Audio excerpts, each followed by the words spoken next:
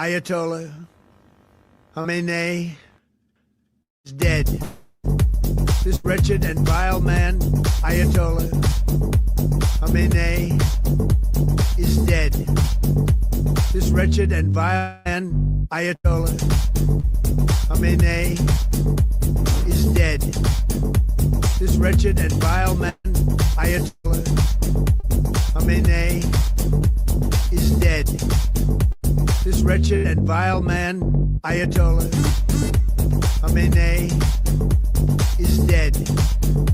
This wretched, vile man, Ayatollah Khamenei, is dead.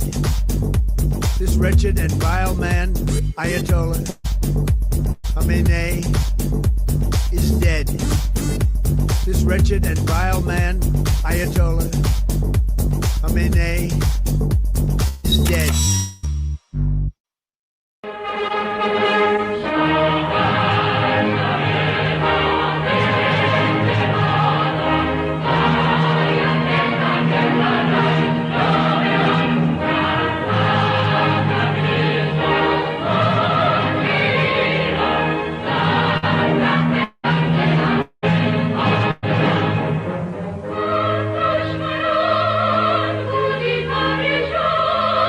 No!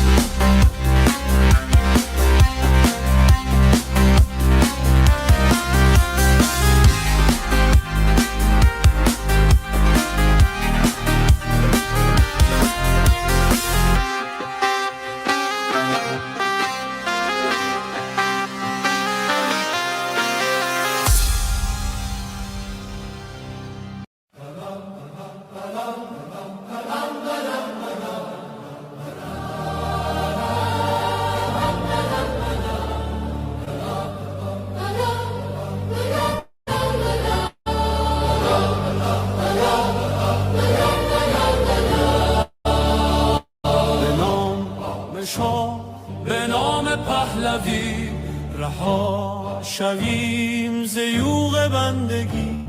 شب سیاه ما ز نور شاه سپیده دم شب ز فر پادشاه. به نام شاه همه صدا شویم برای میهنم من و تو ما شویم.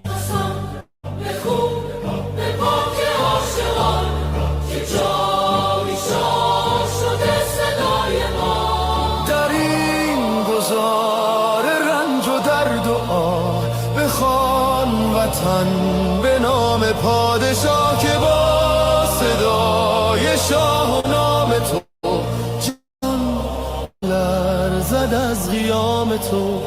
به نام شاه به نام پهلوی وطن شود دوباره می نوی. شب سیاه ما ز نور شاه سپیده دم شود ز فر پادشاه. به نام شاه همه صدا شویم برای میهنم من و تو ما شویم.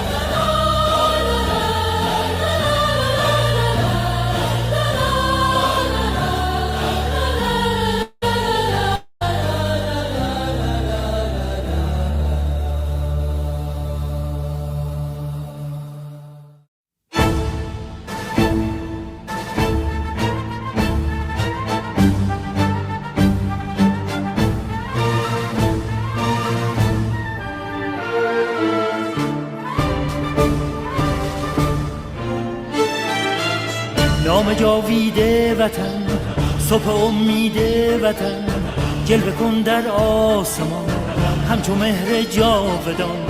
وطن ای هستی من شور و سرمستی من جلوه کن در آسمان همچو مهر جاودان. بشنو سوز سخنم که هم آواز تو منم همه جان و تنم وطنم وطنم وطنم وطنم. بشنو سوز سخنم که نواگر این چمنم همه جان و تنم وطنم وطنم وطنم وطنم. همه با یک نام و نشان به تفاوت هر رنگ و زبان. همه با یک نام و نشان به تفاوت هر رنگ و زبان. همه شاد و خوش و نغمه زنان ز صلابت ایران جوان به اصالت ایران کهن ز صلابت ایران جوان.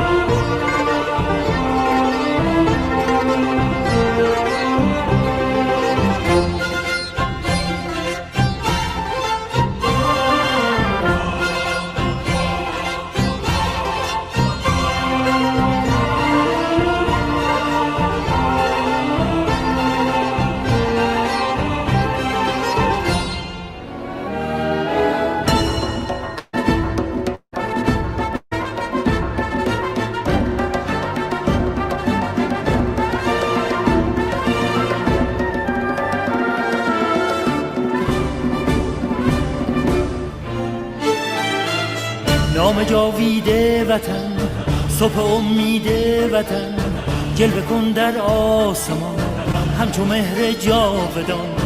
وطن ای هستی من شور و سرمستی من جلوه کن در آسمان همچو مهر جاودان. بشنو سوز سخنم که هم آواز تو منم همه جان و تنم وطنم وطنم وطنم وطنم. بشنو سوز سخنم که نواگر این چمنم همه جان و تنم وطنم وطنم وطنم وطنم. همه با یک نام و نشان به تفاوت هر رنگ و زبان، همه با یک نام و نشان به تفاوت هر رنگ و زبان. جاد و خوشان بزنان ز سرابت ایران جوان، به اصالت ایران کهن ز سرابت ایران جوان. بشنو سوز سخنم که نواگر این چمنم، همه جان و تنم وطنم وطنم وطنم وطنم.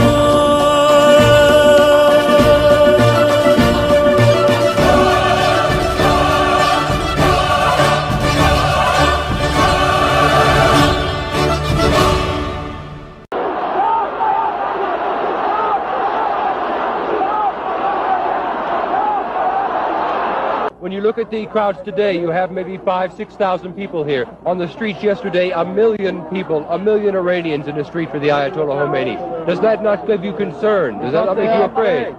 Because they are afraid, yeah, that's right. And most of the people don't say anything because they are afraid. And they are in silence, you know, they don't say anything. Is this the silent majority of Iran out here now? Yes, yes, yes, that's right. Do you want the Shah to return? Yes, Shah return to the country. What about you,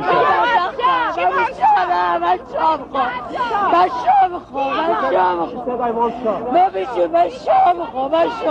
Why do you want the Shah? Why does she want the Shah?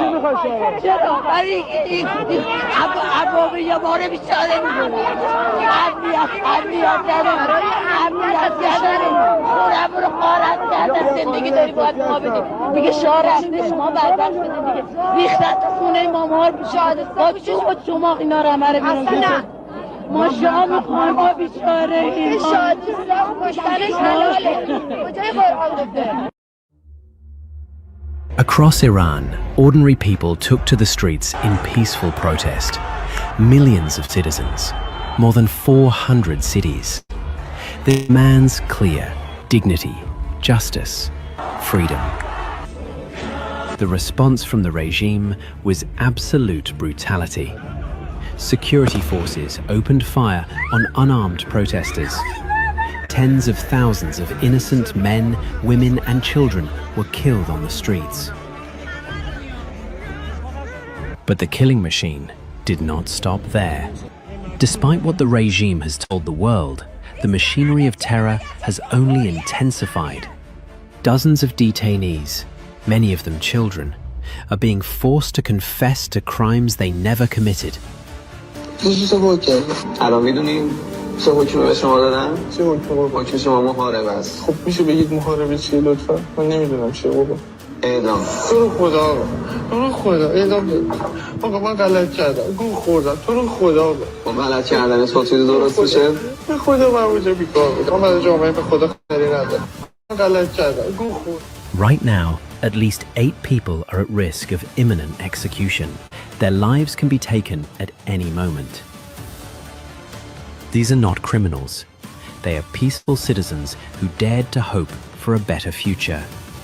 The world must not look away. The world must not negotiate with a regime that has an insatiable lust for blood. The world has a moral obligation to stop this cycle of terror, now and for good.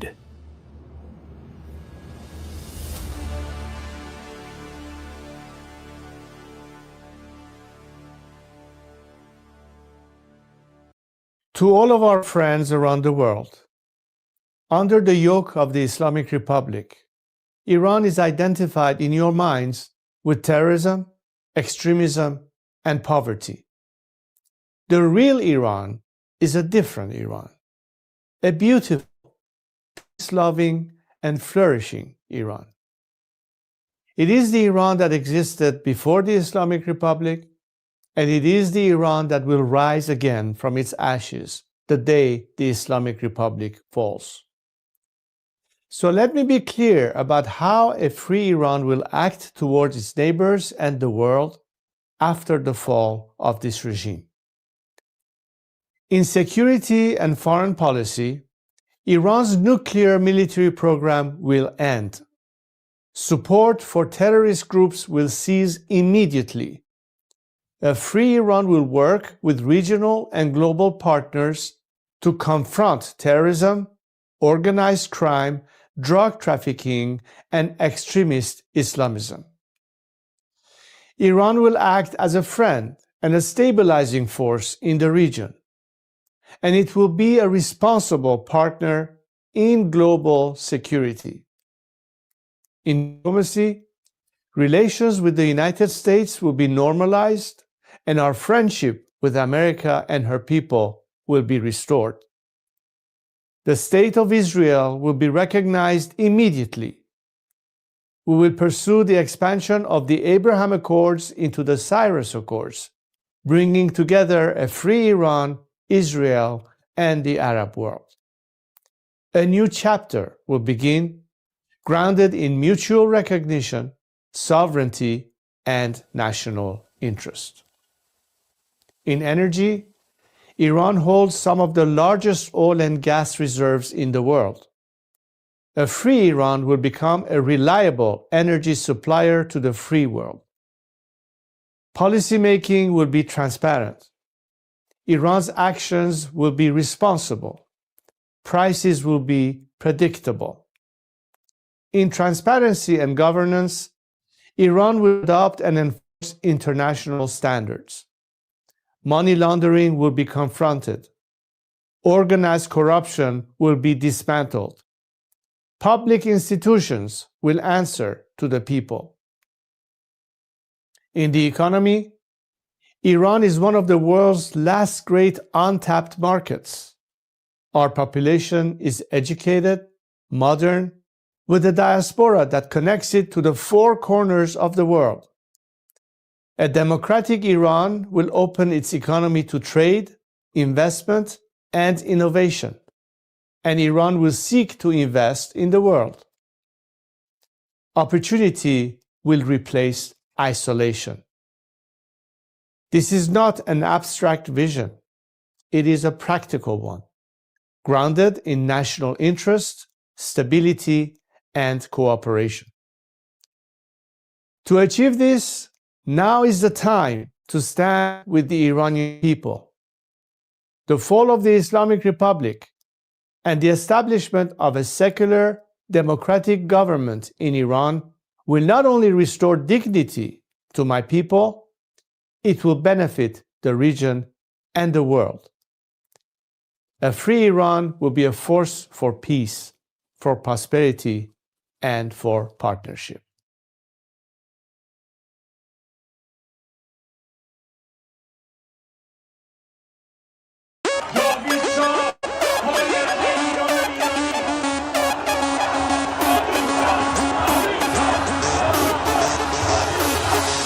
وقتی واسه غم نی گرچه قصه هامون کم نیست همه خسته این قبولم ما فرصتی واسه ماتم نیست روشن میشه فردا خورشید سرزمین ما سرم باز و سینه سپر بلند میگم جاوید شاه وقتی واسه غم نی گرچه قصه هامون کم نیست همه خسته این قبولم ما فرصتی واسه ماتم نیست روشن میشه فردا خورشید سرزمین ما سرم باز و سینه سپر بلند میگم جاوید شاه روبروم یه واژه یه هدف به نام انتقامه پشت سرم دعای مادر و تو دستم تفنگ بابامه رو زبونم اسم شاه بگین این عشق بی انتفاست هر جا اسم ایران اومد اونجا صدای بچه رضاست فردا می نویسن تو کتاب قصه دیمار بگو با تیر جنگی کشتن بچه های بیگناه رو بگو از بخت مادرها چیر زنا و دخترامون بگو تنها شهید شدیم تا تنها نمونه شامون وقتی واسه نی چه قصه هامون کم نیست همه خسته این قبولم ما فرصتی واسه ماتم نیست روشن میشه فردا خورشید سرزمین ما سرم باز و سینه سپر بلند میگم جاوید شاه وقتی واسه غم نی گرچه قصه هامون کم نیست همه خسته این قبولم ما فرصتی واسه ماتم نیست روشن میشه فردا خورشید سرزمین ما سرم باز و سینه سپر بلند میگم جاوید شاه وقتی واسه غم نی گرچه قصه آمون کم نیست همه خسته این قبولم ما فرصتی واسه ماتم نیست روشن میشه فردا خورشید سرزمین ما سرم باز و سینه سپر بلند میگم جاوید شاه سلام من به تو یار قدیمی منم همون هوادار قدیم سید سلام چطوری مرد کلی کتلت شدین دایی بدون مدرک سلام بسیجی قهرمان رفتی پیش توسی با پنیر و یه نون سنگک سلام به محفل قرآنیتون سلام به مدیرای بحرانیتون سلام به حاجی اکبر و طوله هاش و خارج و رفقای ارگانیتون سلام به دزدای پول ملت که تش میفتین توی تور ملت سلام به همه شما کرکسایی که دارین نونتون رو میزنین تو خون ملت ساکتش زیر دست و پاک و تک بخورین حالا هی به یه بادکنک بدوین سلام آخر تو زندان باشه وقتی قرار به این آب خنک بخورین مرگ بر ملا متولی ننگ در دنیا ننگ بر دوتا مجاهد چپی بعد از ملا مرگ بر ملا متولی ننگ در دنیا ننگ بر دوتا مجاهد چپی بعد از ملا اینو بگذاریم به خاک میرسیم تجزیه طلبی که به خاک بیرسیم ایران مردمش وطن برن از کرد تا بلوچ بری به فاک بیرسی توف به هر چی مرسی است توف به هر کی در پی تجزیه است توف به لوی و همونی که شیفته ی گل ملیگران تو وطن خدا نفتی هست سر کردستان همه برپا شدن بلوچستان فدای مهسا شدن شم واحد که شیر و خورشید ما بقی جعلی ها تنها شدن شادی باشه واسه همه در میهن کور بشه چه شهرچی اهریمن رخه رو بگی تا اون 6 کلاس سواد و خبرگان و مجد سری ترجیحن شبهای عروس و دامادی باشه برن سلامتی نوش کنن آبادی باشه مقصد کجاست میدون شهیاده به سمت اتوبان آزادی باشه سلام به نسل ندید پدیدا نبودیم ندیدیم قدیم مدیما شاه بود تو شادی کل میزدین حالا شاه بر میگرده پیک میزنین مرگ بر ملا متولی ننگ در دنیا ننگ بر دوتا مجاهد چپی بعد از ملا مرگ بر ملا متولی ننگ در دنیا ننگ بر دوتا مجاهد چپی بعد از ملا مرگ بر ملا متولی ننگ در دنیا ننگ بر دوتا مجاهد چپی بعد از ملا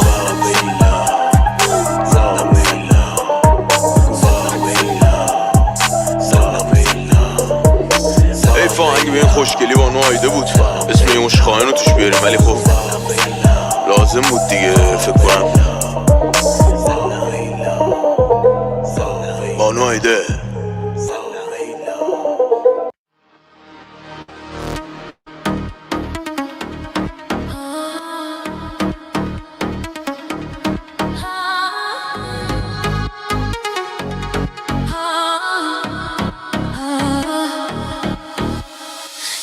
آخرین نبرده پهلوی برمیگرده صدای ایران بلنده حق به حق دار میخنده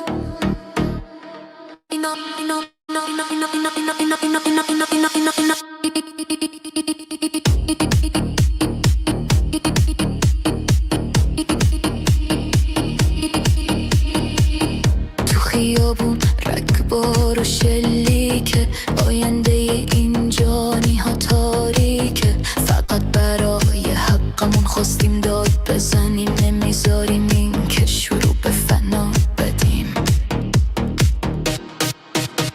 اینترنت و برق و آب رو قطع کردن توی دل تاریکی جنایت کردن چراغا رو خاموش کردن که خون بریزن مال دیگه از اینا خوندا گریزن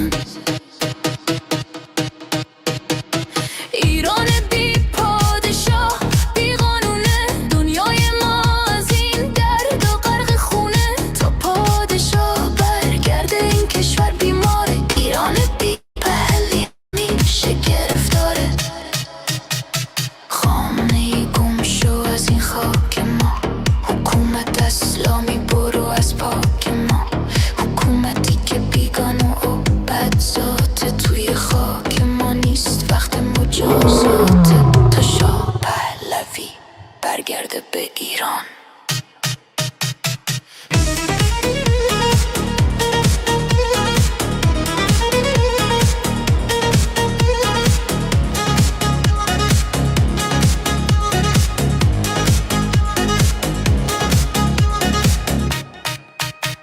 شما تروریست و قاتل و دزدید، گلوی ملت رو با بیراه می جزید، با خون ما این کشور رو دزدیدید. از خشم این ملت مگه نترسیدید؟ ما یه زندگی ساده و آزاد میخوایم، صبح بدون ترس و فریاد میخوایم، دوباره بیکن و مستی و لبخند، بدون سانسور و زور و این بند. خورشید و شیر دوباره تابان میشه، پرچم واقعی توی جهان میشه، ایران دوباره پارس و پر روره، تا این شب تار نزدیک نوره. مردم ایران ادامه بدین، راه رو برای شاه باز کنین، این ویروس رژیم رو پاک کنین، جا بدین به عصر طلای ایران. روی پا میمیریم نه روی زانو، آزادی حقمونه اینو میدونیم، تا آخر میجنگیم بدون ترس، ایران آزاد نزدیک میبینیم.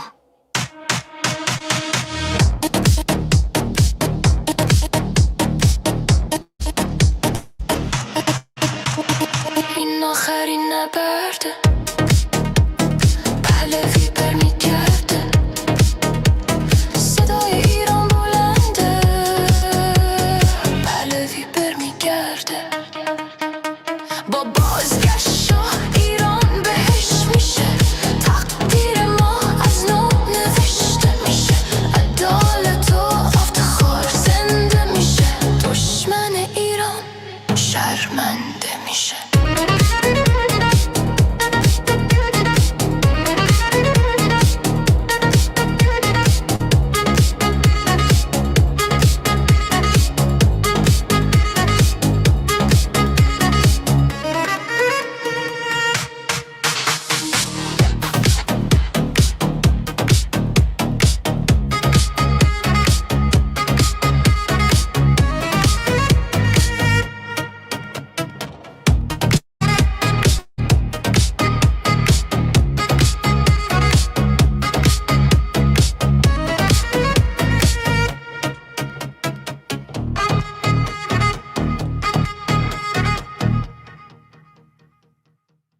Let me tell you a story about a lion that came from the mountains.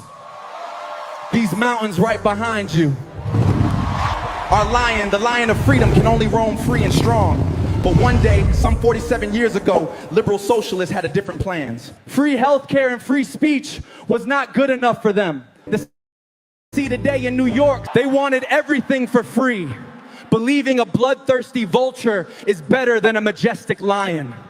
The vulture placed his claws on the Quran, swearing he was God sent. Both liberal socialists and religion fanatics joined forces, believed he's the Messiah. The vulture promised them prosperity, but instead took their dignity, stole all their resources to sponsor terror, and disconnected them from the world, leaving our nation poor, isolated, and thirsty for water. But now our lion is back, and he's bringing help with him. While history repeats itself in New York and Minnesota, we gathered here today to turn the page on history and claim our lion back. Yeah, Azadi Square, let me see you make some noise.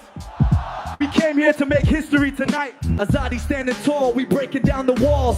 Everybody jumping now, answering the call. Look where we are right now, making history in my hometown. Screaming loud, let me hear the sound. Put your hands up and watch the world go round. Tehran, stand up, make some noise right now. We came here to rock the spot. This is Azadi, yeah, we made it to the stage. Put your hands up, let them feel the rage. Tehran, show me what you got. Inflation, inflation just we said an excuse, we came to uproot it. Breaking the chains, say it with me louder, till the oppression ends today. Azadi's underground sound, breaking through the silence. We ignite the streets, turn the stage into a riot. This is our moment now, feel the power rising. We end oppression now. Santa got a New Year's gift from Jerusalem, wrapped up with a cherry gift from Washington. Shout out to Lion Elon Musk for the internet saving the people. Shout out to the Zionizer turning lionizer today. We love you, man. Shout out to Tommy, he's in the house. Shout out to Armin Navabi, the fighter of truth. Shout out to Nas Daily for upgrading our skills. Shout out to Erica LeBon, the brave lioness, standing brave and beautiful. We love you, Erica. Shout out to Goldie Gamari, the lioness golden heart of our nation. Welcome home. Also, Amjad Taha is in the house, the man who fears nothing but God and the truth. Shout out to Emily Schrader, never giving up on us. Now internet is back in the house. Let's block Bushra Sheikh and BBC, because you know what they stand for. Put your hearts together for the return of the lion, the Shah of Iran. The future is ours. Together we rise, reaching for the stars.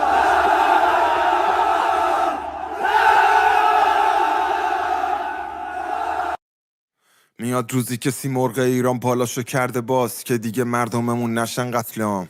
میشکنه طلسم نسل ما، پیش ما خالی جای همشون، جزو خوبای تاریخن همه رفته ها. رو تخت بیمارستان میزنن تیر خلاص، هیلگر و سیب طلا نشون میدن زیر عبا، رگ آدم و حوا رو میزنن ما تیغ حلال. 72 ملت رو کشتن کجای سینه زن و لای داده مردم گم میشه آژیر گشت، مامورا تو پاره میشن زیر ماشین خشم.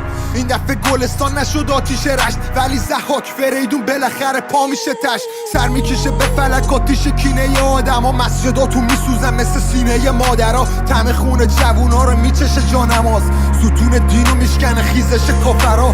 با لباس عزا مادر میرقصی کنار مزار، هر کی بیشتر بکشه میگیره کلاش طلا. قهرمانویی که پشت در خالی نکرد، وقتی کوبیده میشد چماق سپا به درا. بار جنازه و جسد زیر شهر، دختر نوزاد تا پیرمرد، پسر میشه بی پدر، پدر میشه بی پسر. لباسامو سیاه ترن، نیمه شب تله جنین میجوشه تو دیگه مرگ. این مجاهدین دشمن ایرانی ها، این میرین عراقی ها رو واسه کی میارین؟ رقص جیر خور و ساز بیخیالی ایران داره میمیره، تنفس مصنوعی میدن با گاز شیمیایی. سقوط با همین از شمال تا جنوب، بالاخره فرو میرید تو خون.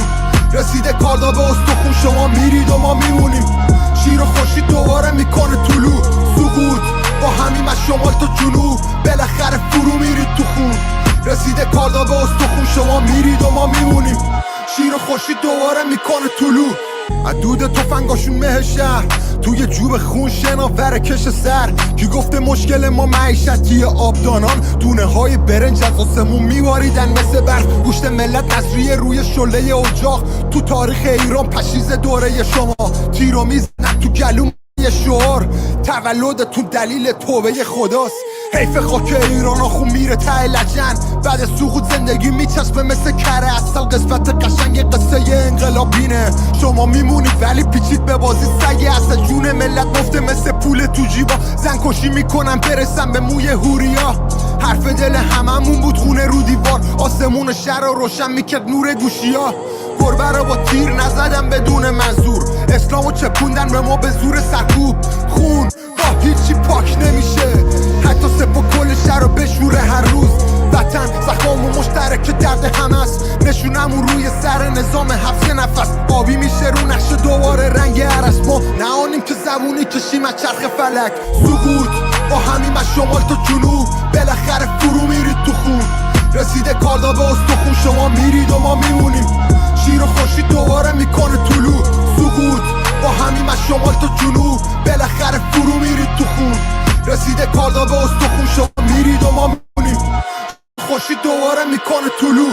مامان من میرم، مامان من میرم، اما همیشه با تو هم. پروانه بنفشی دیدی منم، ابرهایی در آسمان دیدی منم، گلی که بر سر راحت افتاد منم.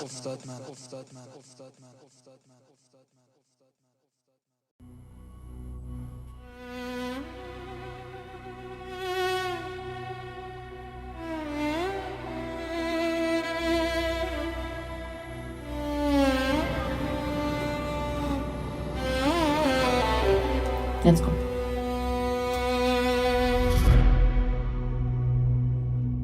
میخوام بگم از دلم از عشق به این میهنم، به امید روز شکست دشمن شاه برمیگرده به وطن.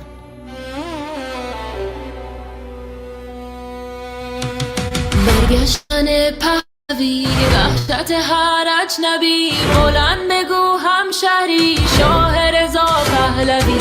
نظام رسیده پرتگاه، بلند بگو جاوید شاه. برگشت شاه به میهن، دوای درد وطن. این آخرین نبرده، پهلوی برمیگرده.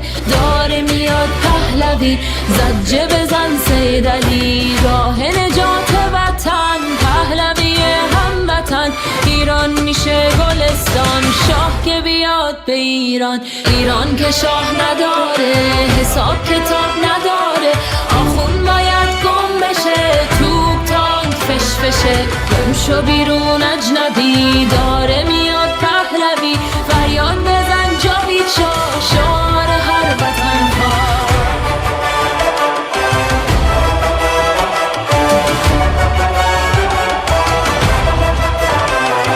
ما شاه میخوایم نه ملا، بذار بشنوه دنیا.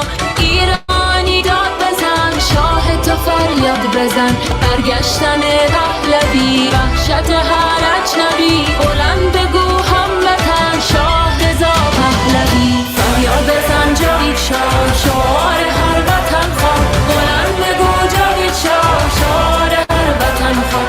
فریاد بزن جاوید شاه، شعار هر وطن خواه. فریاد بزن جاوید شاه، شعار هر وطن خواه. بلند بگو جاوید شاه، شعار هر وطن خواه.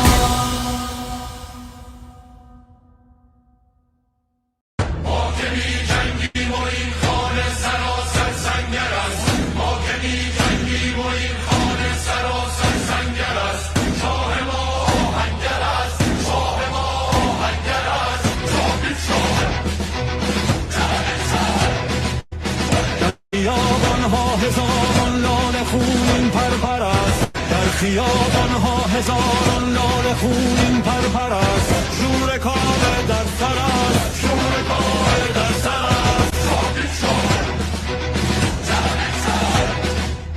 مرگ بر زنها کنید فاسد ترین فاسدان، مرگ بر زنها کنید فاسد ترین فاسدان. مرگ بر بنیادتان، مرگ بر بنیادتان. ما که بی جنگیم و این خانه سراسر سنگر است، ما که بی جنگیم و این خانه سراسر سنگر است. شاه ما آهنگر است، شاه ما آهنگر است. ما که بی جنگیم و این خانه سراسر سنگر است، ما که بی جنگیم و این خانه سراسر سنگر است. شاه ما آهنگر است، شاه ما آهنگر است. جاوید شاه در خیابانها هزاران لاله خونین پرپر است، در خیابانها هزاران لاله خونین پرپر است. شور کاوه در سر است، شور کاوه در سر است. جاوید شاه مرگ بر زنها کنید فاسد ترین فاسدان، مرگ بر زنها کنید فاسد ترین فاسدان. مرگ بر بنیادتان، مرگ بر بنیادتان. ما که بی جنگیم و این خانه سراسر سنگر است، ما که بی جنگیم و این خانه سراسر سنگر است. شاه ما آهنگر است، شاه ما آهنگر است.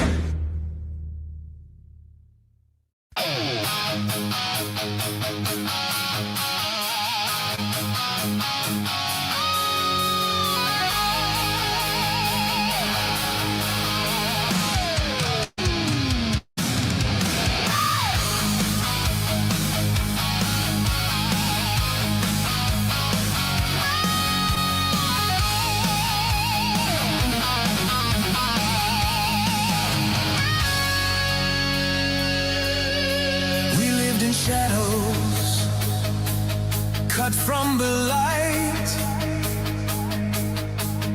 sirens and gunfire in the dead of night. They took our voices, they shut the net.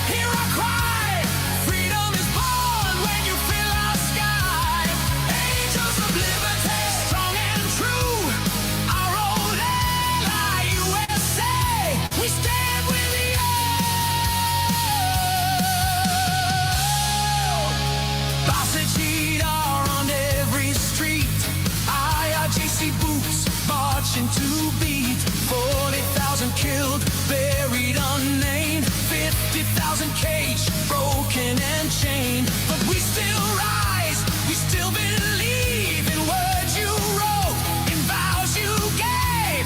We want freedom and revenge. We will fight beside you till the end. Angels of liberty, unleash your fire, and the Islamic regime lift us higher. Angels of liberty, hear our cry. Freedom is born when you feel our sky. Angels of liberty, strong and true. Our old ally, USA, we stand with you.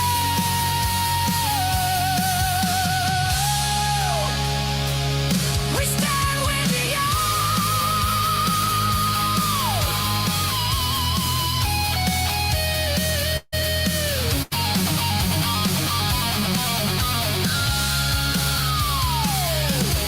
Our name rises in every sea. We shout King Reza Pahlavi. Our hope, our future, and unity. A future built on justice and peace, where hatred ends and nations breathe. We honor the brave American Air Force and Navy. Through our we will be free. Angels of liberty, unleash your fire, and the Islamic regime lift us higher.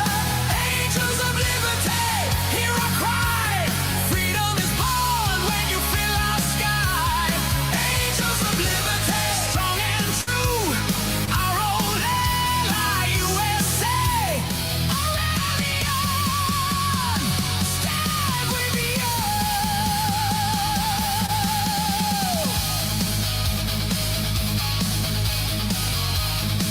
God bless the USA.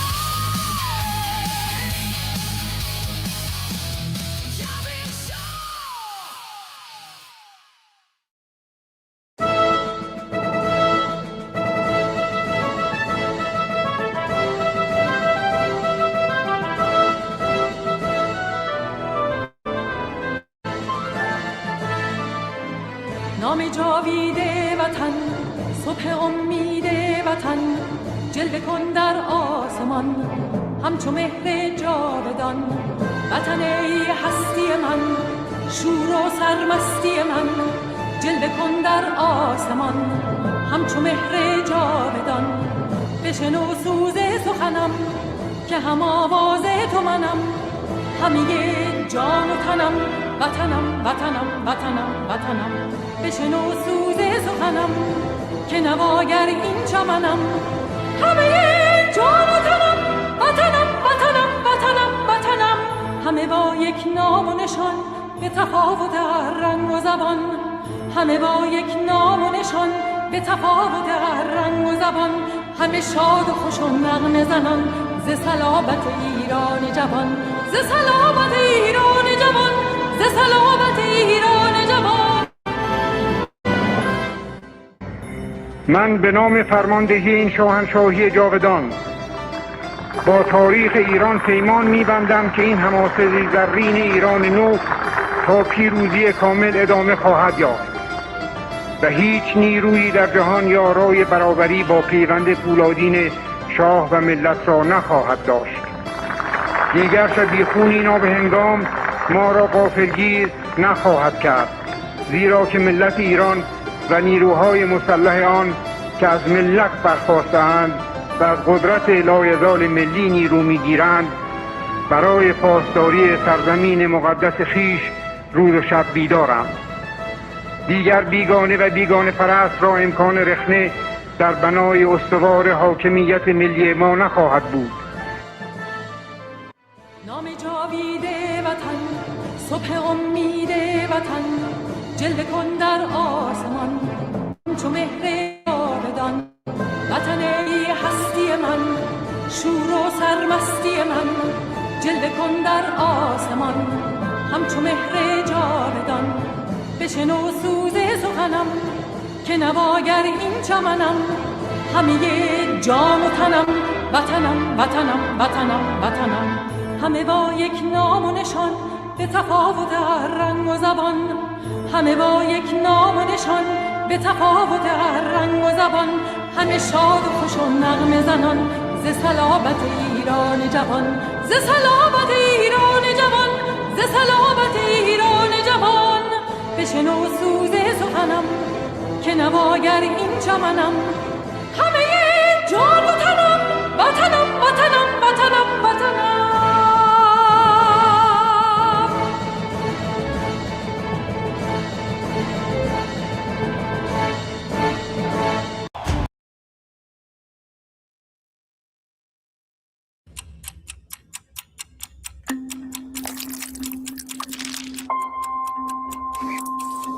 گویید به نوروز این یخچال منه که امسال نیاید.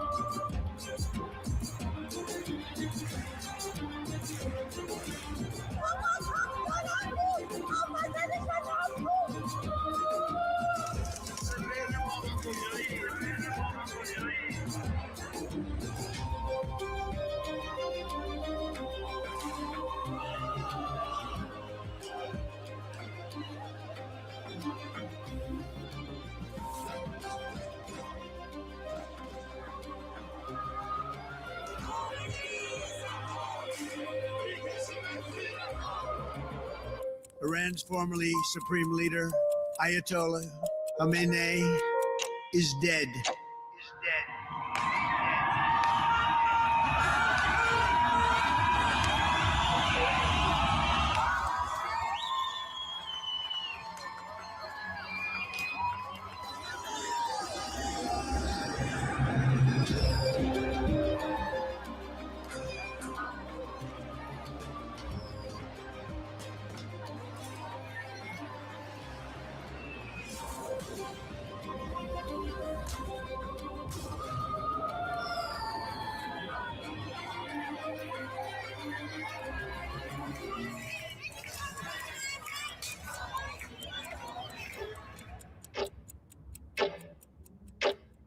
آغاز سال 1405 خورشیدی.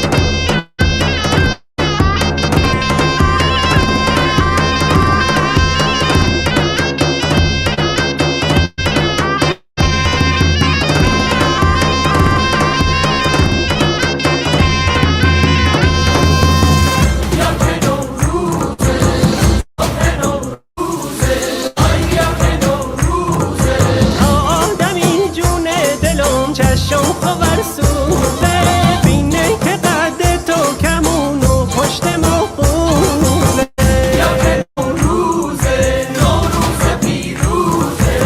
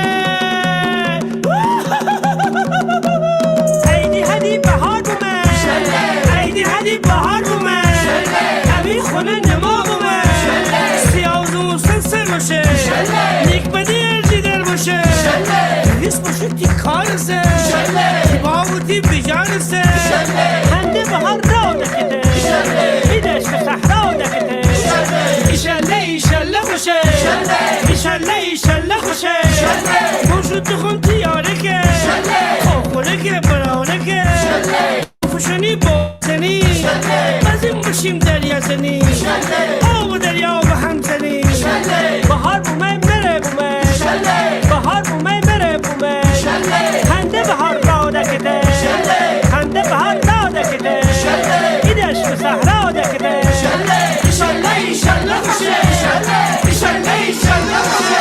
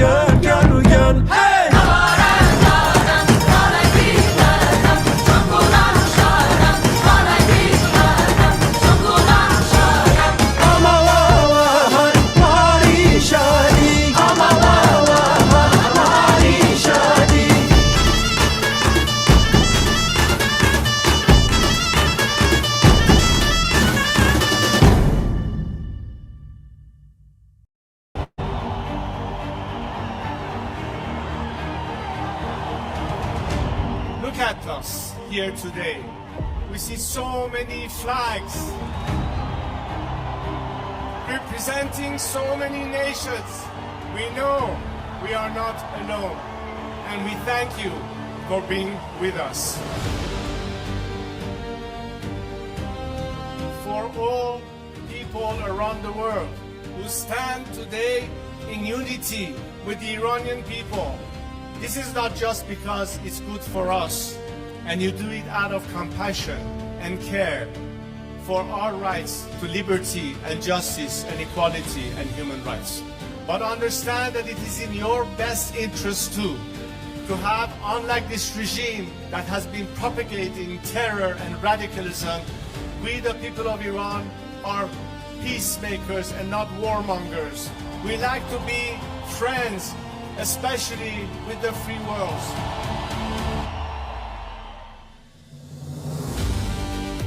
We'd like to be able to have the best neighborly relationship with the people of our area and the region, with the Arab countries, with Israel, and all our other neighbors. We are fighting for justice, we're fighting for human rights, we are fighting for liberty, we're fighting to put an end to all sorts of discrimination. Because as an Iranian, I stand here to tell you that I've dedicated 47 years of my life because I think that my country deserves far better than what we have right now.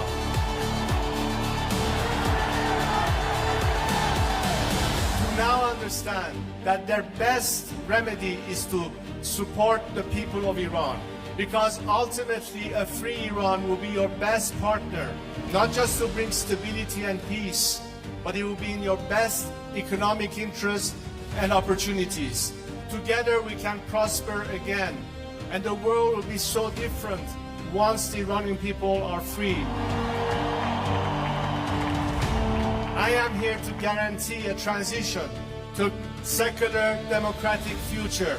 I am committed to be that leader of transition for you, so we can one day have the final opportunity to decide the fate of our country through a democratic, transparent process, through the ballot box and free elections.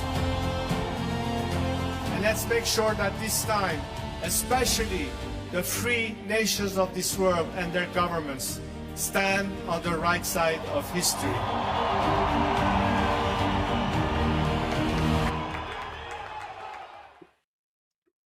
Well, Durud, patriots, good morning, good afternoon, and good evening, wherever you are. Welcome to day 84 of Iran Revolution Live. Day 84 with your wonderful and amazing host, Armin Navabi. And your wonderful and amazing host, Goldie Kamari. Thank you so much, Armin. How are you doing today? Good. Enjoying more explosions. I was just watching the news and more assets of the Islamic Republic being taken out. So I'm happy. Things are going well. Yeah, absolutely. Things are going great. Armin, there has been so much news going on that we're actually having difficulty like keeping track of everything. But there's something Right. that I want to share with you. Okay. So yesterday, Islamic Regime TV was hacked, right? And I think you reported on that Islamic Regime TV was hacked, and they played Noor Princess Pahlavi. Noor, Princess Noor Yeah. Pahlavi's message. She's the crown princess. Well, they also played other clips. So I found this clip on Instagram. So Armin, this is the TV channel of the Crown Prince. You know how they've launched a new TV channel? Yeah. Okay. So right at Sol Tahvil, so right at the moment of the new year in occupied Iran, Channel 3 was hacked, and instead of like Islamic Regime TV, they put the King's TV channel. So watch this. Oh, wow. Watch this. Hey, let me see if I can make this bigger. Okay. همین الان شبکه 3 ایران هک شده تلویزیون ایران. وای چه شروع سالی.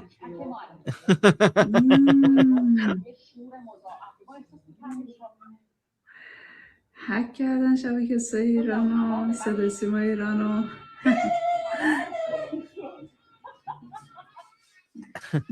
اینم از ویدیو برگشت جمهوری اسلامی تونستم آخر از هکش داره بگرم. وای خیلی لذت داره. این مدی که نمید. All right, so let me translate this for everyone here. So همین الان شبکه 3 ایران. So she's like, right now, Channel 3 in Iran. So Channel 3 in Iran, that's IRIB. Guys, this is the channel that plays like dubbed Tucker Carlson videos, right? So she starts off by saying, right now, Channel 3 in Iran. هک شده تلویزیون ایران. They've hacked Islamic Regime State TV. And then this is the channel of like the Lion and Sun revolution, like the transitional government opposition. So you can see there the Lion and Sun logo, which the king and his team uses. So she's like, right now, Channel 3 has been hacked. And she's just so excited. She's like, boy, she's like, wow. چه شروع سالی. She's like, wow, what a start to the new year. She's like, what a fantastic way to start the new year.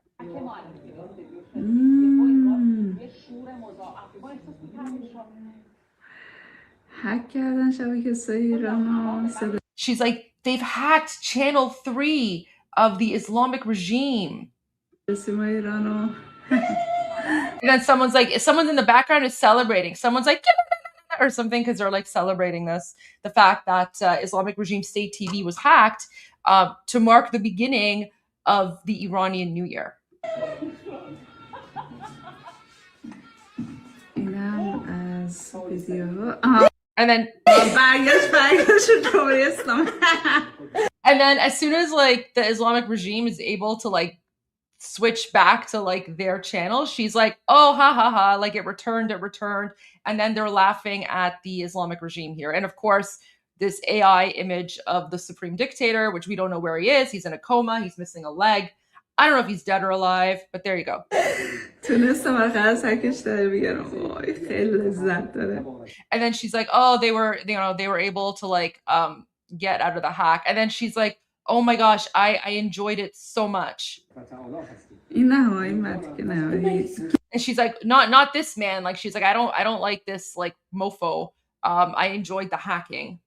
But guys, I want you to compare. So this is actually a very, very good comparison of like, you know, the Islamic regime and like the you know, jihadi culture that the Islamic regime portrays. So this is like the state broadcast of like the Islamic regime Nowruz celebration, which literally has nothing to do with Iran or Nowruz or the Persian New Year, right? So just compare this, which is basically just a bunch of like, I don't know, old men wearing black. They're in a mosque and they're just like beating their chests for like this, you know, cardboard Ayatollah. Compare this. I'm gonna play the video again. Just compare the difference in culture between Iran and the Islamic regime. And this tells you everything you need to know about how we're literally occupied. همین الان شبکه 3 ایران This is Iran. هک شده Iran and تلویزیون Iranian ایران. culture for the Persian New Year. وای، چه شروع سالی. And then do you see how like the woman who's filming this, she's loving this. She's like, oh my gosh, like this is amazing. This is wonderful. She's like, what a fantastic start to the new year. And then compare this with like the Muslim Nazis that have been occupying us for the last 47 years. هک کردن شبکه 3 ایران و صدا سیما ایران و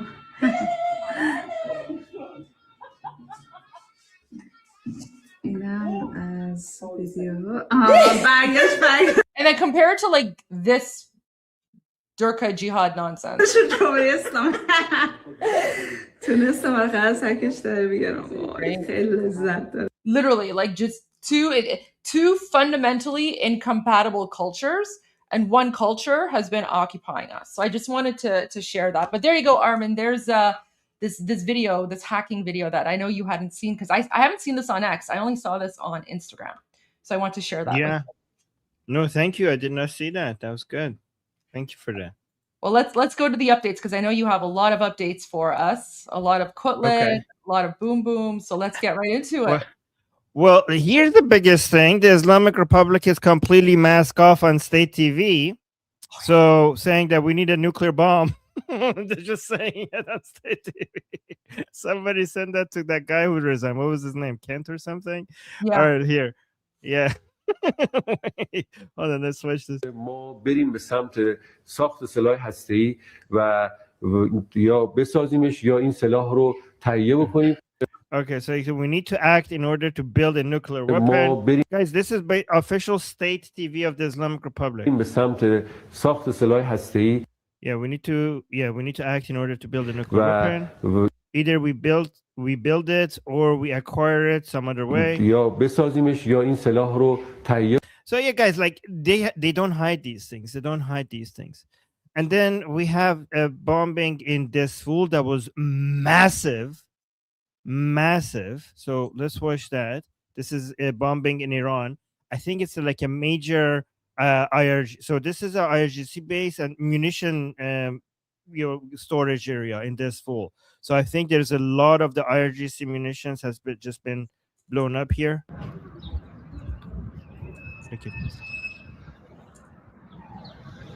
Look at the size of that. Woo, this is huge, guys. This is huge. I have another angle of the same explosion in this school.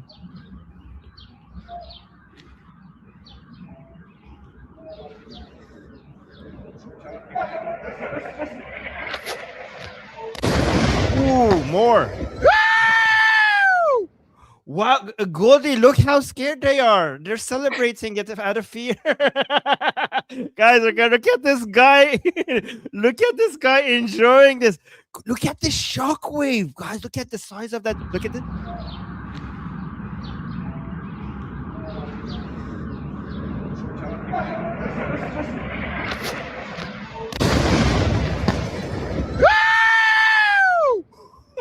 That's my people. That's my people. I have family in Disful. So proud of my people. That's my tribe.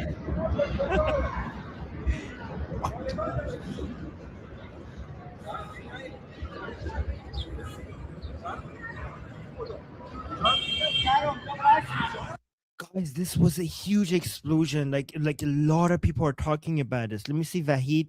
By the way, Vahid is doing such a great job. I'm so proud of him. Saying bombing of the 4th fighter base this full Saturday morning. Received video of it message. There were 6 explosions. The first 5 were very heavy. Saturday, this is 1st of Farbardin, so this was a New Year gift. So wait, here's another angle of the same thing here. This guy is saying holy SHIT, IRGC base and munitions depot in Desful, Iran just got decimated. Insane footage. Look at this. Wow. Whoa. Look at the size of that thing. That is crazy. I hope there was a lot of important stuff on there. You know what's interesting, Armin, is I was actually speaking about Disful yesterday because like with some people that I know, because I'm from that area. I have like extended family there. I've been to Disful. And someone was asking what happened to, oh my gosh, I can't remember his name now, but there's like, it's like the main IRGC commander in like Disful, Ahvaz, Khuzestan. I can't remember his name. I think his name is like, oh my gosh, Mokhtari or something.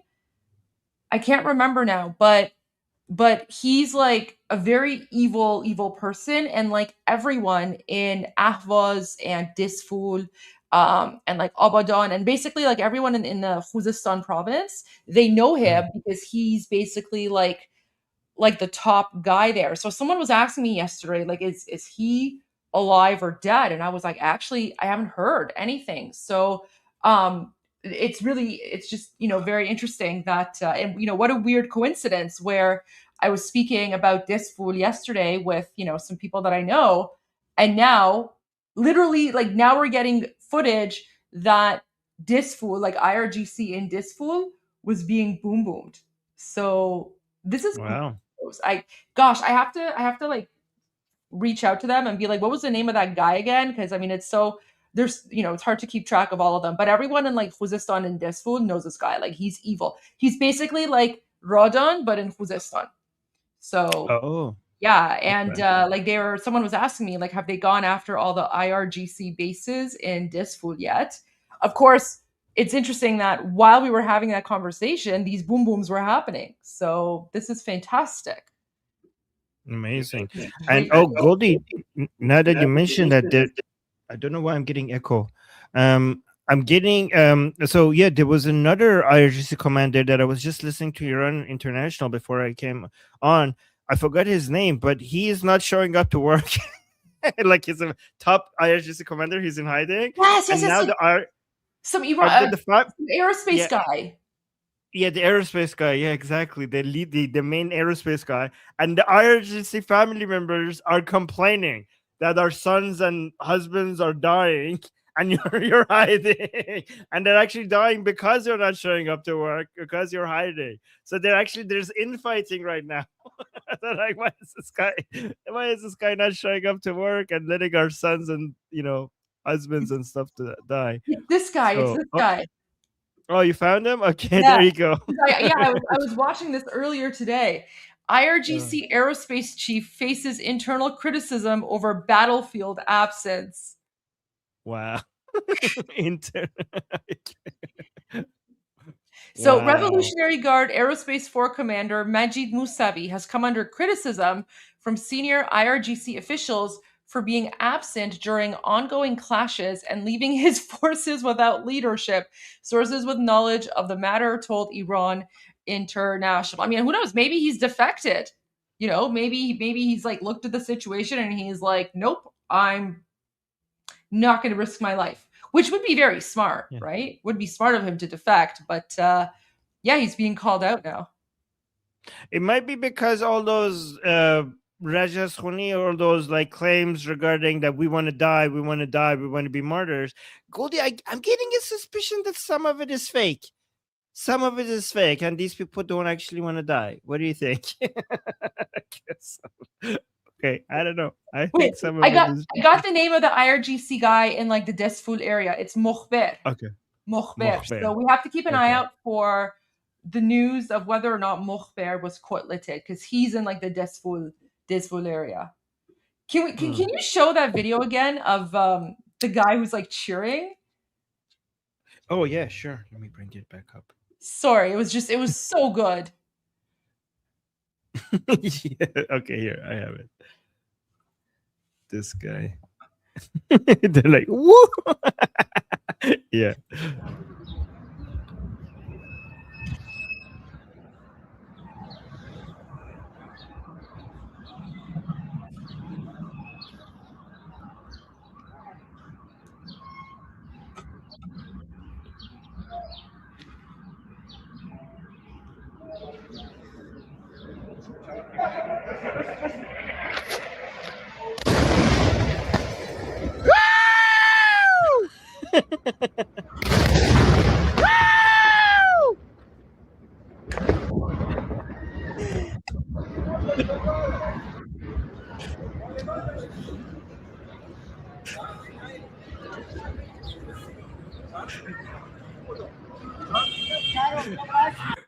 Goldie, the Western media says Iranian people are scared of the bombardment, that they don't want the bombardment. Yeah. Oh yeah, he sounds so scared. Although like he needs to be inside. Like he needs to stay inside because, you know, collateral damage, right? Like you don't want to risk losing your life because you're out there enjoying the fireworks. But this is how, like, guys, this is how excited Iranians are, right? Like, so for him, he's like, this is like some amazing Persian New Year fireworks, right? Like he sees the IRGC bases being totally destroyed, and he's so scared that he's like, yeah, woo, like cheering it on, right? So Sohail just sent me a video of Palestinian so-called pro-Palestine activists attacking Iranians inside Birmingham with a knife or something. Oh my gosh! Let's watch this. So let me actually read the caption before I play it. Saying, according to a report and video that has been published, an individual referred to as a Palestine supporter has attacked a gathering of Iranian protesters in the city of Birmingham with a cold weapon. According to the video published of this incident, the attacker has charged towards those present with a large knife.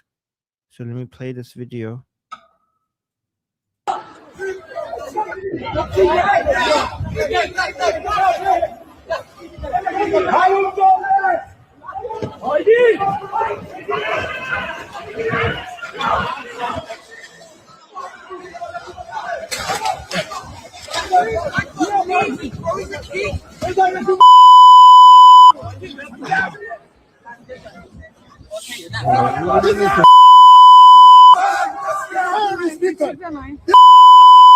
Look, I'm the fucking terrorist. اینو نشونشون بده، اینو به همین نشون بدیم. هر روز زالا چاقو میکشن، آره؟ بی‌ناموسا. کتکتون هم کنید.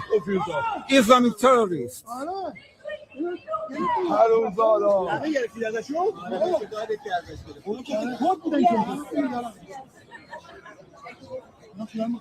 Okay, sorry about that. Manoto needs to come up with a better beeping sound. That was like really painful. So sorry, I didn't know they're gonna do that. I would have warned you. But do you see, Armin, how like we Iranians, like we have no chill. Like some random like Allahu Akbar jihadis coming at us with a knife, and all the Iranians are like, really? Yep. You want to come at us with a knife? Like we'll show you. Look at this. Look at this. They see the knife, and instead of running away, they start chasing him. And then when he's running away, look at this guy in the blue hoodie, this Iranian guy in the blue hoodie. He makes him fall. No. it's the guy in the white.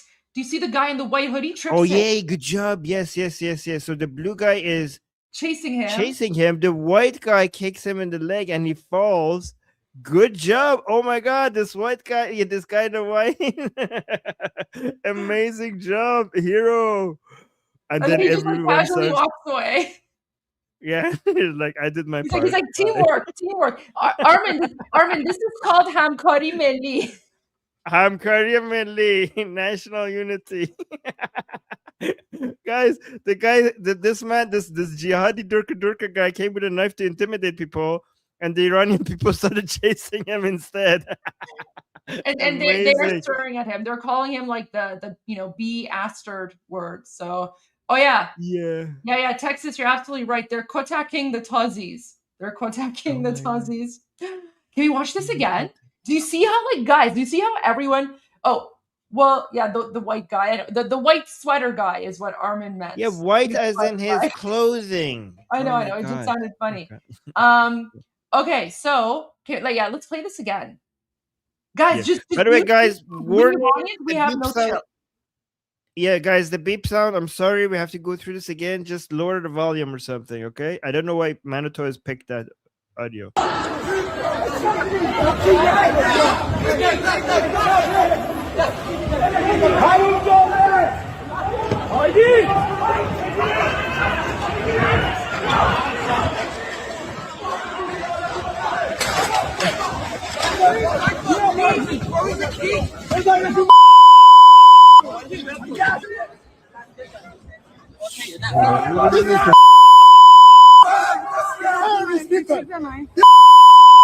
Look from the fucking terrorists. اینو نشونشون بده، اینو به همه نشون بدید. هر روز زالا چاقو میکشین، آره؟ بی ناموسا.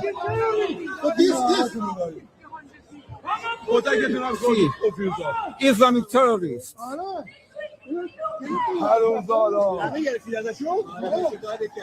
اونو که خود بودن که. Where's the police? I don't know. Did they keep him for the police? By the way, guys, this guy is not the police. This guy is an Iranian who's like helping with security and everything. I'm going to the actual Instagram account that posted this. So let's see what we can find on his Instagram account.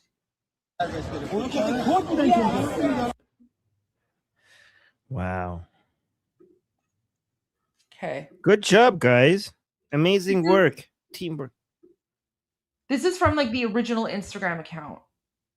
Wait, let me bring this up. So this is the source. Wait, let's see.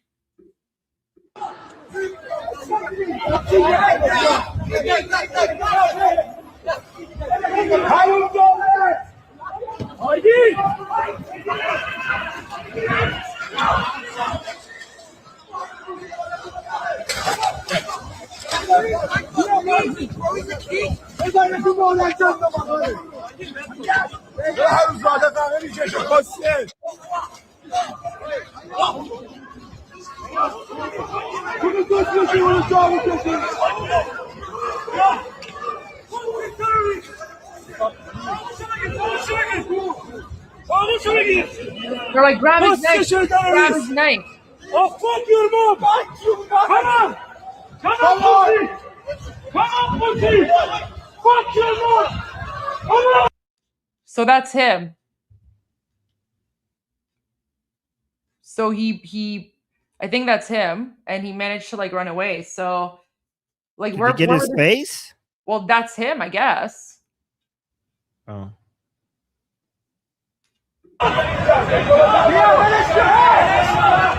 Some people are chasing him.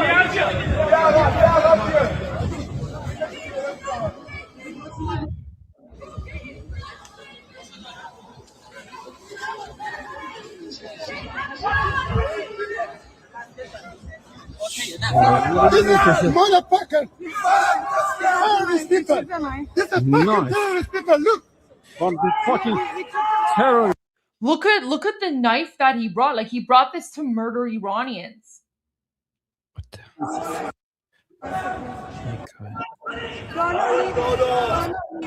Stay safe, people. هنوز زالا چاقو میکشین آره بی ناموسا کتکتون هم کنید Islamic terrorist. هنوز زالا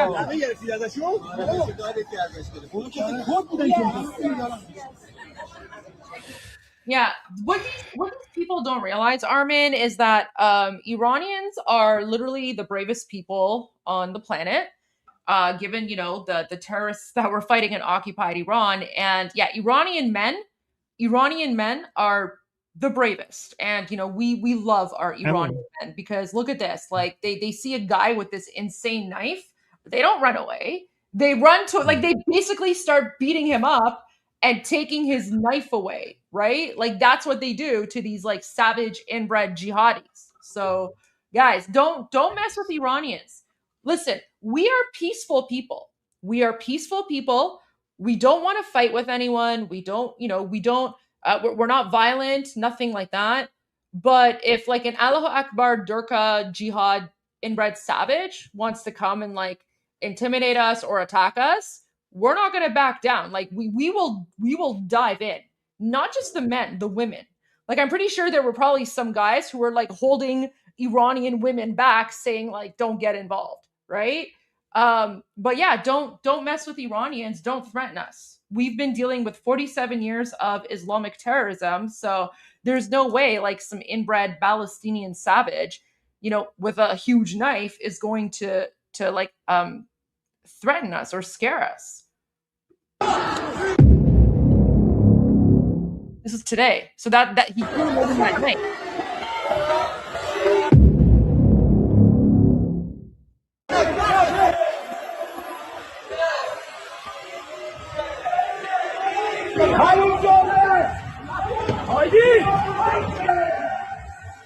That guy trips them.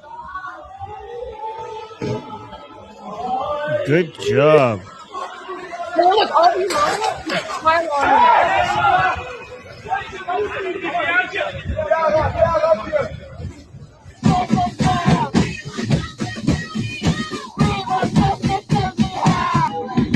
Goldie?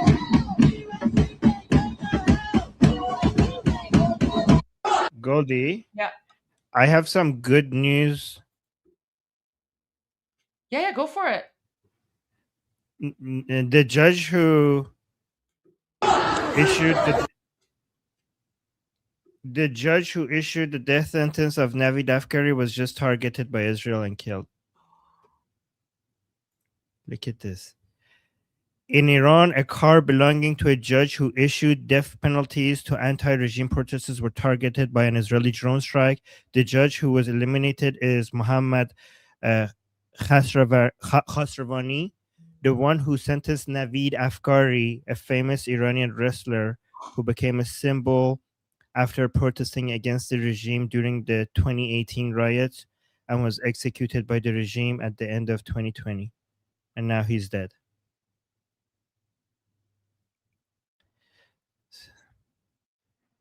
Guys, this was Navid Afkari, and now the judge who sentenced it has now been taken. Here's this is his car.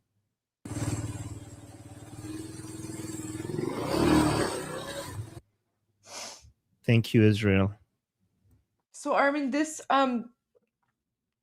footage is from a few days ago, but we didn't know who was targeted. So you're saying now that they've confirmed it. Yeah. Thank you, Israel. Oh my gosh. His poor brother.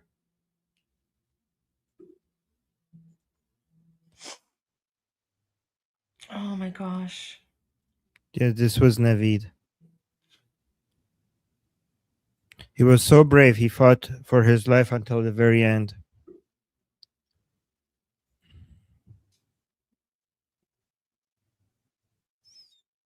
Look, let's share. Let me share his brother's post with you, and you can share this, Armin. Okay. Oh my gosh, look at this.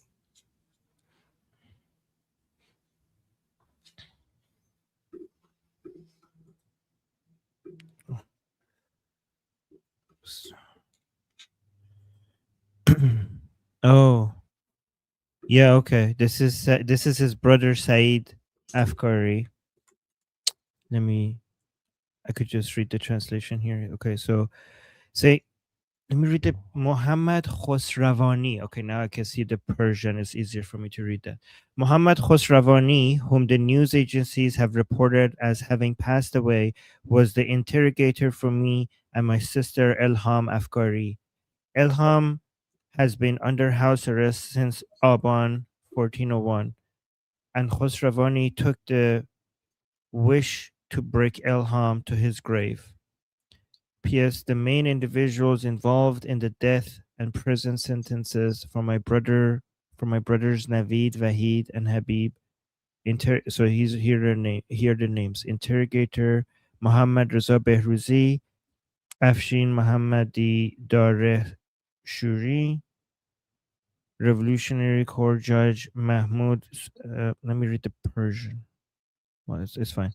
So he's just giving us some of the names: Saadati, Criminal Court 1 Judge Mehrad Tahmatan Vahid Asadi, Prosecutor's Representative Muhammad Asadi, Supreme Court Judge Muhammad Ali Qasidi, Mahmoud Hatami, Authorization for Execution Ibrahim Raisi, Ali Khamenei.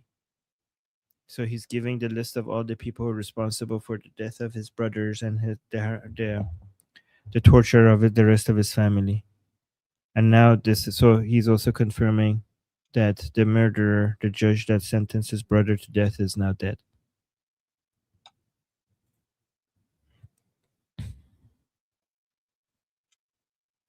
We will avenge every single one of them. Takishun Goldie. This is Takishun coming to true. Takishun. Honestly, I love that they're going after these judges, because these are not judges. These are executioners. These are evil demons that have been murdering us for the last 47 years in the name of like Allah and Islam and jihad. Guys, these are not judges. These are not judges. These are not police officers. They're not judges. They're all part of this brutal system of oppression. It's a dictatorship. Yeah. Great news. Thank you for sharing that. Yeah, thank you, Sohail, for sending us to us. Goldie, look at this. The IRGC is now putting on Red Crescent uniforms. Look at the IRGC has found a new method to hide its forces and move around the city. Basijis and clerics are cosplaying as members of Red Crescent Society. Guys, Red Crescent is kind of like the Red Cross. Infamous terrorist Hamid Alimi, who played a role in January massacre, is seen in this video alongside a mullah. Look at this, guys. They're actually recording. Like, guys, we don't even need to expose them. They're recording themselves. These are not wearing these uniforms. So, guys, tomorrow, if you see in the news that Israel has killed, I don't know, first responders or part of the, I don't know, Red Crescent members, this is a war crime, just remember this video when that happens, okay? Here. فقط بلدیم نقش آقای آهنگران رو بازی کنیم کاری از همون بر نمیاد. Yeah, this guy's officially a mullah. Like he forgot to take off his turban. Stupid. This guy's officially a mullah and he's wearing the uniform for the Red Crescent. Okay. Guys, they're not official members of the Red Crescent and they're just coming here wearing the uniform.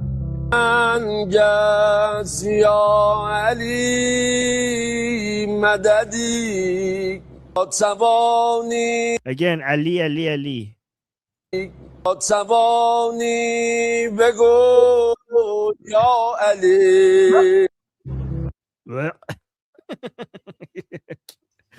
Okay.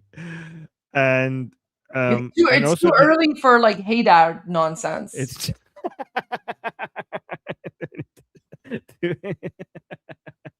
okay. Come on, Armin, don't torture us. Okay.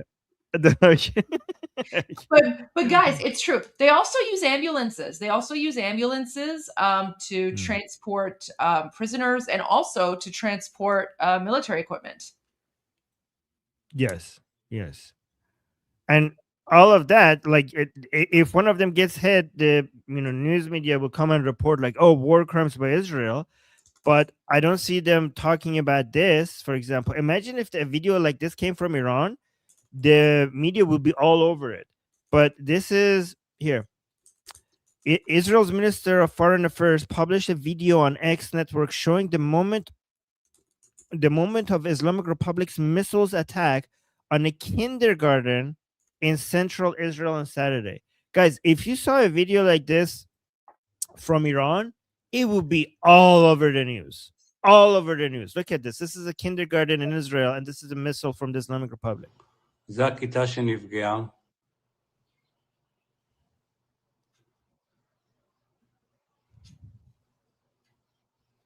Yeah. It's terrible. Yeah. They don't talk about that, though. They don't talk about that. Oh, somebody saying, I got a super chat by Amir saying, next step, Al Jazeera cosplay to Palestinians to gain sympathy. Yeah. This is the exact same playbook as, what we've seen with Hamas. Now you know where to get it from. And we got this.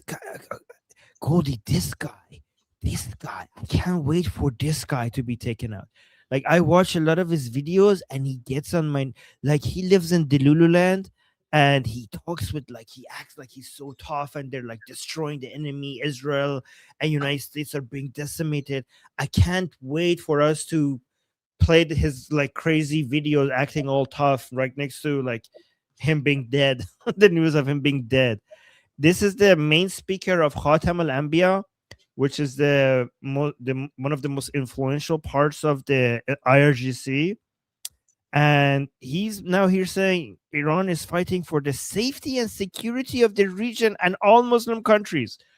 What? They literally have bombed every single Muslim country in the area that they could get their hands on.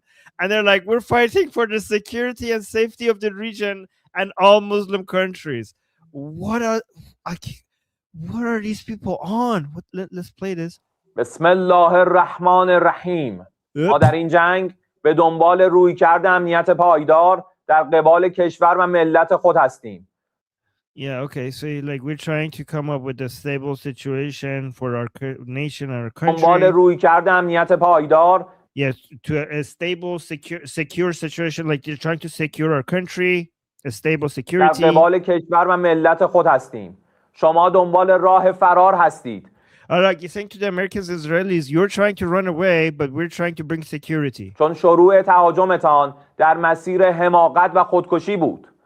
Like you started the attack, and this was in the path of your own self-destruction and suicide. ایران امروز نه تنها در دفاع از خود، بلکه برای امنیت منطقه و مسلمانان می‌جنگد. Like today, we're fighting not just for the security of Iran, but the security of Muslims and this entire region. ایران در تنگه هرمز بزرگی می‌کند. Oh wow! It's like we're showing our greatness in the Strait of Hormuz. تمرکز ما برای تضمین امنیت سرزمین خود و منطقه معطوف شده. We are focusing on trying to bring safety and security for our country, but and also the entire region. و حالا نتیجه را ببینید. And you can see the results. I mean, yeah. What are you talking about? Yeah, the results are the opposite of what you're saying. با زبان اقتدارمان با شما حرف میزنیم. Like he's saying we speak from a position of authority, like اقتدار, strength and authority to you. ایران خالق بستر امنیت در منطقه است. Wow. He's saying Iran is the main reason for security in this region, for safety and security in this region. Armin, also, I want to point out that behind him is a green screen. Even the flag, like all that is a green screen. So we don't actually know where he is. he's probably like hiding in like a hole somewhere, because you can tell like the flag behind him is not an actual like flag. It's part of his green screen. Oh, okay. Wow, really? I can't tell. I can tell. It's totally a green screen. Even the flag. Okay. و از رشادت ملت و نیروهای مسلح میتوان شاهنامه ها نوشت. Well, I was saying from our bravery, we could rate many Shahnamas, many books. He's speaking of Shahnameh, regarding how our bravery. شما امروز اعتبار و جایگاهی در منطقه ندارید. Today you have no more credibility. You have no credibility in this region. اقتدار هوشمندانه نیروهای مسلح و آسمان بالای سرتان در اختیار ماست. What? مسلح و آسمان بالای سرتان در اختیار ماست. What the hell is this guy on? He's basically saying that we control the skies, and they have lost complete control over the air, the skies, and he says we have complete control. It's like everything is in our control. What? اعتبار و جایگاهی در منطقه ندارید. اقتدار هوشمندانه نیروهای مسلح و آسمان بالای. Yeah, okay. He's saying like the strength of our armed forces and the skies above you are completely in our control. سرتان در اختیار ماست. Like I don't. That's the last. That's actually the area that they have the least control over. The airspace around Iran is completely under the control of, has been completely taken over by Israelis and Americans. Like that's the number one thing that they have lost completely. این را ثابت کرده ایم. Like we have proven this. Okay, buddy. زیرساخت‌های What is this guy smoking? مان را بزنید، زیرساخت‌های مهمتر و بیشتری از شما را میزنیم.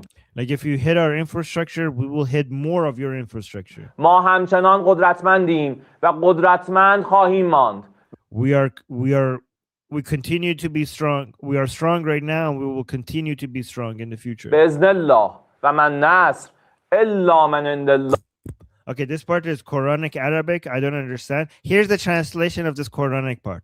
بإذن الله و من نصر إلا من عند. That's the official translation of the Quran reading. الله العزيز الحكيم. I mean, my Arabic is not that good, but I think that was the accurate translation. Armin, have you heard him speak English? No. Okay. It's so funny. Okay. I have to share this with you. Look at this. Someone made a meme and they put a Twix chocolate bar here. Okay? So just listen to this. A message to the President of the United States. The outcome of war cannot be determined by tweets. The result of a war is determined in the field.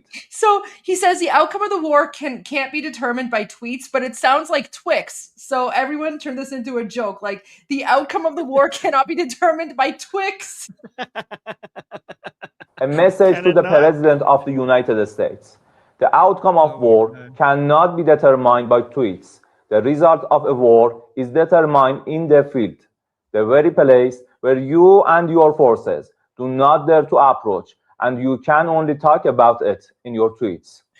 It's better to name this war as epic fear instead of epic fury. آبرو هممون رو برد با این لهجه واقعا آبروی هممون رو برد. So guys, this could be like a weird jihadi Twix commercial. I don't know. Or this could be like an anti-Twix commercial from like, I don't know. What's the enemy of Twix? Would it be like Mars bar? Now I'm actually thinking if there's a strategy that we could use Twix to change the outcome of a war. Like I'm trying to think of something that the outcome of the war cannot be determined by Twix. Message to the President of the United States. The outcome of war cannot be determined by tweets. The result of a war is determined in the field, the very place where you and your forces do not dare to approach, and you can only talk about it in your tweets. It's better to name this war as epic fear instead of epic fury. Yeah, Mars bars might be a better idea. He has a point, Goldie. Maybe he's on Team Mars bar, but I don't know, man. Yeah. You know, if President Trump is all about Twix, I'm on Team Twix, like Team Twix. Okay, but it would be a good idea for President Trump to consider reevaluating and switching over to Mars bars. No, I think No? he should stick with the strat. I think Okay. President Trump should stick with the Twix strategy. Okay, yeah, you're right. You're right. It's working. It's working very well. It's working well. So you should stay By the way, with what Jewish you know. Tom is here. Jewish Tom, Noruz Piruz. Oh, hey. Oh, from Iran. Guys, Jewish Tom is from inside Iran. Okay, Noruz Piruz. Hi, Noruz Piruz. Hi. Wow, you got Hi. internet. Noruz Piruz. Yeah, finally. Okay. Yeah. What's the situation like inside occupied Iran? Oh, great. Awesome. And it's Noruz, so we are all happy and stuff. They're like, great, we're everything is going well. Guys, Jewish Tom, when he messaged me when I'm like, are you okay? He's like, yeah, we're loving it. We're loving everything. And now he's like, you see, I told you. Jewish Tom, like it's bombardment. I'm like, yeah, like, how is everything? Everything is fantastic. He's like, we're great. Yeah, we're good. Thank you. Can't be better. Oh yeah. And it's not just me. People are absolutely loving this. It's and I haven't seen Iranians being this happy for many years. They're extremely hopeful and happy. Yeah, it's awesome. Oh, guys, you heard it from somebody from inside Iran right now. Yeah, this Nowruz is actually extremely festive and happy, unlike the many before it. Oh, that's so good to hear. Goldie, I need to leave for my group discussion, unless you need me for something right now. No, I'll be back. We're good. Okay, great. Okay, guys, I'm gonna put. Thank you. I'm gonna post a link in the chat for my group discussion. If you want to come talk to me there, ask me questions. The link is in the chat on the Atheist Republic channel. Its link is pinned to the top of the chat. So yeah, just come, and for the next 2 hours or so, I'll be there, and then I'll be right back. Okay, guys, see you soon. I'm Israel Chai. Long live America. Javid Shah. Payande Iran. See you guys soon. See you soon, Armin. Let me just post something really quickly. Sorry, guys. I'm just working on a post here. So, Palestine supporter.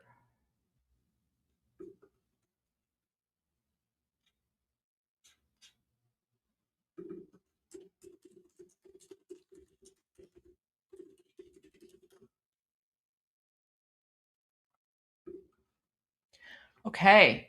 Jewish Tom, welcome. Is there anything you would like to share before I go to some news or media? Not at the moment, but I will add in a few minutes. In a few minutes? Okay. No problem. Yeah. So, guys, let me share with you the Nowruz message from the White House, which I thought was really, really, really nice. So, the White House put out a Nowruz message yesterday to Iranians, and we appreciated that very much. So, and guys, remember, Nowruz is not like an Islamic thing. Nowruz has existed for thousands of years, and it's basically the celebration of spring. So it goes back to ancient Zoroastrian roots. It could be possibly older, but we know that it goes back to Zoroastrianism for sure. It's something that Iranians have been celebrating for thousands and thousands of years. And it's basically the first day of spring. So it's the spring equinox. So today I send my best wishes to every American celebrating Nowruz. Nowruz marks the start of the Persian New Year, celebrates the arrival of spring, and acknowledges the eternal triumph of light over darkness. Do you see that, guys? Oh man, Armin's not here. Armin would love this. Guys, do you know who says the eternal triumph of light over darkness? Guys, do you know who says eternal triumph of light over darkness?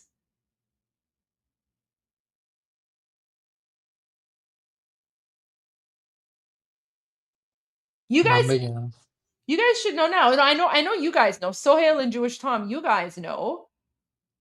Yes, there we go. See? We have a very smart chat. Yes, His Royal Highness Reza Pahlavi, the Shah. He is the one who always says light will triumph over dark. Also, the Shahbanu, his mother, Her Imperial Highness, Shahbanu Farah, she also says the triumph of light over darkness. Guys, this is an Easter egg. This is an Easter egg. This ancient holiday also serves as a yearly reflection of the power of new beginnings.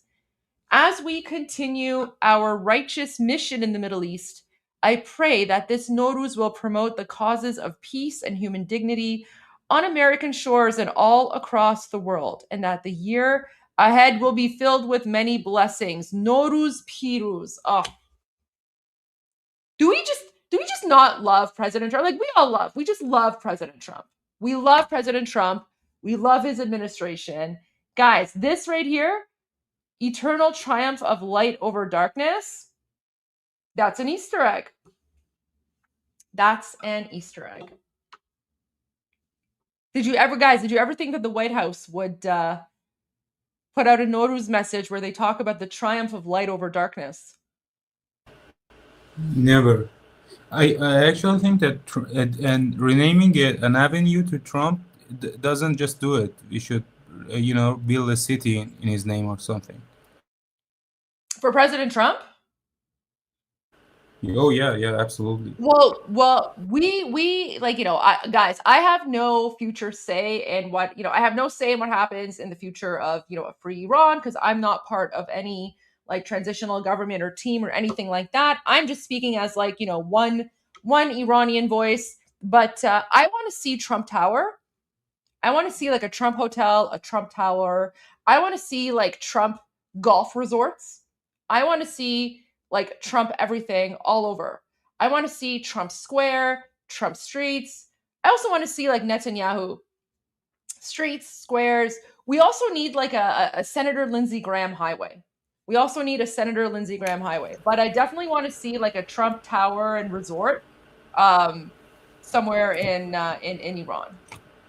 Oh, but Trump should has a province to his name, and Bibi Netanyahu and Lindsey Graham and others have their cities inside that Trump province.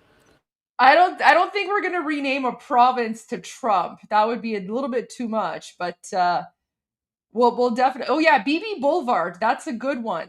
BB Boulevard for sure. Yeah. I don't know if we're gonna rename a whole province, but I definitely want to see I want to see a Trump Tower somewhere in Tehran. Like we need a Trump Tower, 100%. We need an Amu Lindsay freeway. We need like Marco Rubio somewhere too. We need something with Mark Levin. Oh yeah, Elon Musk for sure.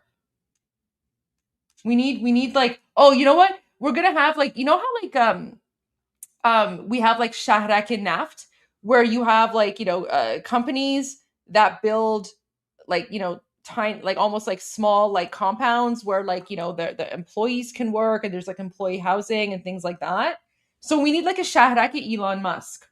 We need one of those. We definitely need a Shahraki Elon Musk.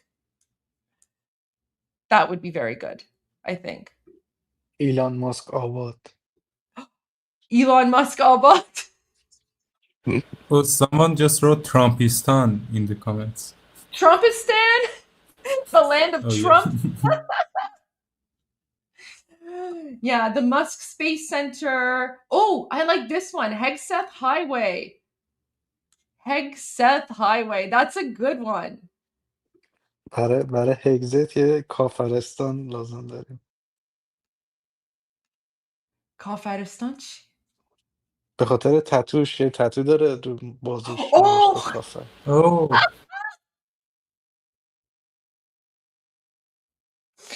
but okay, خود کافر. Okay, this was this is a really funny joke. So he was saying that because of like Pete Hegseth's tattoo, because Pete Hegseth has like the oh gosh, it's like the, what is it, the Jerusalem cross? I can't remember now, but he's got like the cross, which is like very Christian, right? And so he's saying like we need like a square that's called like Kafaristan in honor of Pete Hegseth, right? And his like his yeah, the Jerusalem. So he said that we need like a square called like Kafaristan to honor Pete Hegseth and his Jerusalem cross. So again, there you go. That's like the, dark Iranian humor. So I'm down with that. I would love to have like a Kafaristan square. به کوری چشم جمهوری اسلامی. That would be fantastic. Oh yeah. We definitely need something like that in occupied Iran, of course, or free Iran, I should say, in free Iran. Oh yeah, he does have a tattoo that says Kafad. Oh, I totally forgot. You're right. I forgot about that tattoo. Honestly, that's like the most epic tattoo ever.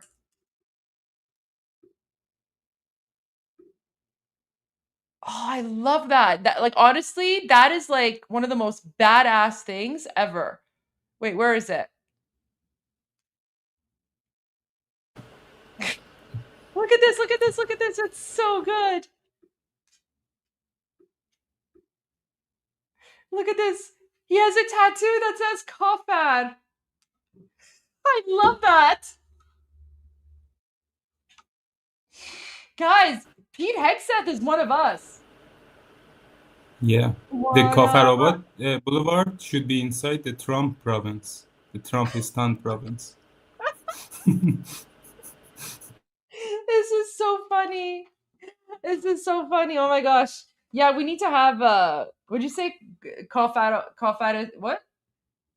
The Kafarabad Boulevard. Kafarabad. Oh my gosh. That's so funny. The tattoo says kafar, which means infidel, right? So guys, Muslims call non-Muslims kafar, which means infidel. So he has this like tattoo that's, in Arabic, I guess, and it says kafar, which means infidel. So he's basically acknowledging that according to Muslims, he's an infidel because he's not Muslim. So now, people are saying that we need to have like a square or an area in a free Iran, and we have to like honor Pete Hegseth by like naming it like Kafar Square or Kafar Abad or like Kafar Cafe or whatever. But yeah, oh yeah, we're definitely honoring Pete Hegseth for sure. We're honoring Pete Hegseth for sure. Yeah, absolutely. He should be guys. We Iranians, someone calls us kafir or Islamophobic, that's like a badge of honor for us as well. So yeah, that's what I mean. Pete Hegseth, he's one of us. He's one of us because we're all kafirs here. We're all kafirs according to the Islamic regime. So there you go. Okay, I do have some things that I want to share with you guys as well. So let me just go back a little bit. You know what? Why don't I start with CENTCOM? Because I think there might have been a few updates, if I'm not mistaken. Okay. Oh wait, this is Farsi.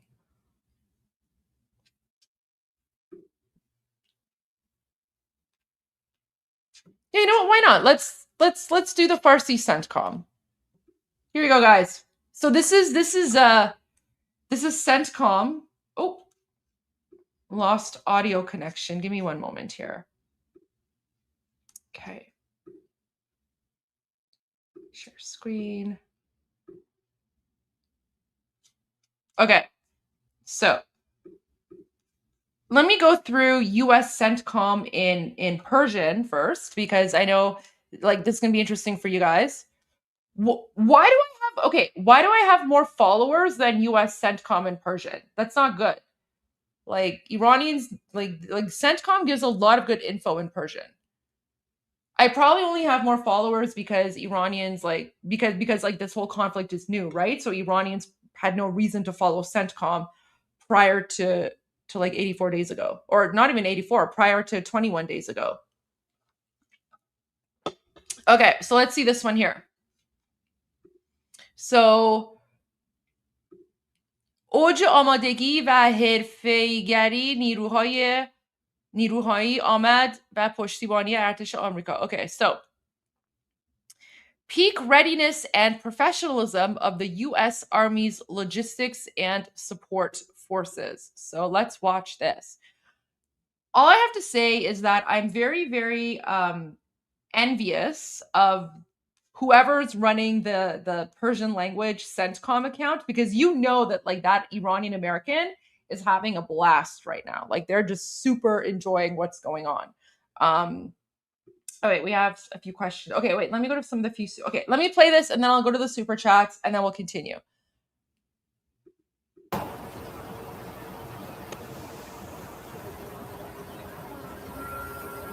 Are you with me?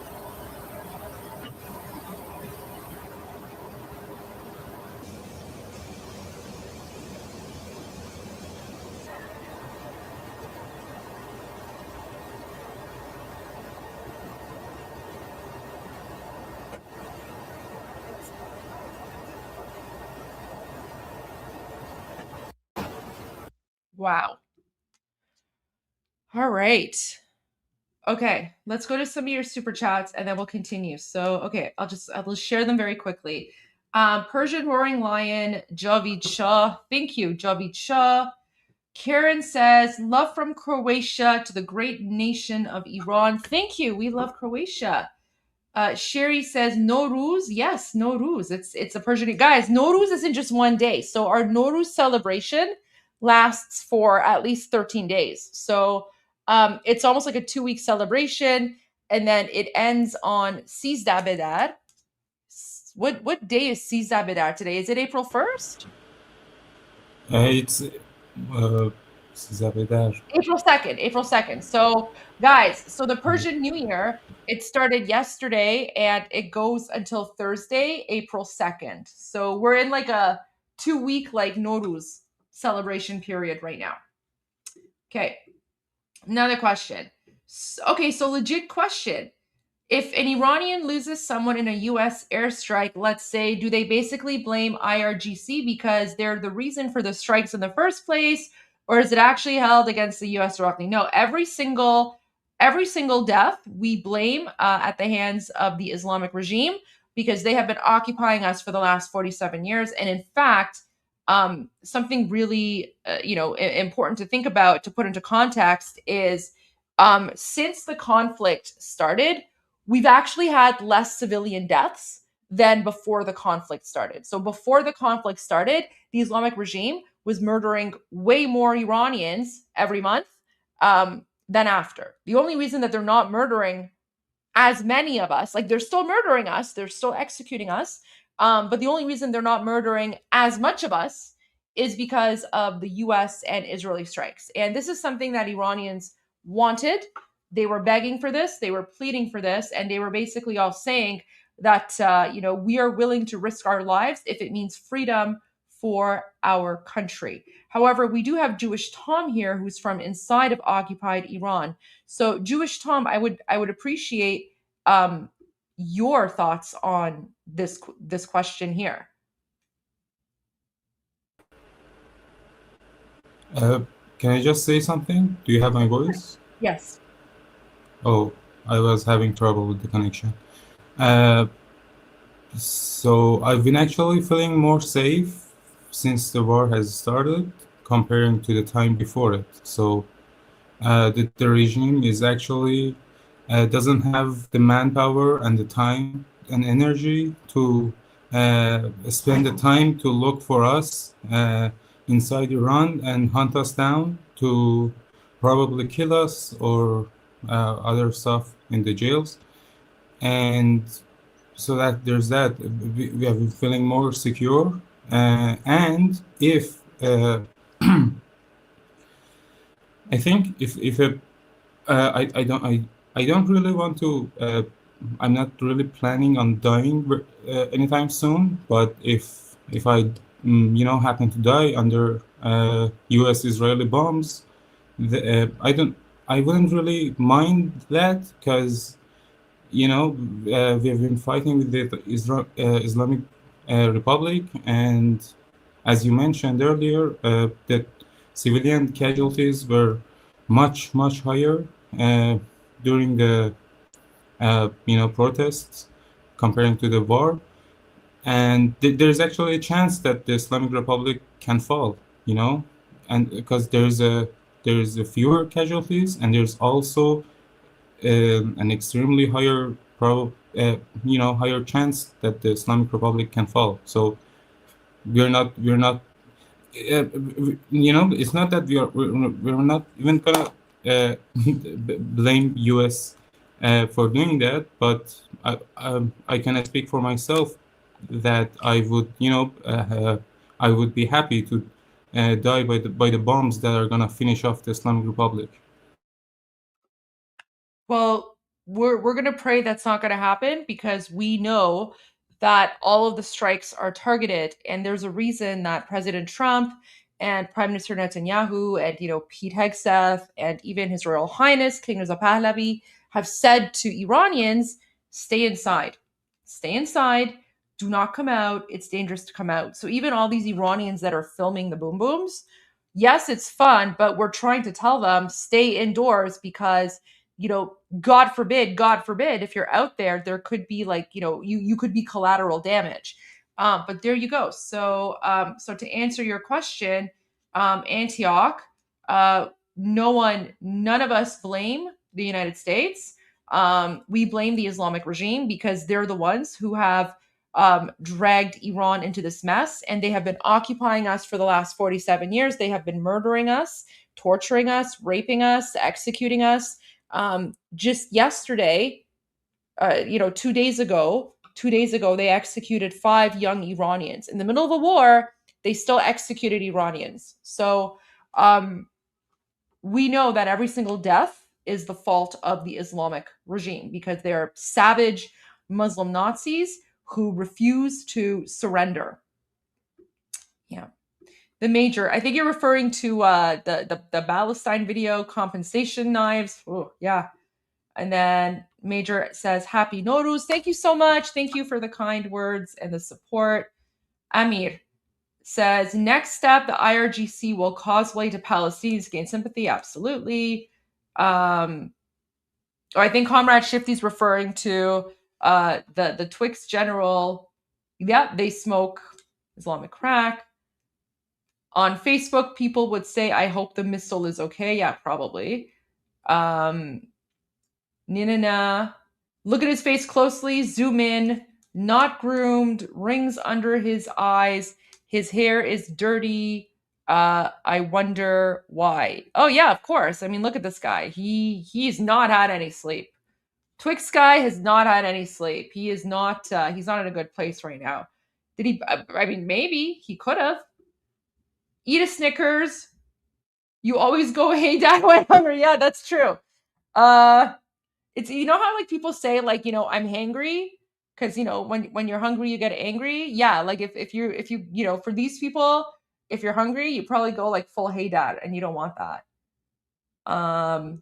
Anyone has a problem with Goldie, come to me first. Oh, thank you, that's kind of you. What are the chances to rebuild Persepolis in the 21st century? Full national resurrection. I can't see like Persepolis being rebuilt. Like it would be like, we're going to protect it. We're going to make sure that like it's preserved properly. But what I would personally like to see is like a replica. I would love to see like a replica of Persepolis built right next door, like right beside the original Persepolis, so that when people visit the ruins of Persepolis, then they can also visit the replica and see what it was actually like to, to visit Persepolis. But, there is a lot of damage done to Persepolis in the last 47, or actually in like even longer than that. A lot of like people have like inscribed things on it, a lot of like graffiti and stuff like that. So there will be restorations 100%. Like we definitely plan on restoring Persepolis, but I don't think we're going to like rebuild it. But I would love to see some sort of restoration, especially with all of the like fallen stones. But guys, I'm not like an archaeologist, so it's not really like my area of expertise, but I would love to see Persepolis restored to the best of its, ability without like changing the nature of it. But I would love to see like a life-sized replica of Persepolis built right beside the original. I think that would be so cool. It would be so cool to have like a life-sized replica of Persepolis built so that, people who visit Persepolis, they can then go and visit the life-sized replica with like, people in costumes and, like not costumes, but like the traditional outfits and, all the cultural celebrations and things like that. I think that would be very, very cool. I would love to see something like that. Yeah. Now we know where Tusi's pub will be. I'm yearning for the moment when the Twix IRGC spokesman dude is no longer. Oh my god. No. So guys, he's not actually the spokesman for Twix. He's anti-Twix. He's anti-Twix. So guys, this is probably a commercial made by Snickers because he's saying the war cannot be won by Twix, right? What are your thoughts on Trump saying their war goals in Iran are nearly complete and they are about to wrap up and that they'll just leave opening and securing Hormuz for countries that use it? I think that's fantastic. I think this is excellent news. This is excellent news because that means that we Iranians, we're almost free. We're almost reaching that critical point where we're going to go out into the streets to overthrow the regime and take back our country. Guys, this is amazing news. I don't know why people are thinking this is a bad thing. This is fantastic. I mean, guys, you have to remember what President Trump said right at the beginning. Remember President Trump's statement.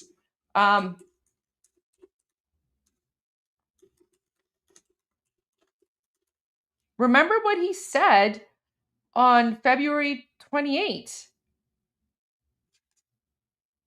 Trump, Iran.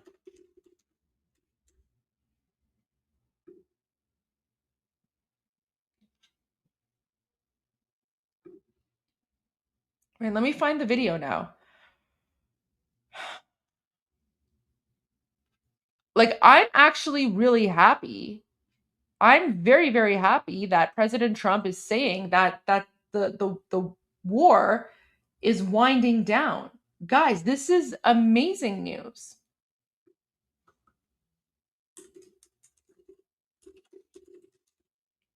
So I can find it. Where was this video again?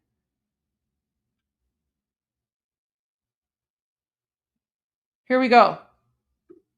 Well, I mean, this is like some random news thing, but look at this, guys. Look at this. Okay, I can't find the original. That's fine. But guys, this is super important. This is super important. So this was the announcement that President Trump made on February 28th when we had just heard news of the strikes against Khamenei. Jewish Tom, have you actually heard this? Have we played this for you? Yeah, I think so. Is that the one they posted from the beginning of the war? Yeah. Yeah. Okay. You played it for me? Yeah. Okay. the other So time. I'm going to replay this because someone is saying, I'm genuinely afraid, but he's not talking about regime. Guys, it's not up to President Trump to talk about regime change because regime change is not up to the United States. Regime change is not up to Israel. Regime change is up to the Iranian people. It's up to the Iranian people. So the reason that President Trump is not talking about regime change is because he doesn't want the jihadis and the Islamists and the Democrats and the communists to attack the Iranian people. He doesn't want to take away the self-determination of Iranians. Guys, President Trump already gave us the roadmap on February 28th. So just listen to this. Just listen to this. A short time ago, the United States military began major combat operations in Iran.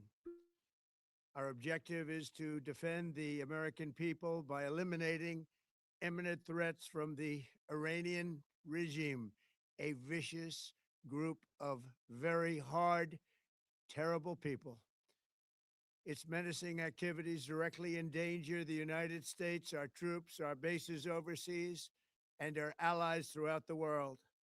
For 47 years, the Iranian regime has chanted death to America and waged an unending campaign of bloodshed and mass murder, targeting the United States, our troops, and the innocent people in many, many countries.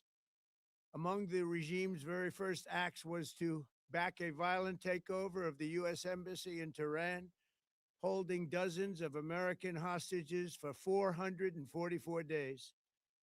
In 1983, Iran's proxies carried out the Marine barracks bombing in Beirut that killed 241 American military personnel.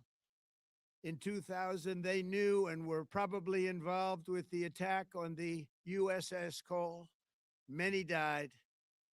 Iranian forces killed and maimed hundreds of American service members in Iraq. The regime's proxies have continued to launch countless attacks against American forces stationed in the Middle East in recent years, as well as U.S. naval and commercial vessels and international shipping lanes. It's been mass terror, and we're not going to put up with it any longer. From Lebanon to Yemen and Syria to Iraq, Okay, so I see this. So if Trump pulls out now, are Iranians in a position to overthrow the dictatorship? Don't want to be a doomer, but I want absolute freedom for Iranians, and I'm just concerned no more dictators. So I agree with you. So, guys, President Trump is not pulling out right now. Guys, we're just getting started. We're just getting started. All right, you know what? Let me just fast forward to the part where President Trump talks about Iranians and his message to the Iranian people.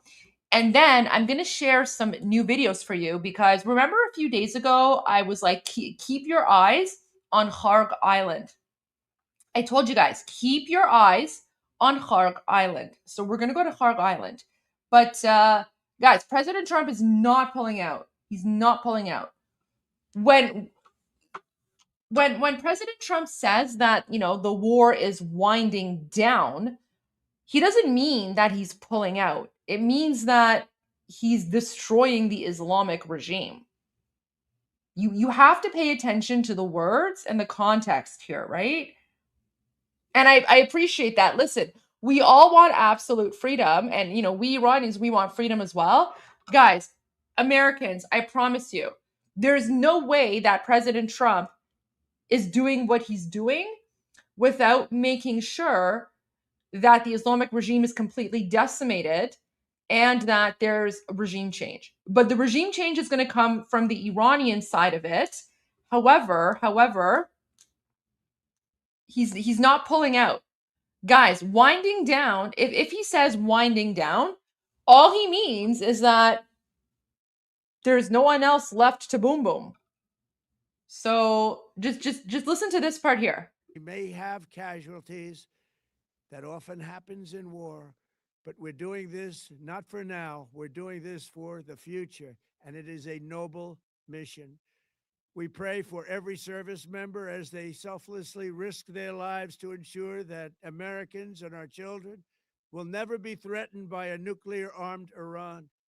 We ask God to protect all of our heroes in harm's way, and we trust that with his help, the men and women of the armed forces will prevail.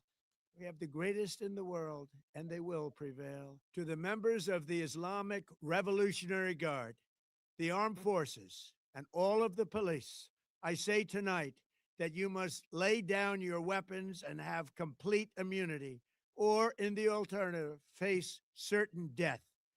So, lay down your arms. You will be treated fairly with total immunity, or you will face certain death. Finally, to the great proud people of Iran. Okay, so guys, this part's I can't turn up the volume. This is as high as it goes. So you're just gonna have to turn up the volume on your screens because this is as high as it goes. Sorry, guys.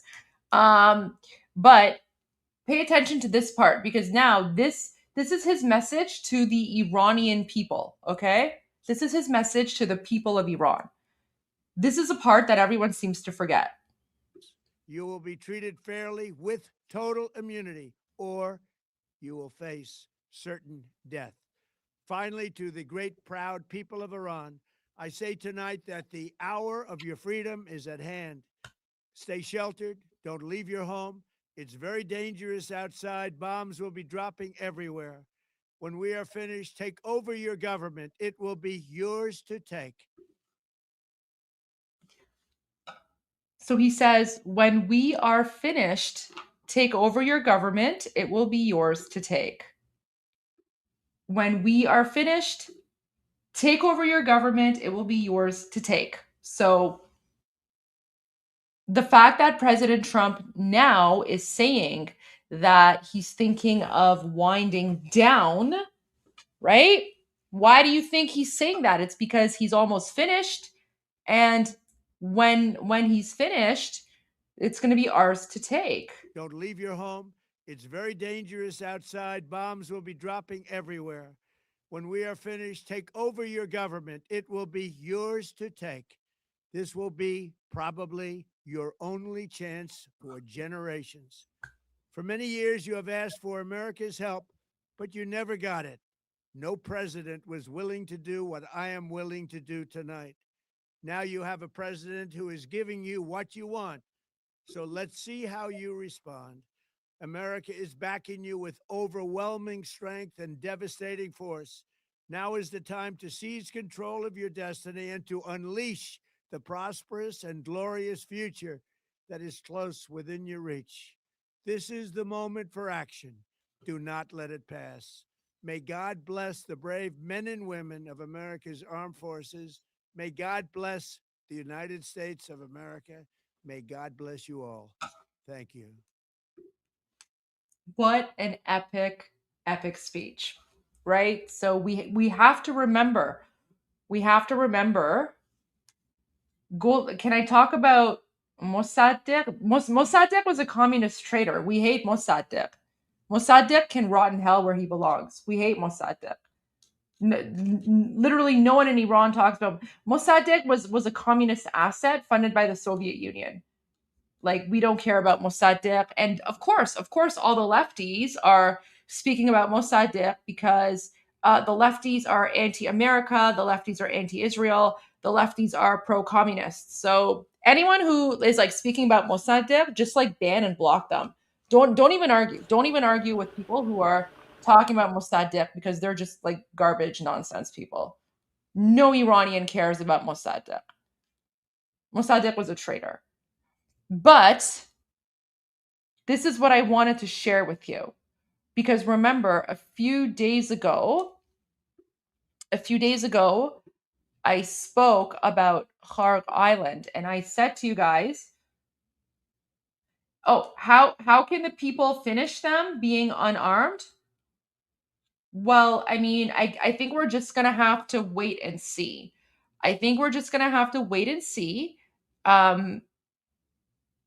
Because I feel like there are things happening behind the scenes, if you know what I mean. I have a feeling that things are happening. remember, there was also the guys. So, okay, let me pull this up again. This is no, not even guerrilla warfare. Not even guerrilla warfare. This is one of the most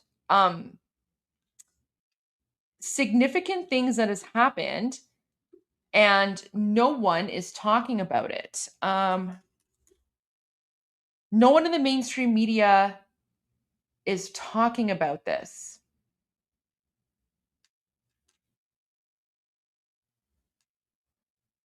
This one here. So I'm going to share this with you guys again. Okay. So guys, according to like Iranian media, and I'm talking about like legitimate Iranian media, right? Like the media that we trust.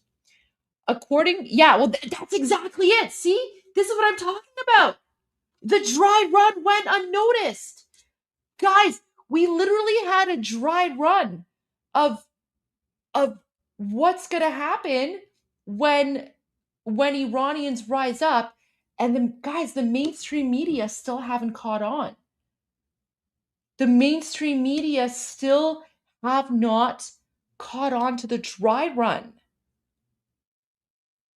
But we broke that news on Iran Revolution Live back on March 17 when it happened.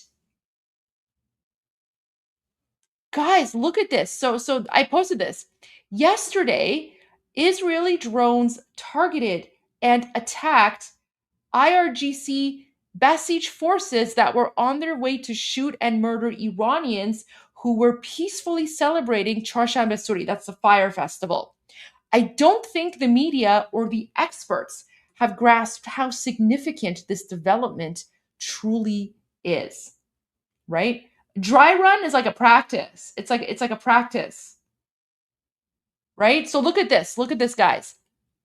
So for the Iranian Fire Festival on Tuesday, wait, I'm getting a message here. Is it something important? No, it's just this. Okay. So guys, a few days ago, look at this, guys. A few days ago, when Iranians were celebrating the ancient Iranian Fire Festival, the IRGC Basij, aka like the Gestapo showed up, and let me just share the videos. So here you go. Wait, let me make this big. So you see the green laser here? So the green laser pointer, this is this is the Islamic regime people. They showed up to target Iranians who were peacefully celebrating the ancient fire festival. And then they were also like targeting people to like shoot at balconies, right? So just watch these videos. This is crazy.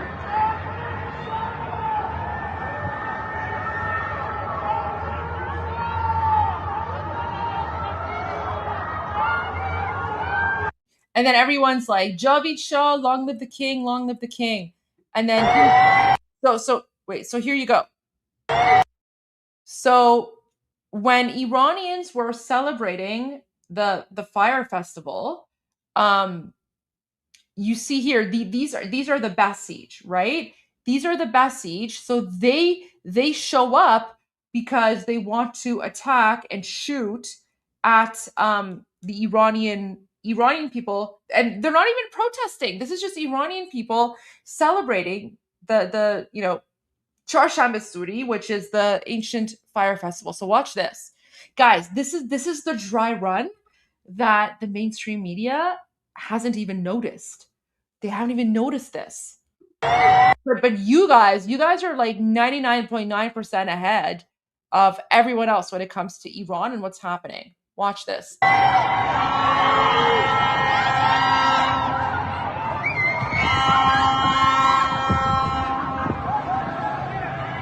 So those are Iranians. And then you can see, like, so the Iranians are just, peacefully celebrating Charshanbe Suri, the Iranian Fire Festival.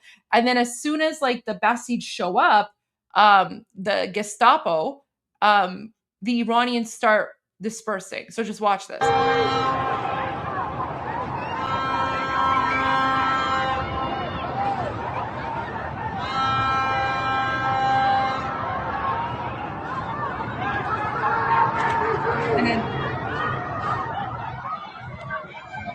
And then people start chanting Magmad Khamenei, which means death to Khamenei.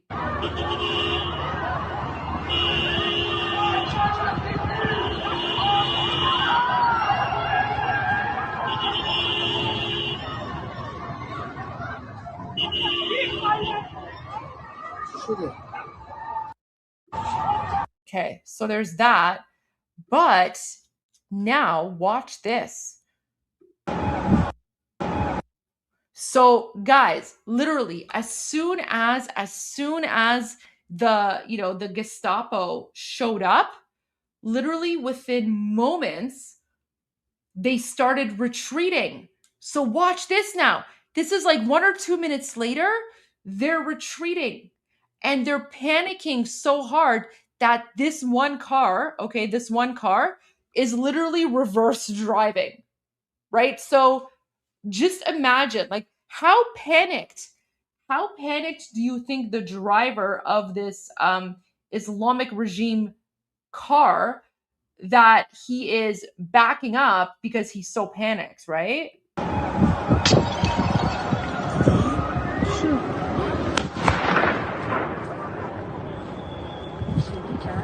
You see?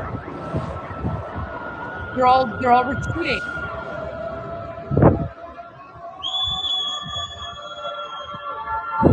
And then everyone on the balcony is like cheering and jeering at them, right? Like they're literally turning around and they're running away. Right? Look at this.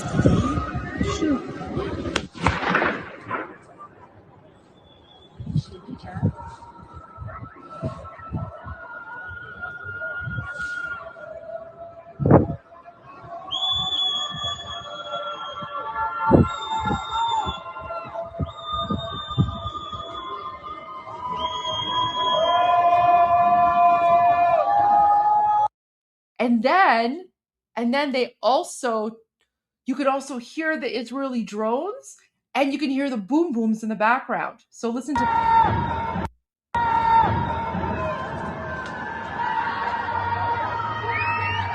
You hear the drone?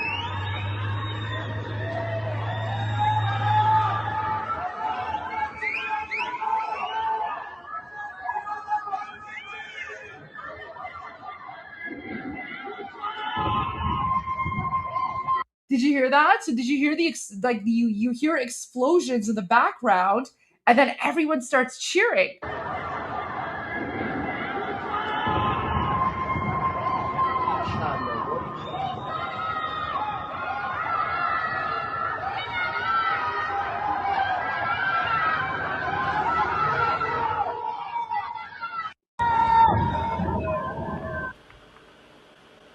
Oh, and the guy filming this went barikalla.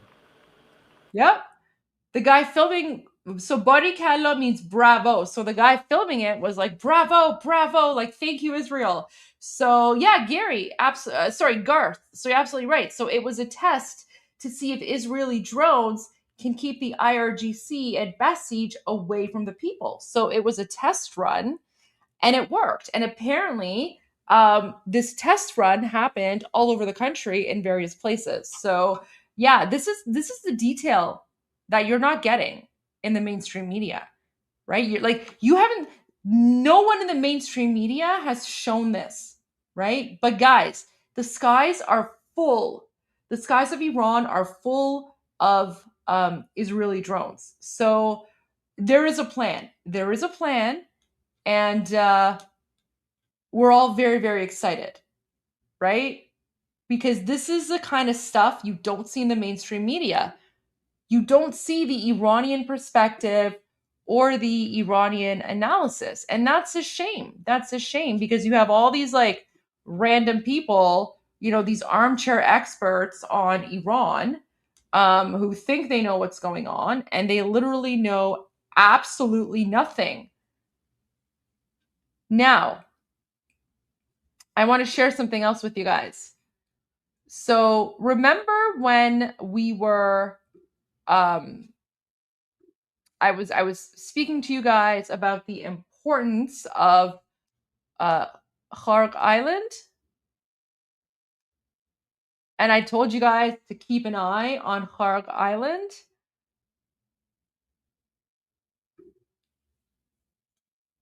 Do you guys remember? I was like, guys, keep an eye on Kharg Island because there's something happening on Kharg Island. Look at this. Look at this. This is from today. Yes, we got to continue to degrade or decimate the regime. Ultimately, we want to strike the internal security apparatus that is keeping repression on the people. But Kharg Island will most likely be a seizure, what we call a joint forcible entry operation. And there is risk there of putting boots on the ground, but it is limited. It's not signaling a forever war. Right. It's signaling that we hold the leverage over the region and Iran's cash register, their revenue. And Charlie, as you know, in business as well as leading regimes, cash is oxygen, and that gives us significant leverage over the region to include negotiations.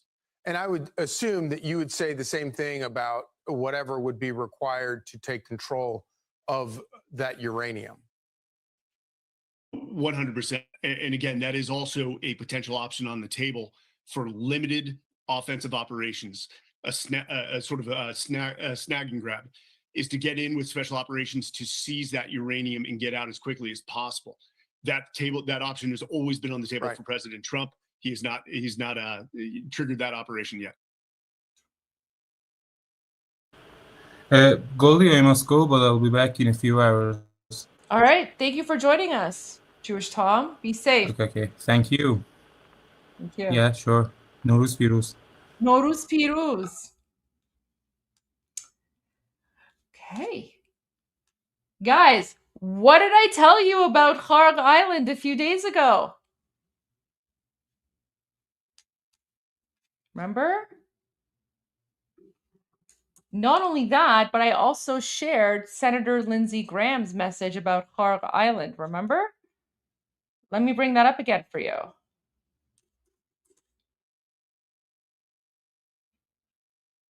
Look at this. March 18. Remember? Guys, this was Senator Lindsey Graham on March 18. Look at this. Guys, the strategy about Kharg Island is not a leak. Whoever says it's a leak, don't be stupid. It's not a leak. Don't be stupid. It's not a leak. Senator Lindsey Graham was already talking about this. They're basically laying the groundwork for MAGA. Kharg Island, 90% of their income comes from oil and gas revenue. 100% of that revenue generating capabilities on a single island. Mr. President, take Kharg Island. This war is over. Senator Lindsey Graham, Amu Lindsey, said a few days ago, right? Amu Lindsey wouldn't say that without reason. Guys, Amu Lindsey has been giving us Easter eggs from the beginning. So there you go.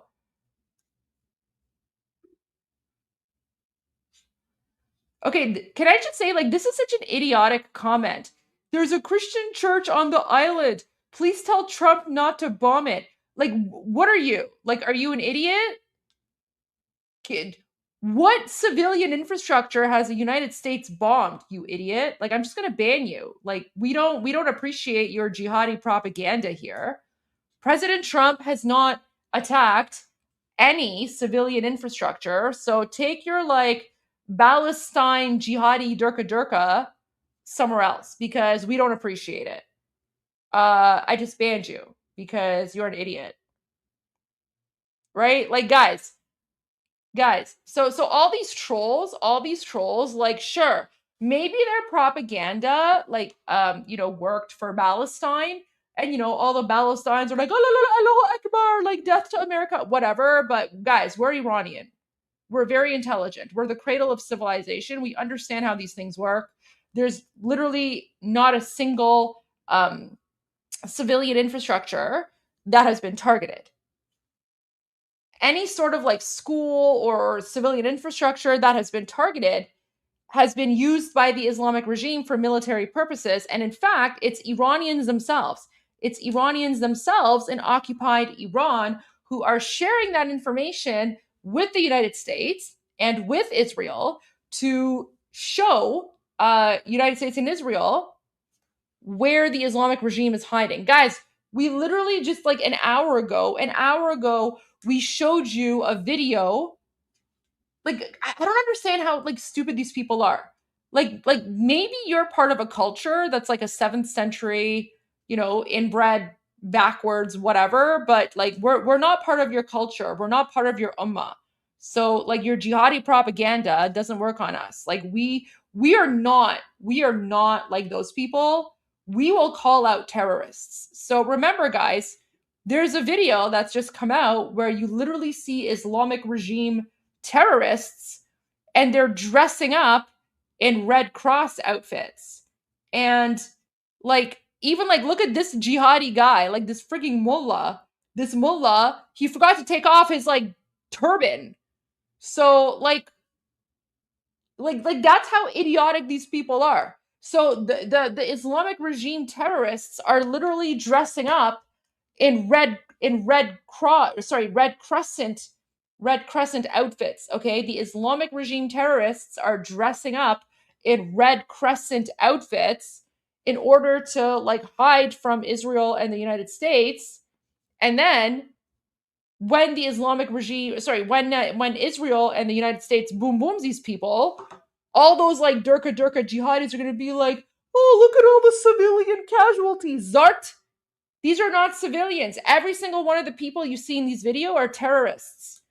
Every single person in this video is a terrorist, and they deserve what's coming to them.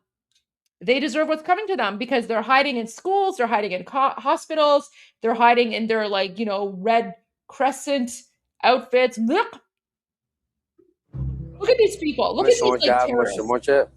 فقط بلدیم نقش آقای آهنگران رو بازی کنیم. کاری از زمان برنمیاد. ببخشید توی شبه. And then this guy. Like this guy's part of the IRGC. This guy's literally like an IRGC leader. And they're so stupid that this is a video that they took themselves, and they're putting this video out and broadcasting this video to the world. So they're literally admitting that they themselves are dressing up in like red crescent outfits. So yeah, they're going to get what's coming to them.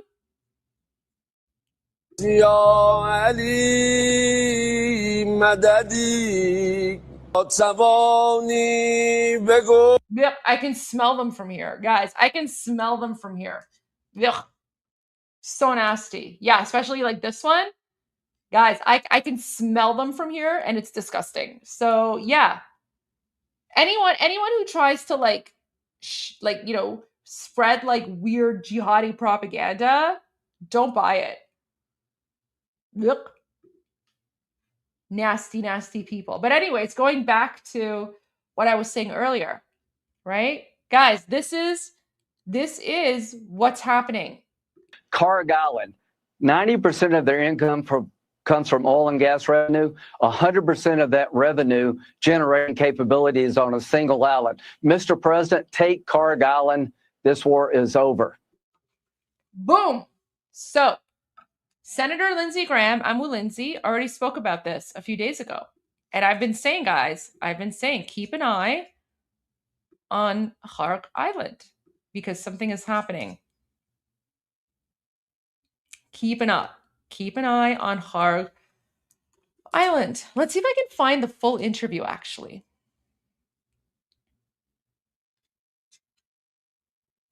Oh, yeah. Also, guys, this is also a huge giveaway. This is yesterday.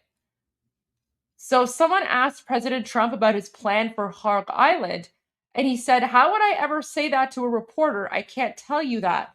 And guys, this is very similar to I think about a week before President Trump attacked the Islamic regime and exterminated Khamenei. Someone asked President Trump, "Do you plan on initiating military action against Iran?" And President Trump said the same thing. He was like, "Why would I tell you that? Why would I tell you that?" So listen to this. Well, I may have a plan or I may not, but how would I ever say that to a reporter? If I said that to a reporter, Marco would say, "Please, sir, let's bring you over to the helicopter immediately." Right? No, I can't tell you that. Oh, poor Mark. Look at Marco's face. Marco is just like, oh my God. He's like, oh my God. So I love that. Anyways, so there's that. But guys, I have more for you that I want to share.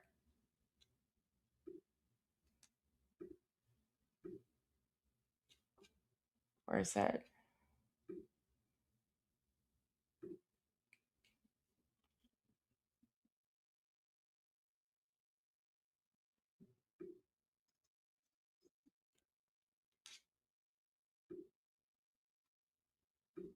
This was Sean Hannity yesterday.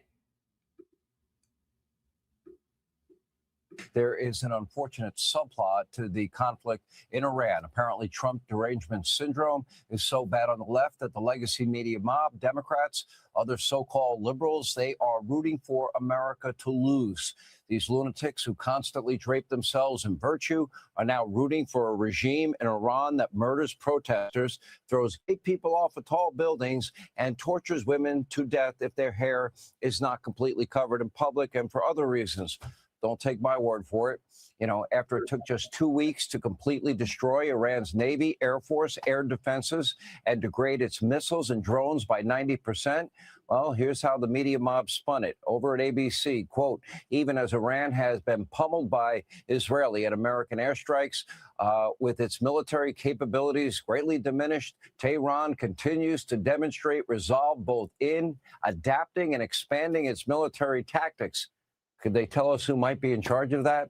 And here's Time Magazine, quote, Trump may radicalize regime rather than topple it, according to the experts. Most of the radicals are now dead. Fake news, CNN, quote, 7 reasons why Trump hasn't won the Iran war. It barely started. And I don't even know if you'll call it a war, but a massacre. And of course, the New York Times, who didn't seem to notice the historically high gas prices under Joe Biden, even getting as high as $5 a gallon, are now in panic mode. Quote, oil shock sends tremors through world economy. This really is the big one. And look at this headline. The United Nations has already declared that Iran's nuclear program will live on in perpetuity. It's been 3 weeks. Iran's government, their military, is gone, obliterated, in shambles. The so-called supreme leader can't or won't show his face in public. He's either dead, injured, or too afraid. One former Clinton official who never voted for Donald Trump and doesn't even support his policies put it this way. It is profoundly disturbing that a growing segment of the far left appears to be almost rooting for Hamas, Hezbollah, the Iranian regime, and other forces fundamentally opposed to the U.S. and our allies. This seems to reflect a corrosive strain of anti-Americanism dressed up in post-colonial theory that risks blinding us to the moral realities of our world and the nature of our adversaries. Here with Reaction, Hoover Institution, Victor, Senior Fellow, Victor Davis Hanson. First of all, Victor, I know you've been through a lot medically. Welcome back. Great to have you. You've been missed. I know you're writing, and I know you started your podcast up again. It's great to have you back. Thank you, Sean. I appreciate that. All right, let's just look at this. First of all, the entire narrative surrounding it. I'll let you take it in any direction you want. The media, the conflict itself, anti-Americanism, virulent anti-Semitism around rural college campuses and the punditry class. I just want to get your overall view of all of it. Well, you know, we don't have people on the ground to tell us what's really happening in Iran, except captive news people like CNN that are there only with the permission of the theocracy. But there's enough evidence to see how things are really going.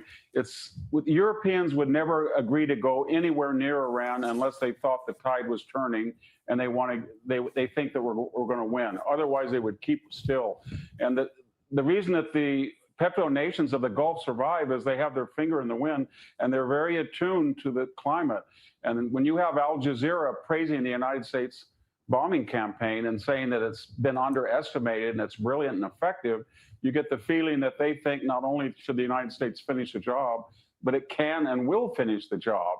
And then when you start to see tactical aircraft like Warthogs and Apaches, that means that they're offering almost ground and sea support to hit targets. There's nothing, there's no defense at all when you have that type of aircraft flying at will in Iranian airspace. So you put it all together, and I think it's pretty clear that this rope-a-dope strategy that they have, that we're going to tire before they are, is dependent on just public opinion, the midterms in the United States. And if Trump sees it through, and I think he will, I think they're going to fall pretty soon, in 2, 3, 4 weeks. And I think they know it, and I think the Europeans know it, and I think the Middle East knows it, and their only hope, the Iranians' only hope, is that somebody will call Donald Trump off before the job is finished. I don't think that's going to happen. I don't think President Trump plans on going back a third time. I don't think it is either. I think that's their hope from the left. You know, you're a great historian. You're very knowledgeable. I've been pointing out there seem to be three historical examples that Donald Trump is leaning on here. Reagan, peace through strength. He seems to have a full understanding that what we didn't apply in the last century that cost about 100 million human souls, probably more, that if you don't take out a threat early, that you risk potentially losing millions of lives. He seems to have learned the lesson of Mao and Stalin and Hitler and Pol Pot and Tojo and Mussolini. Lastly, he seems to have learned from Iraq and Afghanistan, no forever wars, and with new advanced military technology, he is showing that there is a new generation of warfare and new strategies involving warfare, and it's on display now for the world to see. Do you see anything? Do you agree with that? Do you see anything in addition to that? I do. I think his philosophy is we're not going to put people in a Fallujah-like context where they're going door to door against jihadists that know the terrain and the environment. We're not going to do that. We're going to play to our strength, which is intelligence, technology, firepower, and we're going to do it in a new way with enhanced drones and satellite reconnaissance, so we know the individual names of individual commanders. That's new. But, you know, he reminds me a lot. In 1939, Churchill had warned everybody about the threat of fascism on the continent, Nazis, Italians, and Japanese, and nobody listened to him. And then after the war broke out, nobody called on him, and then finally he came in. And from May 10th of 1940, he was saying to everybody, these people want to take over the whole continent. And we weren't in. The Russians were on the side of the Germans at that time under the Ribbentrop-Molotov Pact, and he was the voice in the wilderness. And that's what Trump is trying to do. He's trying to say to the American Democratic Party, what's left of it, you don't understand what's going on here. You Europeans don't understand. You people in the Middle East don't fully understand what this regime is about. And when people say, well, we didn't have an imminent threat when they took our hostages, when they blew up our barracks, nobody said we better attack Iran because we need an imminent threat when they blew up our embassy. They always acted spontaneously with surprises, and we never knew what they were going to do. So the idea you have to have a telegraphed imminent threat, it's not the nature of that regime. It's lying, disguise, and dissimulation, and that's their pattern for the last 47 years. But nobody's taken them serious. Every president said, we're going to deal with this, all 7 of them, and all 7 of them did not. And then all 7 of them, when they got out of office, said, I regret that I didn't. And he's the first one that warned the world and said it's not going to be one of those presidents. Steve Witkoff clarified that when they were bragging they had 460 kilograms of 60% enriched uranium, which means in 7 to 10 days it can be enriched to 90%, which is weapons grade. Victor, we missed you. Welcome back. We're glad to have you and hope you're feeling much better. Hey, Sean Hannity here. Hey, click here to subscribe to Fox News YouTube page and Okay.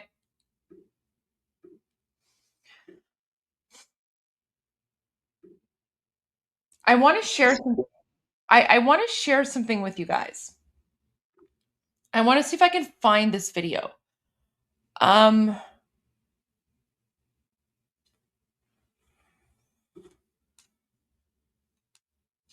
don't want Fox Nation's not available. Wait. So I want to see if I can find Sean Hannity's show from February 27, because like February 27 was the evening before like it was literally like that show came on a few hours before the United States and Israel initiated their attack against the Islamic regime. And I remember watching that. And what's really funny about that episode is that I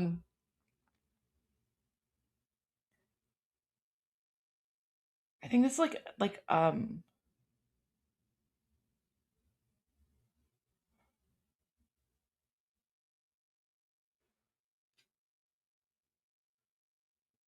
February 27, 20. What's really interesting about that episode is that I was watching that and I said to myself, guys, I think this is it. I think this is it. I think Sean Hannity is preparing Americans for, is it this one? Wait, let me see when this one is. 3 weeks. Okay, well, what's 3 weeks ago? February 28.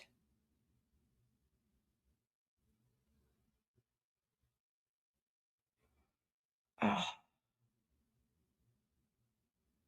Let's see if I can find his full episodes. Oh, maybe I can. Oh no, it's locked. Why is it locked? Jeez. Wait. Do you think if I use a VPN, I'll be able to unlock it?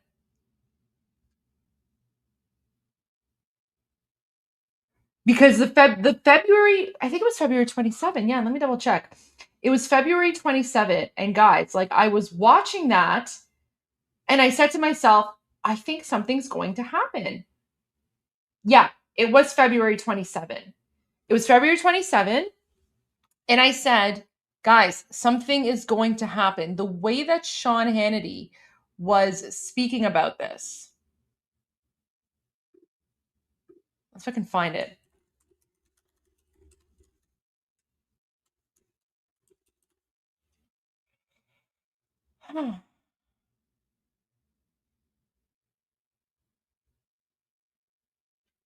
See?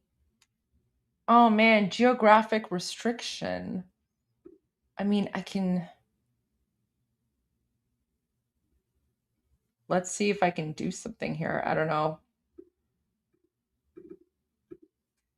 Oh man. I don't know if I can do this. Let's see.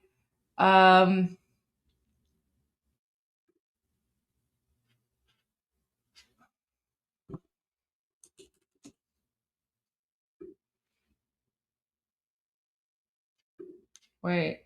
So how do I do this? Let's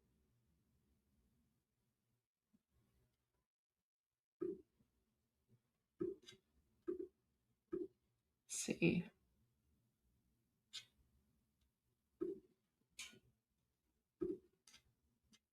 How do I do this? Not connected.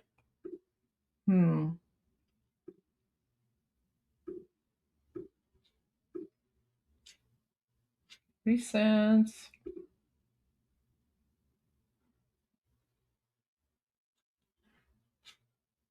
countries.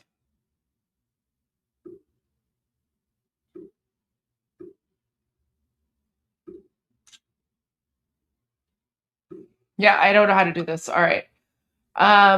Very bizarre. So I'm sorry, guys. I wish I could share this with you, but oh, this is so frustrating. This is so frustrating because Sean Hannity's okay. I have like a short clip of it instead, but guys, just watch this.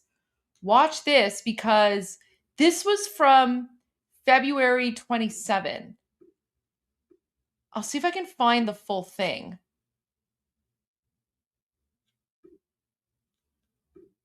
I think Tom Cotton might have had the full clip, but anyways.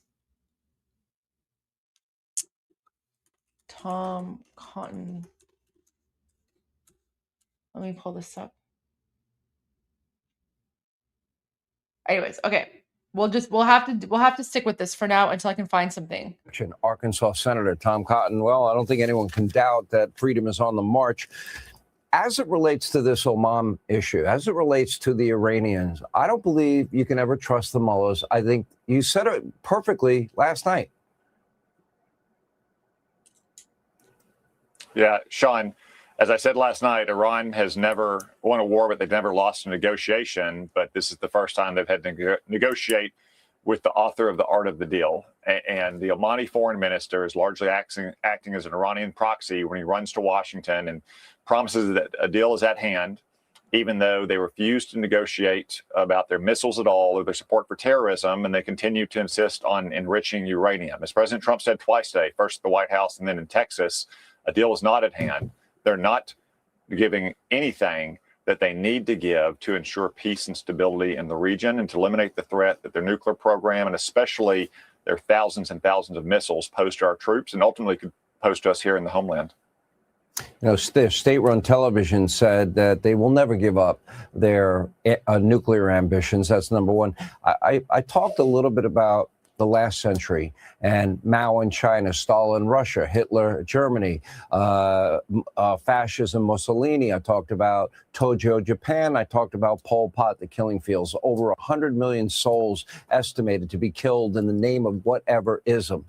And I guess it's just hard for people to understand they just are purely evil people. And the number one state sponsor of terror has proven that over and over again. They don't care about human life, and they cling to this radicalized, Islamo-fascism. And I don't believe anything they say. I don't think we can ever. Guys, do you know who who coined the term Islamofascism? So when I was in the Ontario legislature, when I was still an elected politician, I actually spoke about Islamofascism. And I made that word go viral when I was still an elected official in the Ontario legislature. So hearing Sean Hannity say Islamofascism, I love that. I love that. I've been speaking about Islamofascism for years. Hard for people to understand they just are purely evil people. And the number one state sponsor of terror has proven that over and over again. They don't care about human life, and they cling to this. Okay, to the person who keeps on spamming the chat saying check interview of Iran ambassador, I'm not gonna do that. Stop spamming the chat. I do not play Islamic regime propaganda. So stop spamming the chat or I will ban you. Basta dige. Vagy certo pertot. This radicalized, Islamo. And the number one state sponsor of terror has proven that over and over again. They don't care about human life, and they cling to this radicalized, Islamo-fascism. And I don't believe anything they say. I don't think we can ever trust them. And the only thing you can do is defeat them. Yeah, Sean, you're absolutely right. That catalog of 20th century monsters teach a simple lesson. When our enemies tell us what they plan and want to do, we should believe them. Don't look for the inside story. Don't look for the secret scoop. Take them at face value. That's what we should do with the Ayatollahs as well. They've been waging a war against the United States for 47 years, holding Americans hostage in their embassy there, the Marine barracks bombing in Beirut, the Khobar Towers bombing in Saudi Arabia, thousands of American troops killed and maimed in Iraq and Afghanistan, an attempted assassination of Donald Trump. You know the president pretty well. He's not the forgiving and forgetting kind about an assassination of him or 47 years of death and mayhem against Americans by the Ayatollahs. You know, it's interesting when Steve Witkoff says that they may be on the precipice, that they've been, as you can see, we showed the pictures earlier of maybe breaking out and continuing their nuclear ambition. They didn't learn a thing from 14 bunker busters, did they? No, Sean, absolutely not. They still harbor those nuclear ambitions, and they're still churning out missiles by the hundreds to add to a stockpile of thousands and thousands that can range all of our bases in the Middle East, in the Indian Ocean, in Europe, with ambitions to hit us here in the United States. That is not a tenable situation that we can tolerate for the long term. Certainly, Israel and our Arab friends can't tolerate it. All right, Senator Cotton, we appreciate you being with us as always. Thank you. Okay, so there you go. So guys, this was just a clip. It was a clip of what Sean Hannity played, because I watched the full 1 hour episode, and it ended at 10 p.m. and I was like, there's something. I was like, there's something going on. I feel like they're setting the stage. And then there was something else that Sean Hannity said. I think I tweeted about this or posted about this. Let me see if I can find it. Sean Hannity said something like, keep, like, let me just find it because I don't want to misquote. There you go. This is what it was. So when I was watching Sean Hannity, he said, Sean Hannity just said he's praying for USA military tonight. Pack your bags. We're getting ready to go back home to Iran. So, guys, before the military strike happened, I called it, because the way that Sean Hannity was speaking, the way that he was presenting things, I was like, something's happening. And then, of course, you have like this, guys. So let me just tell you something, because now I'm looking at this, right? Guys, any account that's like Persian or Iran or like Islam Muhammad 313. So the 313 is a reference to like, the jihadi Durka Mahdi army. So this exactly. See, like, so 12er Shia, right? Iran first. So this person's literally a terrorist, okay? What's really funny about this is that, oh yeah, there's all like the troll pictures of me, right? But whatever. Anyway, so this person responded to me right away, and then you can see guys, this account has like the Allahu Akbar flag because X changed the flag, right? So now I actually have the lion and sun flag in my bio. No, guys, the skeleton is supposed to be me because I predicted it, right? So on February 27 at 9:12 p.m. Okay, so literally about like, I don't know, 8 hours before we heard news of 8 hours before we heard news of the United States and Israel attacking the Islamic regime. I called it. I said, Sean Hannity just said he's praying for USA military tonight. Pack your bags. We're getting ready to go back home to Iran. Literally, one of the most underrated posts that I've ever made. This one like should have like 1 million views and likes, but anyways, that's fine. I called it on February 27, and then you can see the jihadis are like trolling me. Of course, the jihadis are now freaking out because they were wrong. But there you go. You know what? I should probably like quote this and just be like,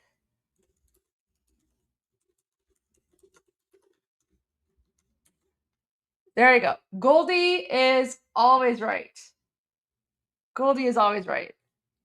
There you go. So that was the episode with Sean Hannity, where like just the way he was talking, the people that he was interviewing, I was like, okay, this is it. Something's going on. So I'm getting the same. So the reason that I'm sharing this with you is because I'm getting the same vibes with Kharg Island now. Okay? I'm getting the same vibes with Kharg Island. Especially when Senator Lindsey Graham spoke a few days ago.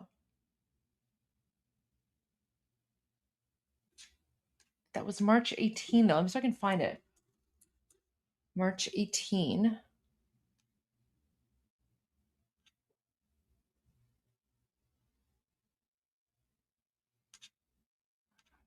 I have to find it. Okay. Let's go back to the Senator Lindsey Graham one. Guys, you guys are basically getting like politics.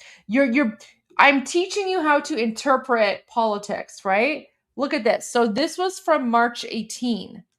Kharg Island, 90% of their income comes from oil and gas revenue. 100% of that revenue generating capabilities on a single island. Mr. President, take Kharg Island. This war is over. Take Kharg Island. This war is over, guys. All eyes on Kharg. Well, I mean, you guys say Kharg, but it's Kharg Island. And look at all this. Look, let's just watch the media. Look at this.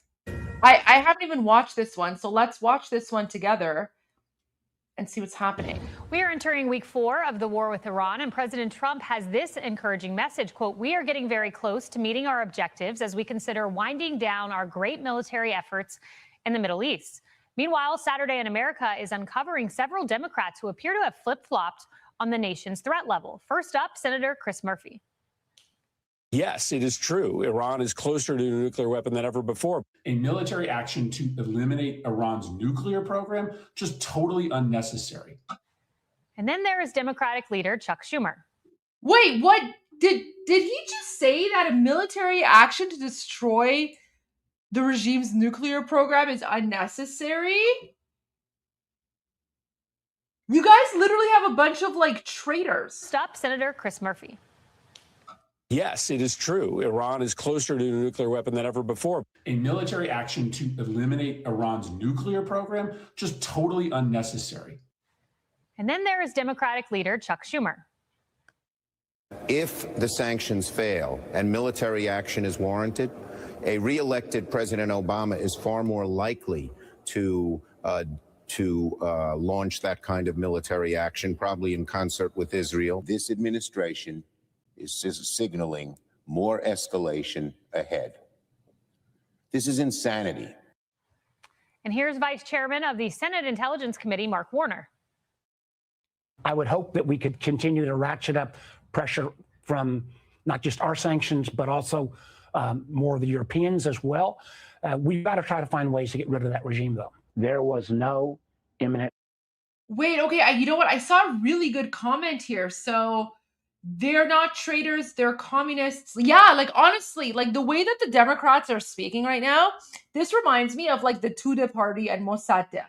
Guys, the Democrats are literally like being traitors to the United States, right?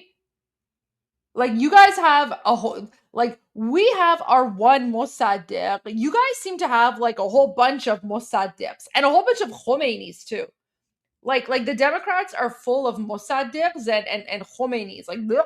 Guys, you have a huge problem with communism and Islamism in the Democrat Party because it is, honestly, it is mind-blowing to me. It is mind-blowing to me that these people are not America first in the middle of a conflict with one of the biggest enemies of the United States.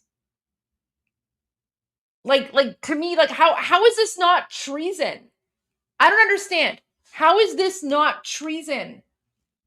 It's insane. Like, this is how much the communist ideology has permeated US politics and ideology.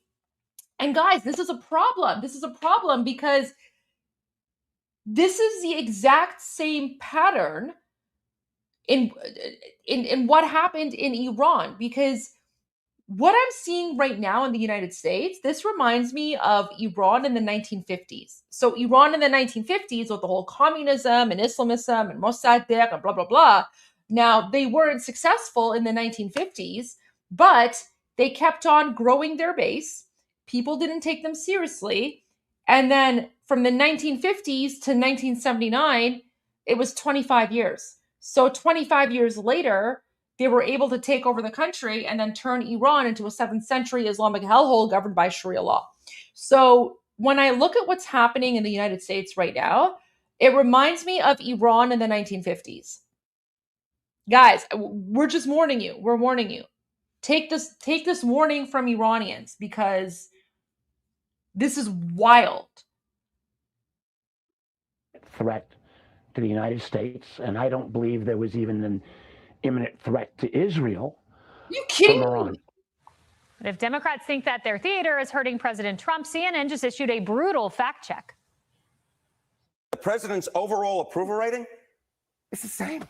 It's the same. It was 41% before the current war in Iran started, and it is 41% now. So despite, again, all the hubbub, despite all the critics of the president of the United States, what we are seeing right now is a president whose approval rating is steady, and this has not been a big deal politically. Well, maybe it remains unchanged because Americans realize that the president is committed to winning. CENTCOM posting this strike video last night that you're looking at. Commander Brad Cooper says that more than 8,000 targets have been hit and 130 Iranian vessels struck, making this, quote, the largest elimination of a Navy over a 3-week period since World War II. Let's bring in Medal of Honor recipient Dakota Meyer. Dakota, great to speak with you. The president put out that message that things are winding down, but there have been 3 amphibious assault ships sent towards the region, roughly 2,500 additional Marines sent to the region. So what do you make of what's happening? Where do you think we stand? Look, I think... Guys, I'm gonna whisper this. I'm gonna whisper this, so don't tell anyone. They're sending Marines because they're gonna take over Hark Island. They're sending Marines because they're gonna take over Hark Island. Shh, don't tell anyone. Don't tell anyone. That's our secret. Don't give away. Secrets. I think what's going on is this is what happens when we have an administration. If you can't hear anything, that's the point. Shh. If you know, you know. Shh. That we can trust, an administration that promises and delivers on America first, and that is going to do whatever they can to win, right? I mean, this is what the president ran on. This is the administration that he built with his cabinet members. I mean, look, I think I can't sit here and tell you, I don't know that any of us know what the president's going to do, which I think is a great thing. You know, we've seen past leaders come out and say, this was our objectives that we're trying to reach, which why would you tell the enemy that, right? You know, we did that in Afghanistan. We told the Taliban, they knew we were leaving. They waited us out, and then they turned around and turned it straight into even arguably worse than when we went there, right? So, you know, you have a president who's literally putting America first. You have an administration that can handle that. And then, you know, all I hear people complaining about really is what they think the president's going to do. You know, people are arguing about boots on the ground and this and that. Like, the president is the president. He won the election by an overwhelmingly amount of American voters. And like, everybody needs to sit back and allow this man to go do what he has promised on every single time that he was going to do. And he's been successful at it. He's successful, and he's been successful over and over. But it's like, oh, the next time he's going to mess up. Look, he's done nothing but especially when it comes to the military and the security of our country, give us anything other than to trust him that he's going to get this done. He's going to put America first, and he's going to do it the most effective and efficient way possible. Dakota, and we know MAGA is 100% behind him. That's what CNN reported. That's 3 digits. I do want to put this up. This was significant. It happened overnight. Iran launched some missiles towards a place called Diego Garcia. Now, why is this significant? Here's why. We thought, and Iran had said that they have missiles that could go 2,000 kilometers. But in fact, the missile that was launched went about 4,000 kilometers. Yeah, I still have to talk about this. We still haven't talked about this part, but this is, guys, this is like insane. And I have a lot to say on this, but I'm glad that it's coming up here. So, guys, this is very, very significant. We thought, and Iran had said that they have missiles that could go 2,000 kilometers. But in fact, the missile that was launched went about 4,000 kilometers, meaning 2,500 miles. And all that translates to the fact that American interests could be at risk outside of this circle, Dakota. So Iran does have the capability to hit our country, to hit our bases. Yeah, I mean, look, I think if you're living in a world right now where you think that we live in a country where they can't touch us here. I mean, we've had open borders for the last 4 years, right? I mean, that we've seen over and over that people are here. You know, they hit us here in 2001. I mean, the reality is that, you know, between technology and all these other aspects that are coming in that are allowing these terrorists, these people who hate America, to be able to advance their interests and to be able to come up with capabilities to be able to harm us here in America. No longer do we live in a world that we can just sit here and have 2 oceans on either side of us and geographically be thankful that we're not near anybody and they can't touch us and we're safe. Like, we're not allowed to just sit here and hope that it doesn't come here or that it's not going to come here. Like, we are in a position this day in the age, this day in the world, and that's why it's so, we got to be so thankful that we have a president and administration who's willing to go on the offense instead of sit back here in the defense and hope and pray that it just doesn't happen here and allow these terrorist organizations to, you know, set the tables and then always keep America on the defense. And we got to be thankful. Look, it's so great that we have a you know, what we're seeing is a president and administration who's using in the military what we call decentralized command.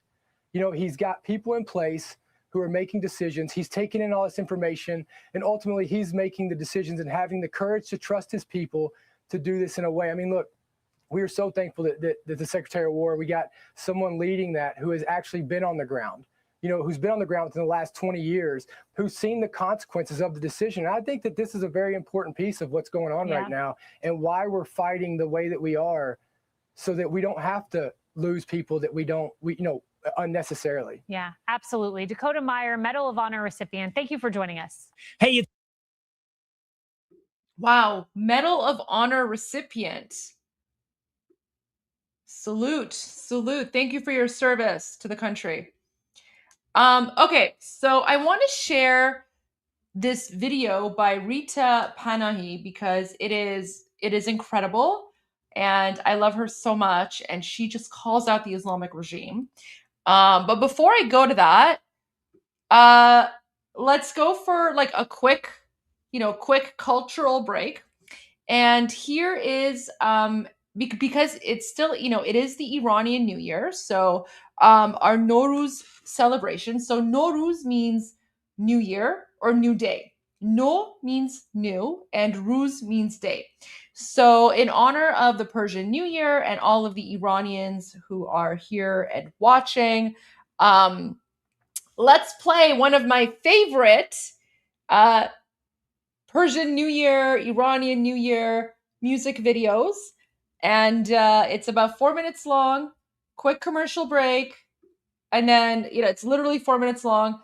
And then we'll go to Rita Panahi. So, happy Iranian New Year 2585. And then you guys can also see what Iranian culture is all about. Because, guys, I'm telling you, we're not like some Allahu Akbar Durka Jihad people. We are regular, normal people. So enjoy one of our most famous New Year songs from like, this is like from, you know, my childhood. So here you go. And it's basically all about like spring, I'm not going to translate it, but it's all about like spring and, Nowruz and, the world, like regrowing and things like that. And these are like some of our most famous singers. Some of them have passed away, but yeah, this is like one of the best New Year songs ever.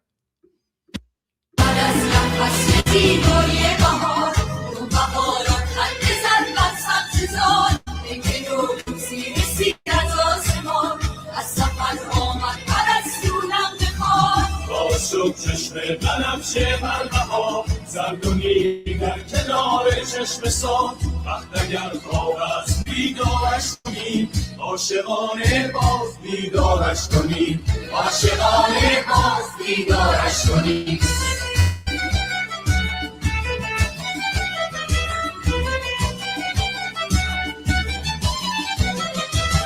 آمده نوروز در ایران زمین خاک ما شد رشک فردوس برین بوی نارنج و ترنج و عطر بید میتوان از تربت حافظ شنید باز شد چشم بهاران بر خزر شد صدف ها خانه در و گوهر دشت ارژن باز هم بیدار شد از شقایق دامنش گلبار شد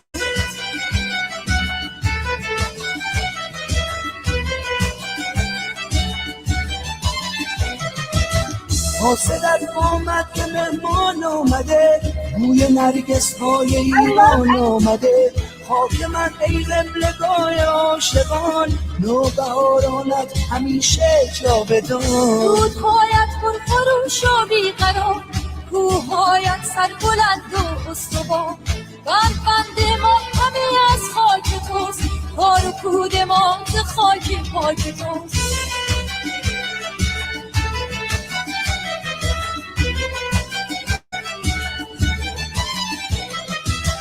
آمده نوروز در ایران زمین خاک ما شد رشک فردوس برین بوی نارنج و ترنج و عطر بید میتوان از تربت حافظ شنید خون پاک عاشقی در جان ماست ریشه این عشق در ایران ماست هموطن نوروز تو پیروز باد ای وطن هر روز تو نوروز باد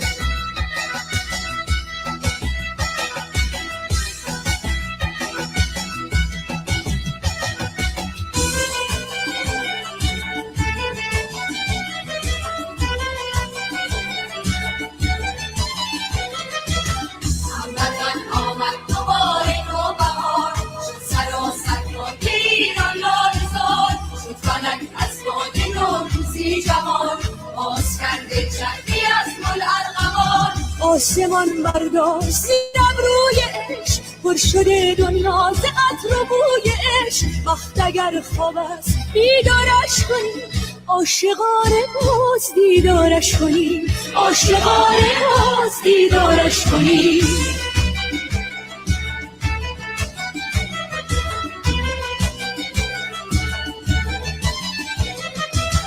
نوبهاران خنده زد بر کوسان خون زاران شد کنار چشم سار قطره شبنم به برگ گل چکید شانه زد باد بهاران زلف بید دامن ایران ز گل سرشار شد ای عزیزان موقع دیدار شد بعد از این هر روز بهتر روز ما جاودانه تا ابد نوروز ما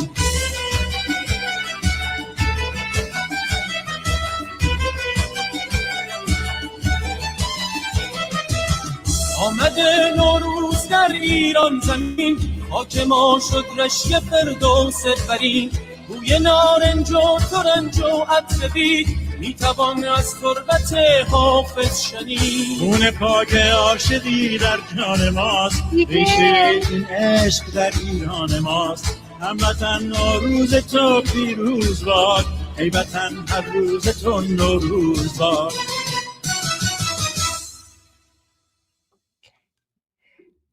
Guys, this was not in Iran. This is in Los Angeles. I think it's like the early 90s, maybe like 1991. That's why like the outfits look like late 80s, early 90s. Yeah. Guys, okay, so you know what I'll do? For the last 84 days, we have made Armin translate all of like the Durka jihadi nonsense, right? So poor Armin. Like we've entrusted him with translating all of the Durka jihadi stuff. And you know, it can be kind of a downer, right? Like it can take a toll on your soul when you're just constantly translating like Islamic jihad nonsense. So how about this? We will give Armin an AD on behalf of all of you guys, because Armin's gonna love, like Armin loves this song. Literally every Iranian loves this song. So when Armin comes back, we will have him translate this song for everyone, because this song will lift his mood. Where is Armin? Armin's in his group discussion right now. Armin is in his group discussion right now. Planet Mondo, you should play Arif. He passed. So Arif actually passed away yesterday. And we actually did play Sultan Qalb Ha to honor Arif. But here, let me play it again. So we did that. We did play Sultan Qalb Ha in honor of Arif, but we will play it again because losing Arif definitely was a loss. And so yes. Let me pull up the live stream here, the playlist. I actually added Sultan Qalb Ha to Iran Revolution Live playlist. And I actually found a version last night that has English subtitles. So, someone's asking, was I born in the 80s? No, I was actually born in the 30s. So, the 60s. I was born in the 60s. So, yeah, I'm like a 60s child. I was born in 64. من دهه 64 هستم. دهه 64. All right. So, in honor of Planet Mondo's father, we're going to play Sultan Qalb Ha. And also because Arif passed away. Oh yeah, I was totally born in 64. نه ببین ایرانی‌ها حالا خوب میخندن چون که اونا خب نمیدونن 64 میشه چی، ولی آره من دهه 64 دهه 60 به دنیا اومدم، سال 64. حالا بهشون نگو که دارم وضعیتشون میکنم, but there you go. Yeah, I was born in 64. Yeah, 64. I was born in 64. Hey. I was born in 64. Ah, guys, see? Napoleon is smart. Napoleon caught on, right? So when I say I was born in 64, Napoleon is which calendar? There you go. See? Napoleon knows what's going on. Napoleon's smart. Yeah, I was born in 64. I didn't give the first two digits though, right? See? There you go. We got some smart people in the chat here.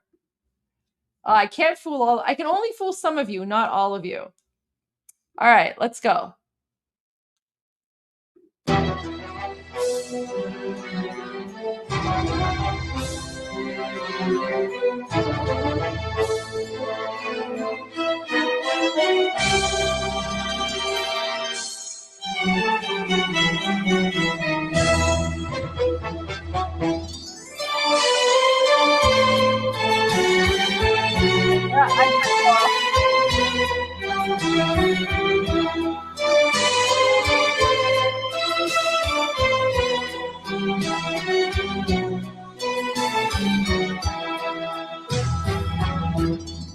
یه دل میگه برم یه دلم میگه نرم طاقت نداره دلم بی تو چه کنم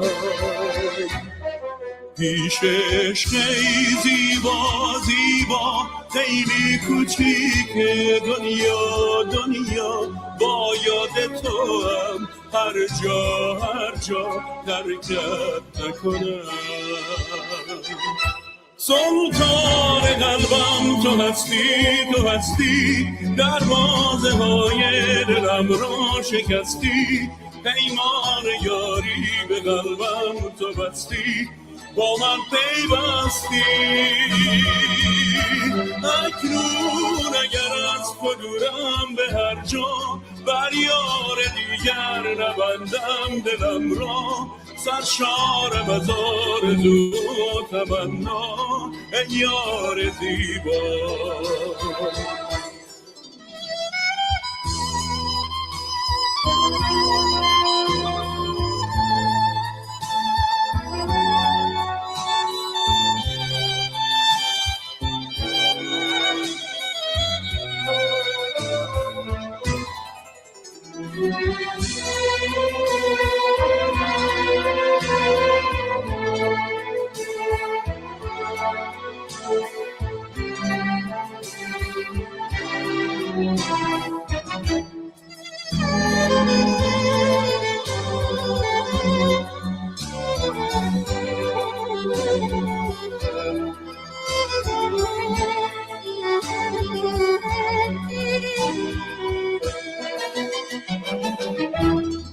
یه دل میگه برم یه دلم میگه نرم طاقت نداره دلم بی تو چه کنم پیشش خیلی زیبا خیلی کوچیک دنیا با یاد تو هم هر جا ترکت نکنم سلطان قلبم تو هستی دروازه های دلم را شکستی پیمان یاری به قلبم تو بستی با من پیوستی اکنون اگر از تو دورم به هر جا بر یار دیگر نبندم دلم را سرشارم از آرزو و تمنا ای یار زیبا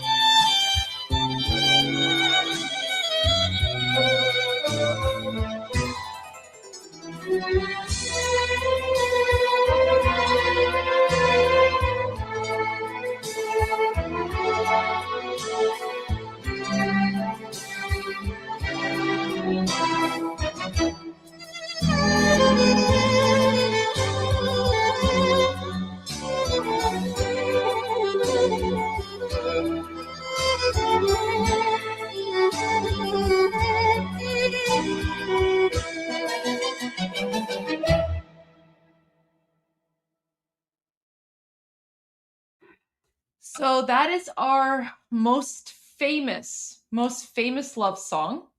It was sung by Arif, and Arif passed away yesterday. And so we played this in honor not just of Arif, but we also played it in honor of Planet Mondo and Planet Mondo's father, because it was his father's favorite song. So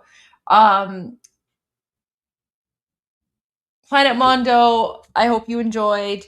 Yeah, guys, this is literally like our like when we think of like the most romantic song, it's this one. And I played this version because yes, it's like American films, but they have the English translation.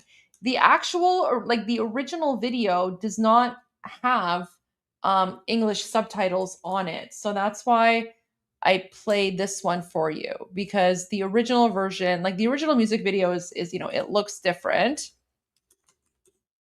but you wouldn't be able to follow along with the lyrics because you wouldn't actually. And guys, like Sultan Qalb Ha is actually based on a movie.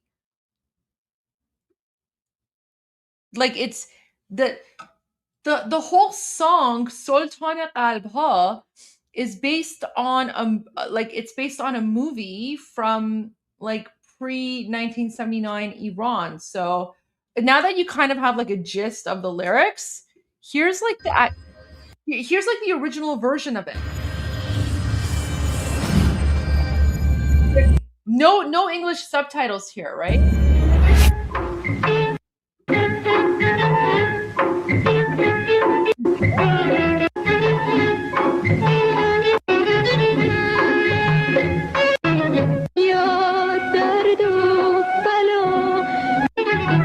So guys, the whole premise of this movie is based on like some blind woman and she falls in love. I don't know. I don't remember the whole thing, but now we're getting into like 1960s Iranian cinema.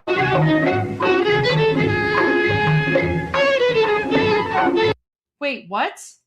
Wait, what? Is this? Yeah, I know this is young Leila Furuhar. Wait, was Israel hit?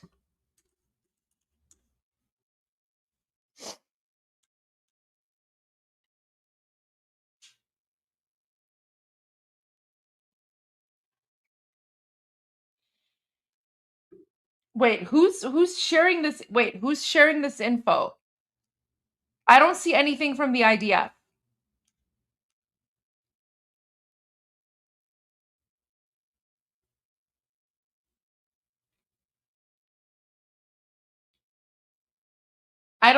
Guys, I don't see anything from the IDF. Who's sharing this info? N12?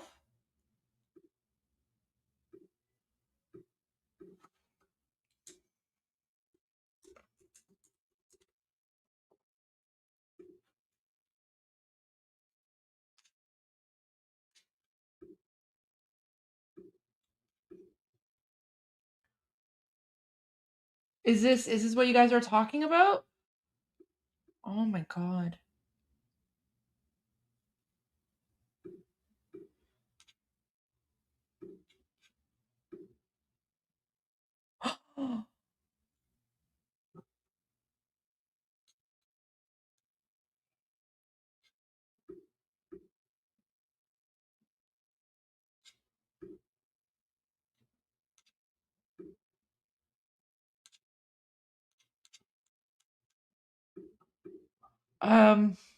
Oh my gosh. 4 seriously injured in 2 scenes of destruction. There are people trapped. Wait, is N12 reliable?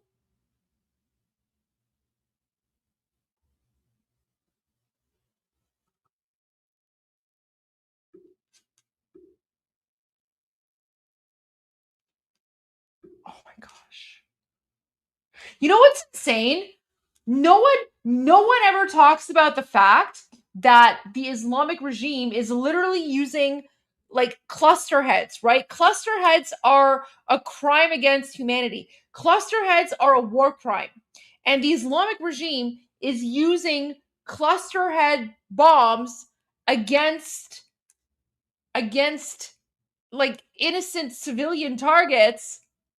And yet all the Islamists and jihadis do is they talk about, oh, like Israel's attacking the Ayatollahs, right? We Iranians, we want the Ayatollahs to die. We want them to die. And yet the Islamic regime and the Ayatollahs, they literally target civilian citizens. Do you see how evil these people are? Oh my gosh. This is horrifying. Horrifying.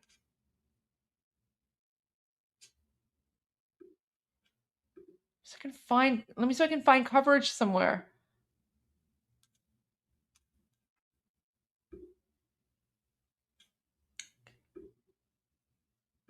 Oh my gosh. What's this?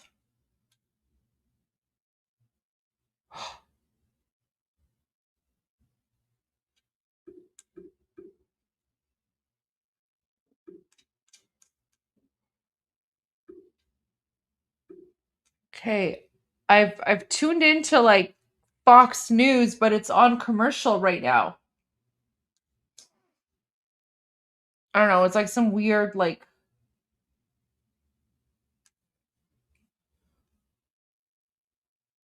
I mean, I'll see if Fox News says anything.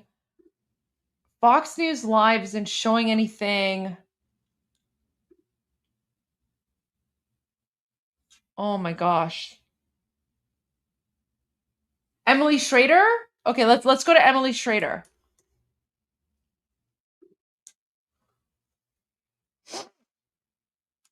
Oh my gosh, look at this.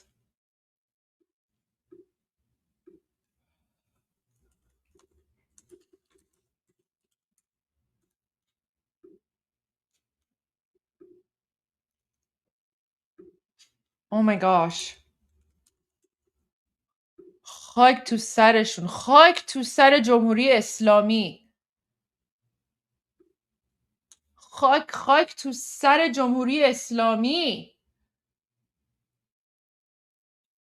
Do you see how evil these people are? Like, why? Why are they attacking why is the Islamic regime attacking civilians? The United States and Israel have not attacked a single civilian area. Like, guys, Iranian civilians, when they see like Israeli and American bombs coming, they're cheering, they're laughing, they're saying, thank you, Israel, thank you, United States. But do you see how savage the Islamic regime is? Like, guys, we need to destroy the Islamic regime. Get rid of them. Just wipe them off the face of the earth. This video has no sound. Oh my gosh. גב הערת בניין בוער בטלפון. מה שהולך פה, חבל הזמן, חסר פה הצלה בטירוף. גב הערת בניין בוער, בניין...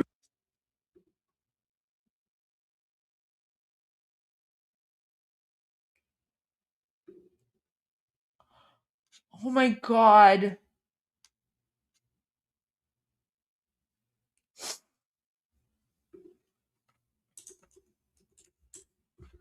This is horrifying.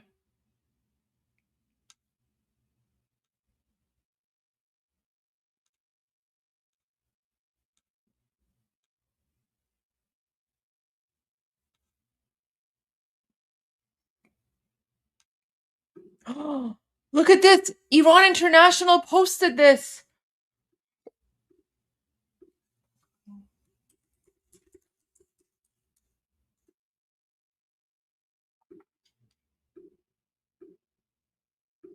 Look at this. Look at this. Iranian. So they mean Islamic regime, but Iranian missiles on Saturday afternoon hit residential areas in the city of Dimona, home to key Israeli nuclear weapons facility, injuring at least 20 people, including a 10-year-old boy. Okay, but did they hit the nuclear facility? Look at this.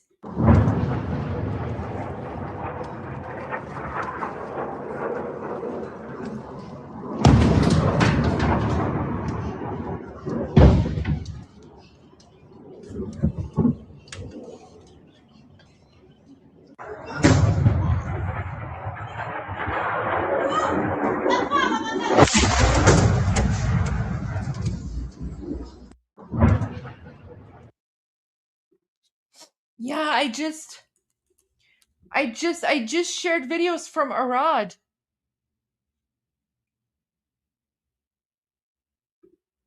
This is horrifying. Oh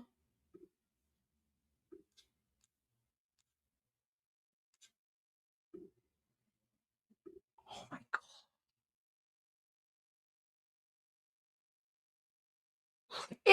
Look at this guard. Look at this. Okay, do you see how like disgusting these like jihadis are? Like, who is this random person? Oh, look, there's like some random like Allahu Akbar Durka jihadi terrorists from Iraq, right? This Iraqi Arab Muslim jihadi terrorist is like to said it kisafat. He responds to N12 with like laughter and rockets. to said it ashkal. Bora bemir. Bemir. to said it.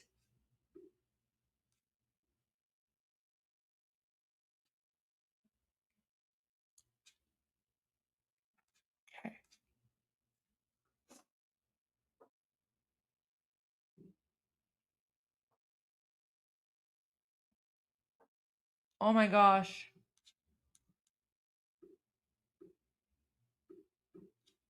ליבור, פגיעה בערד בניין בוער, הבניין התחיל ליבור.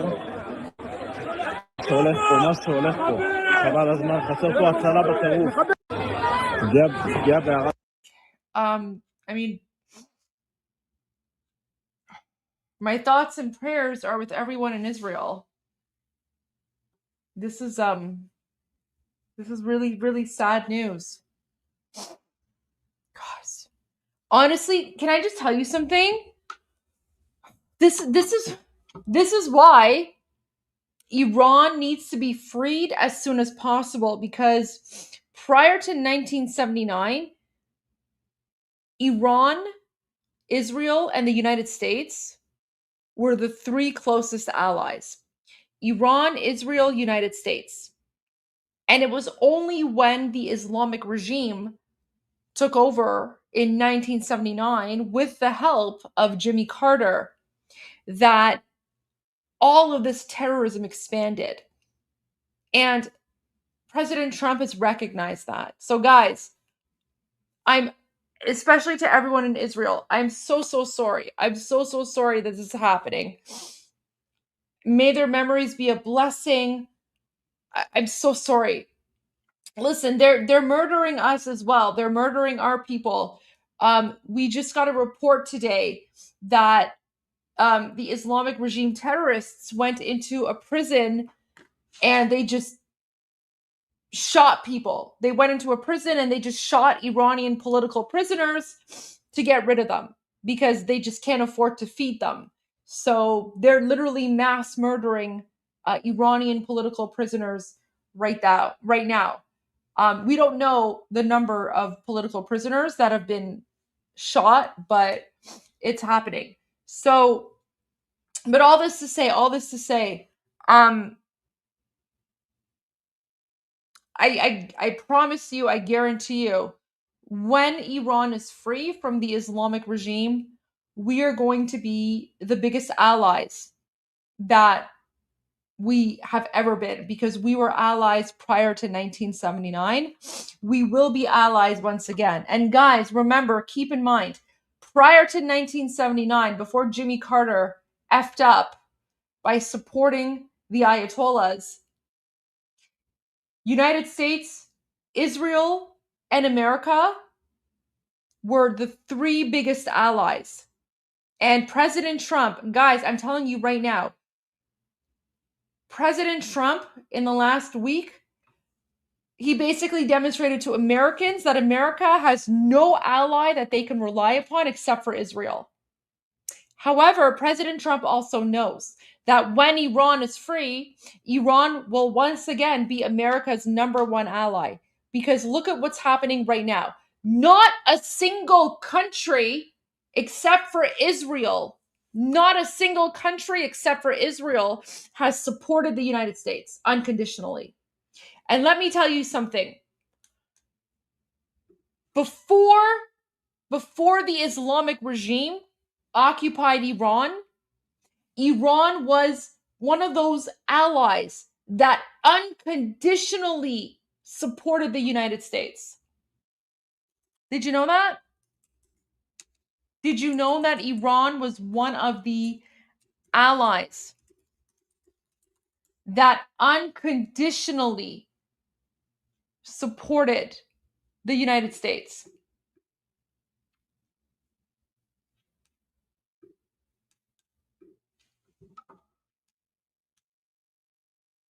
Yes, America had an ally in Iran until Jimmy Carter effed it up. And Richard Nixon is on. Guys, do you not know there were only two dignitaries? There were only two dignitaries that went to the funeral of the Shah of Iran. The first dignitary was the president of Egypt, Anwar Sadat. The second dignitary was Richard Nixon. Richard Nixon, the president or the former president of the United States, went to the funeral of the Shah of Iran because Richard Nixon knew that Iran was a huge ally of the United States. Guys, watch this. Watch this interview because this will tell you everything you need to know about why President Trump is freeing Iran. Because, guys, I guarantee you, when Iran is free, once again, America is going to have one of the biggest, most powerful allies that you have ever had. Guys, by the way, this is an ally that Jimmy Carter and the Democrats took away from you. The Democrats took your biggest and most powerful ally away from you. Because look at what's happened in the last few weeks. Not a single country has stepped up to support the United States except for Israel. So watch this. Watch this. Let's look at the Shah for just a moment and look at him very fairly. He actually was a progressive in a number of ways. He instituted a land reform program. He instituted a literacy program. He sent thousands of students from Iran to the United States, and particularly the United States, to study, and in other countries as well. He liberated women. The irony was that those he liberated, the women and the students he sent abroad, they came back and joined the revolutionary forces. And the irony was that the Shah, being progressive, was attacked as being reactionary and conservative on these particular issues, whereas his opponents were the reactionaries. Putting it very bluntly and very simply, the Shah was trying to move Iran into the 20th century. His opponents, Khomeini et al., wanted to move Iran back into the Dark Ages, and that's what they've done. Now, there was some repression, true. Okay, I have to clarify. So when President Nixon says that there was some repression, he's just trying to to just downplay the narrative, because the repression was that the Shah of Iran banned communism. Why did the Shah of Iran ban communism? Because that was in the 1970s. That was the height of the USSR, and the Soviet Union was trying to bring Iran under the Iron Curtain. So in order to protect Iran from going under the Iron Curtain, the Shah banned communism. So that's what President Nixon is saying here. So when he says there was some repression, there was my mother was not oppressed. My family was not oppressed. My father's family was not oppressed. No normal family was not oppressed. The oppression was banning communism, which was funded by the Soviets. So that's what President Nixon is talking about here when he says there was some oppression. But listen, he's literally saying, he liberated women. The Shah of Iran liberated women. How is that oppression? Thousands of students from Iran to the United States, and particularly the United States, to study, and in other countries as well. He liberated women. The irony was that those he liberated, the women and the students he sent abroad, they came back and joined the revolutionary forces. And the irony was that the Shah, being progressive, was attacked as being reactionary and. Did you hear that? Richard Nixon is saying the Shah was progressive. The Shah was progressive, and that was viewed as being reactionary. Guys, we Iranians, we recognize and understand TDS, right? Trump derangement syndrome, because we have been dealing with Pahlavi derangement syndrome for like over 50 years. So you guys have TDS. We have been dealing with PDS, Pahlavi derangement syndrome. And guys, your TDS is coming from the same sources. It's coming from the communists. It's coming from the Democrats. It's coming from like the woke progressives, right? So just pay attention to who's talking about TDS and who has TDS. Literally the exact same people had PDS 50, 60 years ago. It's the same ideology, the same mentality. It's the same media, right? This is all a part of the like global agenda to destroy free democratic societies. And Iran was the testing ground. And now they've brought that playbook to the United States. So as an Iranian, I'm telling you, wake up, open your eyes, be aware. This TDS is not normal. They have infiltrated your society and they're trying to destroy America. Conservative on these particular issues, whereas his opponents were the reactionaries. Putting it very bluntly and very simply, the Shah was trying to move Iran into the 20th century. His opponents, Khomeini et al., wanted to move Iran back into the Dark Ages, and that's what they've done. Now, there was some repression, true. Now there is total repression. There may not have been enough land reform. Now there is none whatever. What I am simply suggesting is this, that when we look at the Shah, we have to look at him in terms of what he confronted. And he confronted revolutionary forces there that were not working, in my view, for what was best for Iran and certainly not best for ourselves. And most important, from the United States standpoint, instead of having a friend in Iran, we now have one that is not only not a friend, but one that considers us to be the great Satan. Can you say that if you had stayed in office that you would not have allowed the Shah to fall? I would not have, no. I would have been steadfast throughout. I would have made it very clear down through the bureaucracy that there was to be absolutely no contact with those that were trying to overthrow him. I would have had a very good study made of Khomeini's background and would have found that exactly what kind of person he was, because by studying his background, they could have known that he was going to do exactly what he's going to do. The man is a radical reactionary. He's not a progressive in any sense of the word. See, the choice basically was not between the Shah and somebody better. The choice was between him and somebody worse. And it's very easy for me to make that choice. If you had been confronted with the worst case from that point of view, and the Shah had been overthrown and hostages taken, and you were president, would you have taken him into the United States? Absolutely. I would have taken him into the United States. And as far as the hostages are concerned, I would have handled that a little differently too. I don't say this in criticism of President Carter, because he certainly went through a lot on the hostage situation. He believes it may have cost him the election. I don't think it did. I think the economic issues were the major ones. But be that as it may, it didn't help him.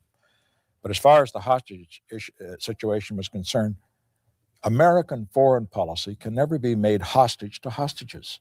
That's why hostages are taken, for purposes of blackmail. And we mustn't let that happen. And for example, when President Carter was asked about the hostage situation, he went overboard in saying that our first and then only concern was the safety of the hostages. Now, that is a concern, but our major concern is what happens to Iran, what happens to the relations between the United States and Iran. And in this respect, I would never have said, as President Carter did, that I rule out the use of force in order to get the hostages back.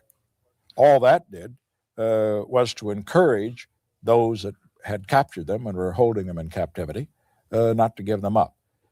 I remember President Eisenhower during our administration and the vice presidential days used to say on occasion that he had learned as a military commander that it's very important never to tell your enemy what you're going to do, because then he'll be ready for you. But he says it's just important never to tell him what you're not going to do, because then that will encourage him to do things he otherwise might not do.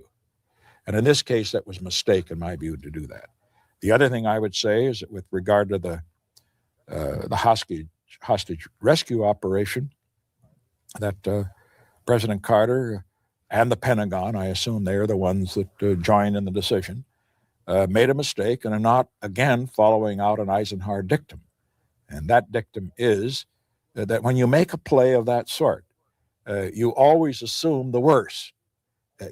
And you cannot assume that your intelligence is going to be absolutely accurate. I have a very interesting reaction in that respect that Eisenhower had at the time of Lebanon in 1958. As everybody will recall, in 1958 in Lebanon, there was a crisis because the government there was under attack. There was a possibility that the Soviet Union might intervene. And Eisenhower had to make a decision as to whether or not to send Marines in order to establish peace. And I remember the briefing that occurred in the Oval Office, and Eisenhower heard Allen Dulles, the head of the CIA, and Foster Dulles, the Secretary of State, brief him and to recommend that we send in a Marine group in order to keep order. And when they gave their report, they indicated that they did not think there would be any intervention from the standpoint of the Russians, and that it would be a peaceful operation. And Eisenhower sat back, and after they had given this report, he said, "Foster, let me ask you something. Let us assume our intelligence is wrong. Are you prepared to take the next step?" And Foster Dulles thought a long time. He said, "Well, Mr. President, I'm 90% sure that there will be no problem. But if there is, yes, we should be prepared to take the next step." The point of that anecdote is that Eisenhower would never have made the mistake of the Bay of Pigs. When the intelligence proved to be wrong, there wasn't the uprising that they had hoped at the time. And when it was necessary to have committed more air strength than had been planned, or at least not to cut back on what had been planned. In other words, in the hostage situation, rather than sending enough helicopters plus one, you should say send twice the number to be sure that if there were, as there turned out to be, mechanical or other difficulties, you'd be prepared to carry out the operation to a successful conclusion. If you had still been in office, would you have taken the risk of the rescue mission? Oh, yes. Oh, I think President Carter deserves high marks for taking that risk. I saw the Shah the last time in Mexico, at Cuernavaca, Mexico. He was then in the last phases of terminal cancer, although he would never admit it or talk about his own problems at all. But he was quite thin and quite pale. But his head still as active and sharp as it always been. He's a very intelligent, introspective man. And he said that what concerned him about the way he was treated by the United States was not that the United States was for him or against him, but was the uncertainty of the policy. He says there's nothing worse when you are confronted with revolutionary and rebel forces and uncertainty insofar as support is concerned. One day, for example, he said statements would come in, public and private, from Washington indicating total support and urging him to stand firm.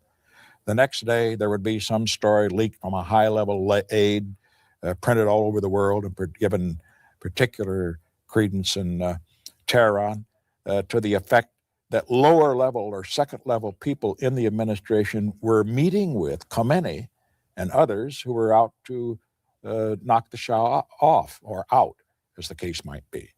And then the next day, there would be a story to the effect that in the event that the Shah left Iran or was overthrown, the United States would be prepared to accept any government that the people chose.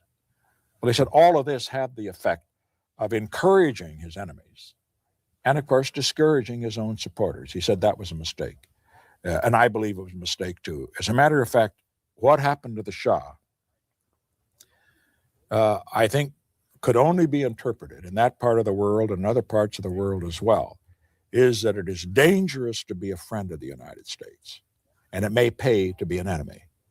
I think what we have to understand is that the Shah was the best friend of the United States in that area, in the whole Persian Gulf area, and it was Israel's only friend. The Shah, we must remember, in the 1973 war, furnished oil for our Mediterranean fleet when the other countries. Okay, this is the part that I was talking about. Guys, pay attention. So when I say that Iran was the biggest ally of the United States before 1979, this is what I'm talking about. Listen to this part here. Okay? Listen to this part here. So in 1973, when every single Arab country turned their back on the United States, it was Iran. It was Iran and the Shah of Iran that came to the rescue of the United States. Why? Because we Iranians, we respect our friends, we take that alliance seriously, and we're not a bunch of Durka backstabbers. We're not a bunch of Durka backstabbers. So all of these Persian Gulf countries who pretend to be allies of the United States, they abandoned you in 1973. And guess what? In 2026, they abandoned you again. In 2026, they abandoned you once again. And it was the only country that came to support the United States was Iran under the Shah of Iran. Listen to this. This is a part of history that they don't teach you in school. Yeah, you're right. There is no honor among thieves. There is no honor amongst thieves. The only country that came to the rescue of the United States in 1973, aside from Israel, was Iran. Why? Because Iran was not a Muslim country. Boom! I said what I said. Deal with it. I think what we have to understand is that the Shah was the best friend of the United States in that area, in the whole Persian Gulf area, and it was Israel's only friend. The Shah, we must remember, in the 1973 war, furnished oil for our Mediterranean fleet when the other countries in the area had cut it off. Oh, how interesting. So every single other country in the Middle East, every single Arab country in the Middle East cut off oil for the United States in 1973. The only country that supported the United States in 1973 with oil was Iran. Why? Because Iran is not a Muslim country, has never been a Muslim country. Iran is not part of the Ummah. Iran is not like an Allahu Akbar, Durka, whatever, right?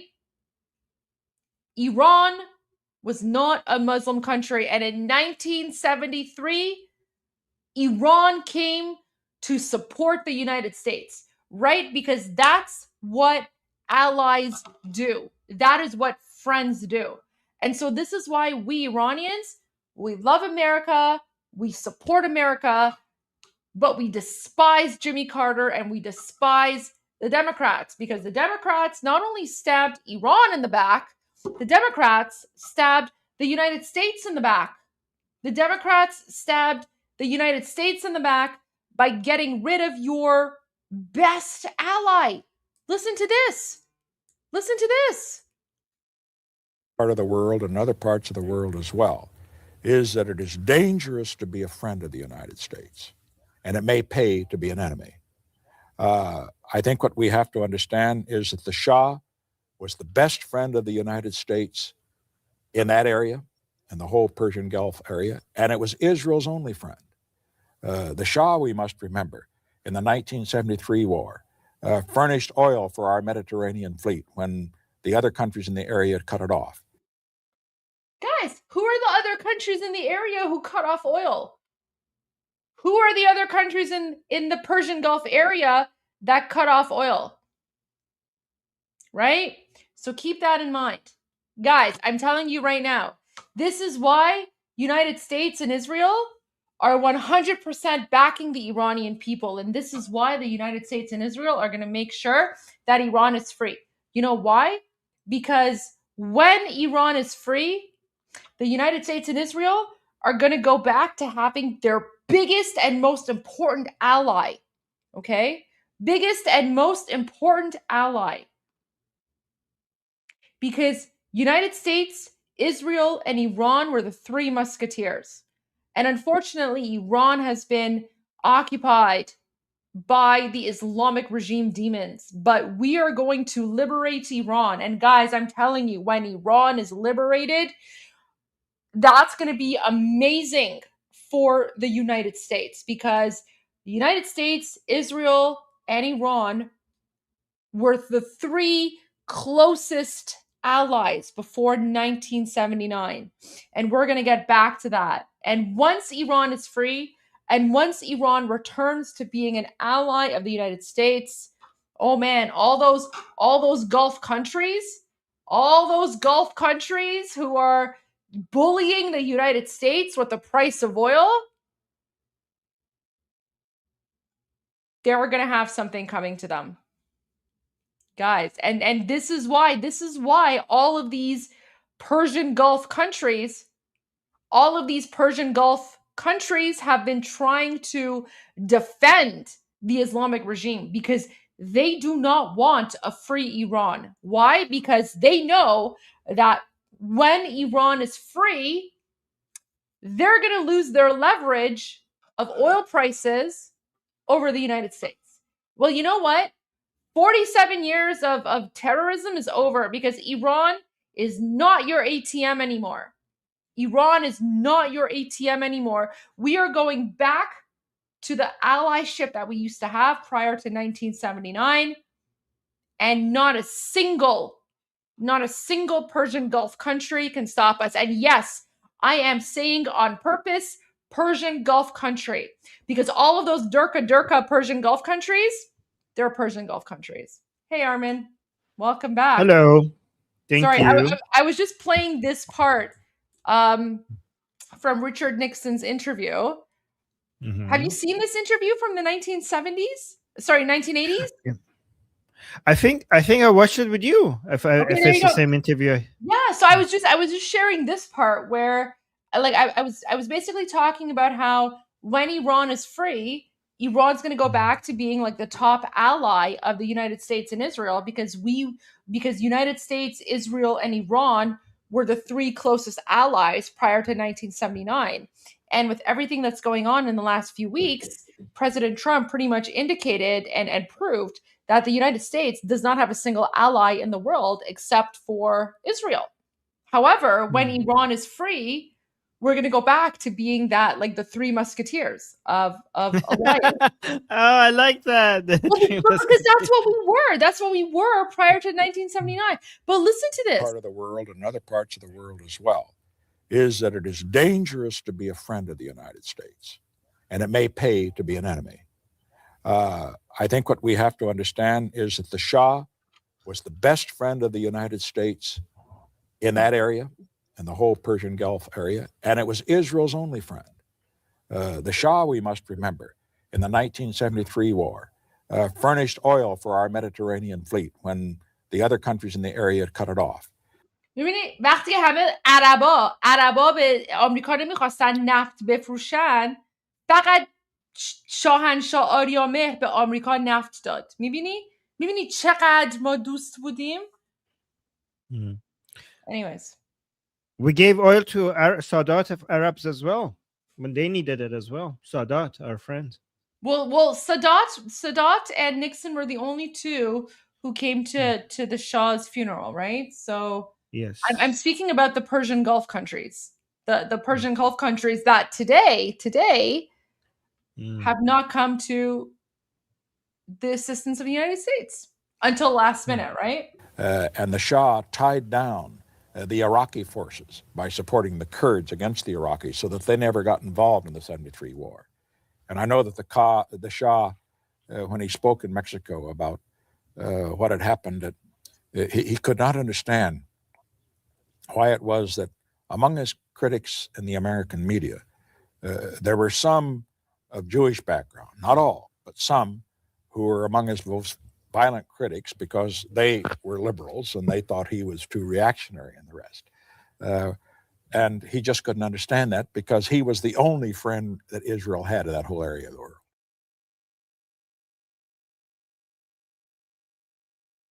Why did you go to his funeral? First, because I knew him better than any world leader I have met over the past 37 years of public life in and out of it. I met him first back in 1953 when I was a young vice president and he was a very young Shah in his early 30s. And I met him over 10 or 12 times after that. I found him to be a very sensitive man, a very intelligent man, one who understood the world as well as any leader that I had met, who could talk about India or Pakistan or China or Latin America with, frankly, as much perception and sophistication as any American leader could possibly talk about it. And I had great respect for him. And I think the major reason I went, though, I must say, was because I was concerned that our own government, again, I suppose, because of the hostage situation, was not going to be represented at the funeral by a high-level person. Were you concerned that your going might embarrass President Carter? No, not at all. As a matter of fact, it occurred to me that President Carter probably deep down wished he could have gone, but he couldn't. He didn't feel that he could because of the hostage situation. No, I went because the Shah was my friend. He was a friend of the United States, and I thought that some high-level individual from the United States ought to be there. You see, the important thing that we've got to get across to the people in countries that are wavering between standing with us or going in the other direction or remaining neutral is that the United States is not a fair weather friend, that we will stand by our friends and allies when they are down as well as when they are up. Now, that may not make good diplomacy, but I think it in the short run, but in the long term, I think it's absolutely essential if we're going to build the kind of support and respect and confidence in the United States that we need to have.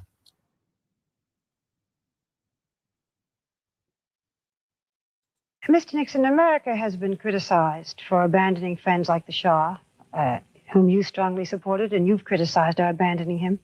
But isn't the danger just as great in sticking with regimes that have lost the support of their people, like the Shah, like Somoza, like Ian Smith? Again and again, it's said that we back despots and dictators.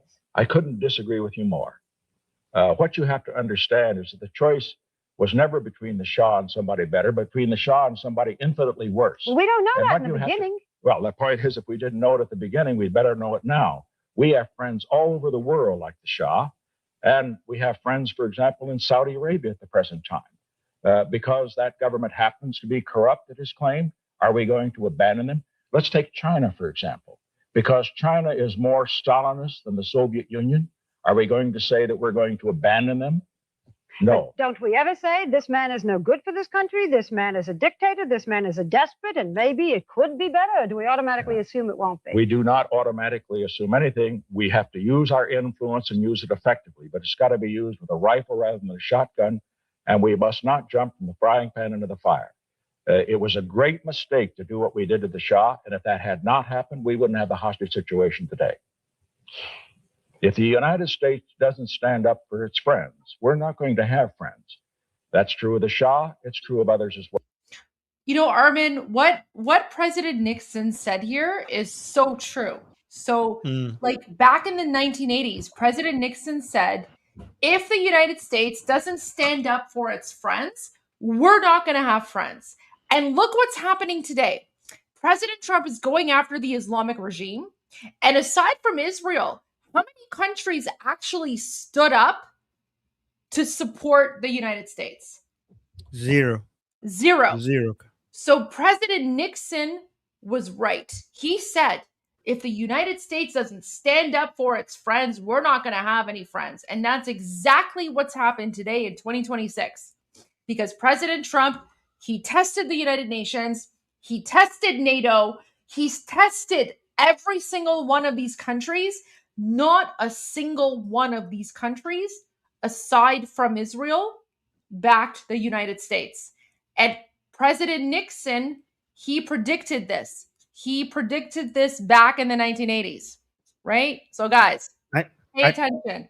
Yeah. And Goldie, you're so right, and that's why United States standing up for Israel is America first, because they abandoned Iran. They should not repeat the same mistake. They should not abandon Israel. Israel is America's ally, and you need to stand for Israel because that's what's best for America, to stand for its allies. 100%. It was a great mistake to do what we did to the Shah, and if that had not happened, we wouldn't have the hostage situation today. If the United States doesn't stand up for its friends, we're not going to have friends. That's true of the Shah. It's true of others as well. The choice is not a good one many times. The choice is between, however, for example, when you really equate the Shah with some of the others, I'm really surprised because the choice is between one who is a friend of the United States, whatever may be his failings, and one who is an enemy. One who tries to export his revolution, and one who is trying to at least not threaten his neighbors. One who allows, as the Shah did, as you very well know, who allows some human rights, who allows some political rights, and does allow economic. So when he's referring to some human rights and some political rights, again, he's referring to the fact that in the 1970s, the Shah banned communism. And because communism was very popular at the time, Nixon didn't want to just come out and say that. But we all know communism is evil. We're grateful that the Shah banned communism because everyone else had full human rights. Like my family had full human rights. Everyone I know had full human rights. It was only the communists and the jihadis. Rights and another regime that allows. Yeah, go for it. Yeah, so Goldie, you're so right, and people have to understand that banning communism when Mohammad Reza Shah was in power was not a violation of free speech, because communists back then in Iran, they were agents of the Soviet Union. Yep. This was war. This was invasion. The Soviet Union was trying to take huge parts of Iran, and these were basically they admitted, like, this wasn't even hidden. These were people. Were not just like students who were like, oh, this is my just idea, I'm going to just like express my ideas. These were people who were actively trying to destroy the government and they were loyal to Moscow, and they were against their own country. So communists back then were not just people who were expressing their views. They were agents of Moscow, and this was war. Yeah, I agree. Like we were fighting Moscow, and that's why the Shah banned communism. Not threaten his neighbors. One who allows, as the Shah did, as you very well know, who allows some human rights, who allows some political rights, and does allow economic rights, and another regime that allows none. I would say there's no question about which side I come down on there. And the same is true of Somoza, the same is true of some of the others as well. I don't approve of some of them, but I would say I prefer some rights rather than none, and that's the choice that we have to face up to, or the United States is going to cease to be a great power. There you go. So that's that. Armin, so we have some breaking news, which is actually really sad, about there's been a strike by the Islamic regime on Israel. And I reported this about an hour ago. but the Islamic regime has attacked civilian areas in a place called Arad. We're trying to get more info on this, but it's very devastating news.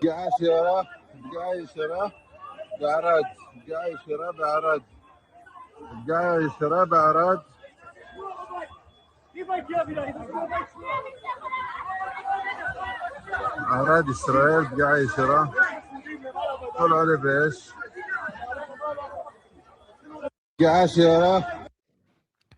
So there's that.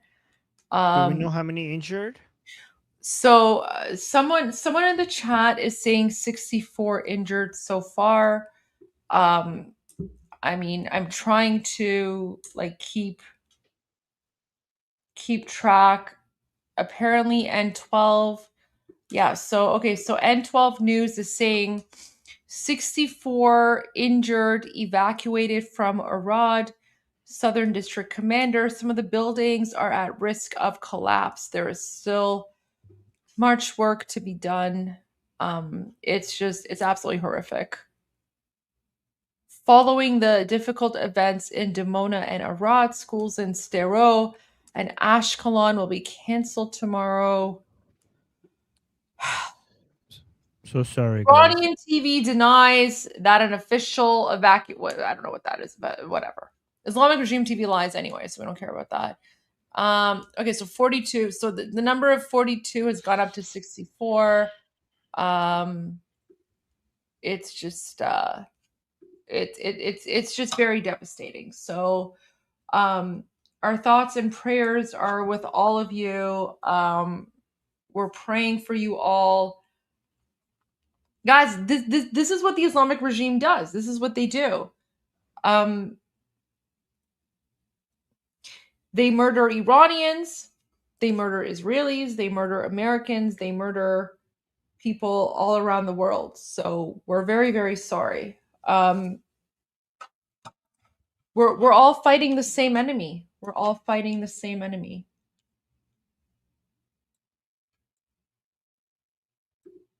We're all fighting the same enemy. Wait, is there a live feed? Oh, wait, Armin. The interceptors are going to be successful. Just hoping that they will be successful, but this is not something to rely on. What people should rely on is only protect themselves in a shelter. And Balig, as far as the statements or reactions that we're hearing so far, is there anything from other officials? I know earlier in the day, Prime Minister Benjamin Netanyahu had commented on the strike in Dimona. Do we have anything as far as any other official reactions to this latest mass casualty incident?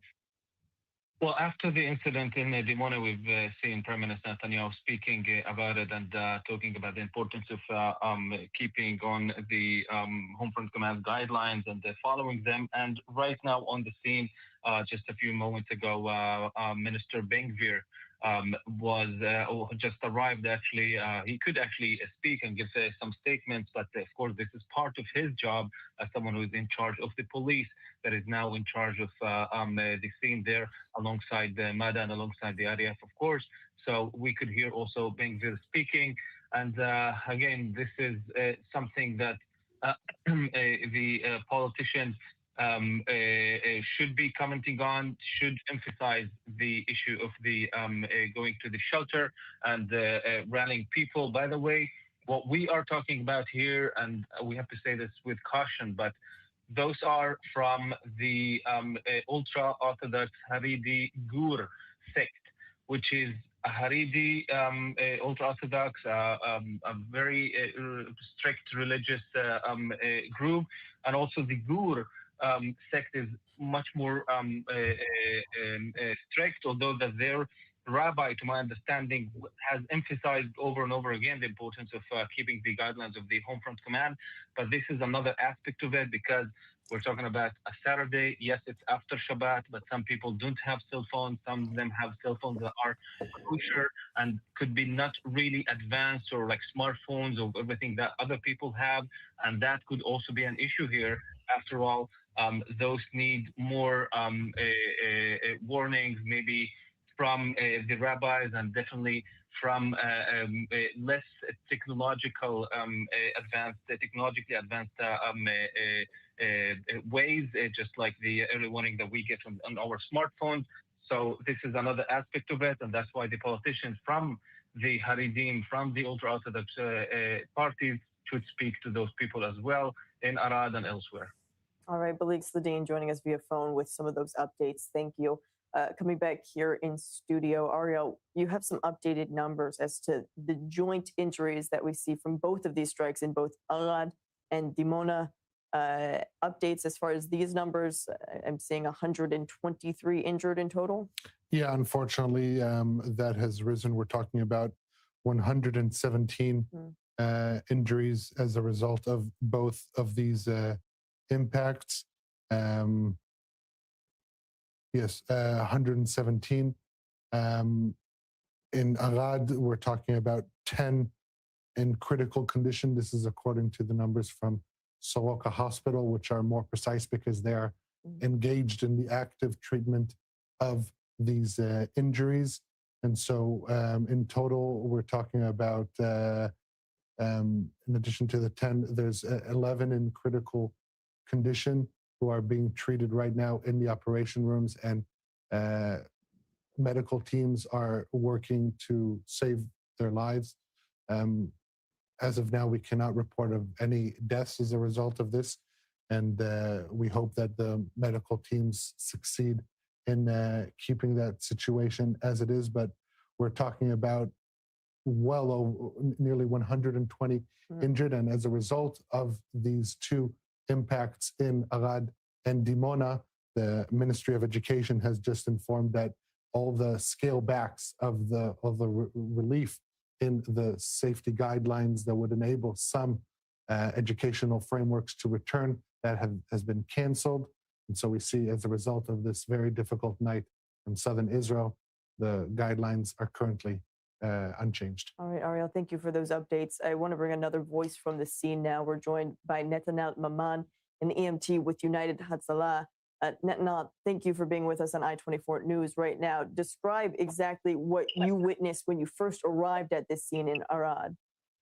Yeah, so we're talking about a very difficult scene, very tough scene, around 70 to 80 casualties.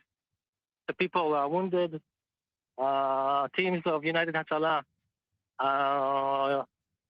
giving a treatment. And there's several buildings that got hit, really, got damaged really, really hard. That's it for now.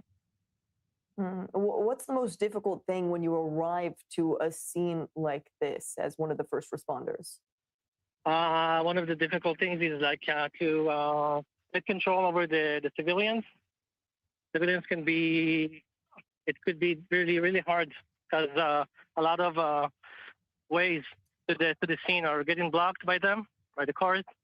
So that will be one of the toughest things to handle. First thing to handle when you get to the scene. And as far as the coordination that we see with the countless different emergency first responders, the police, the home front command crews that are there, how do you all work together when it comes to a scene of such chaos like this? Yeah, so when we get to the scene, basically there is one person that gets the lead. Okay, if it's from United Hatzalah, there's one person that only him is getting a command on the event and telling everyone else where should they go. And one person from the police. Maman, thank you very much. I have to cut you off here. We are listening to the commander of the Home Front Command. All emergency services crews are going room by room, apartment by apartment, in order to evacuate all those who have been trapped and to make sure that we can ensure and save as many lives as possible. We are in a very important campaign in our activity against Iran and Hezbollah, in order to make sure that these kind of events won't happen now and don't happen in the future. From here, I want to say that adherence to the guidelines and presence in the safe rooms save lives. The adherence of the civilians allows us will help us to be victorious, and that is why it is so critical to adhere to all the guidelines of all emergency services. What happened here? Why are there so many injuries? We are in a very difficult site of a direct impact of a ballistic missile, and the Air Force is investigating, checking itself to make sure that these things won't happen again. In this event, I don't want to state numbers of injuries, but I will say that all emergency crews are working in tandem in order to make sure that there are minimal casualties. All right, you were just listening to someone from the Homefront Command giving an update right now as to this scene, but you continue to see clearly all hands on deck as crews respond to this mass casualty incident. I will say we do now have a statement from Prime Minister Benjamin Netanyahu as well. According to this written statement, the Prime Minister says, "This is a very difficult evening in the campaign for our future. A short time ago, I spoke with the mayor of Arad and asked to convey on behalf of all of the citizens of Israel our prayers for the safety of the wounded." He's also instructed the Director General of his office to provide the full assistance required together with all government ministries, and added to say that he is strengthening the emergency and rescue forces currently operating in the field, and calls on everyone to obey the Homefront Command instructions. That is critical as we do go into these overnight hours. And we continue to learn the full extent of this damage as well. Back here in studio, Ariel, I guess the lessons that we're continuing to learn day 22 of this war, this scene is still unfolding. And the one thing that I continue to hear is listen to the instructions from the Homefront Command. We did just hear from the Homefront Command as well, stating that the full extent of exactly how so many people were able to get injured from an incident like this, that is currently under investigation. But we've talked about it countless times, but I want to reiterate it once more, not to get complacent as this war does continue. And there is no end in sight, to put it lightly. Well, the IDF Chief of Staff said we're halfway there, so that is some indication, but I totally agree with you. What is a constant truth in Armin, this is just such devastating news. And, our thoughts and prayers go out to everyone. It's just 4-year-old. Armin, you played that video earlier of the Islamic regime using cluster bombs, and they attacked like a preschool. And, something you said, it resonated with me so much, Armin, because you said, look, the Islamic regime is attacking a preschool in Israel. You don't see this in the mainstream media. You don't see it there. But if the situation was reversed, right, if all of a sudden the Hamas, Allahu Akbar jihadi terrorists put out a video of, Israel attacking a preschool, which Israel has never done. They've only attacked military targets. But if the situation was reversed, that video would be all over the media, all over the news internationally. And now look what they've done. Look what they've done.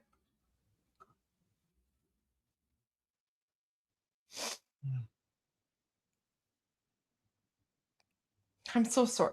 I'm so sorry. My condolences to everyone. This is just, guys, we're fighting the same enemy. We're fighting the same enemy. I'm sorry to everybody from Israel watching that you have to go through this for stuff that is coming out of our country. Like, I know this is coming from Iran, but we're I promise that we're doing everything we can to try to fix this, so you guys have to never deal with anything like this ever again. I mean, it's coming from Iran, but it's the Islamic regime. It's not Iranians, because the Islamic regime, they murdered 5 of our innocent people yesterday. And Armin, I heard that they've murdered more Iranians today. I've heard that they've executed more Iranians today. Really? Do we know who? No, I've seen some posts, but it's just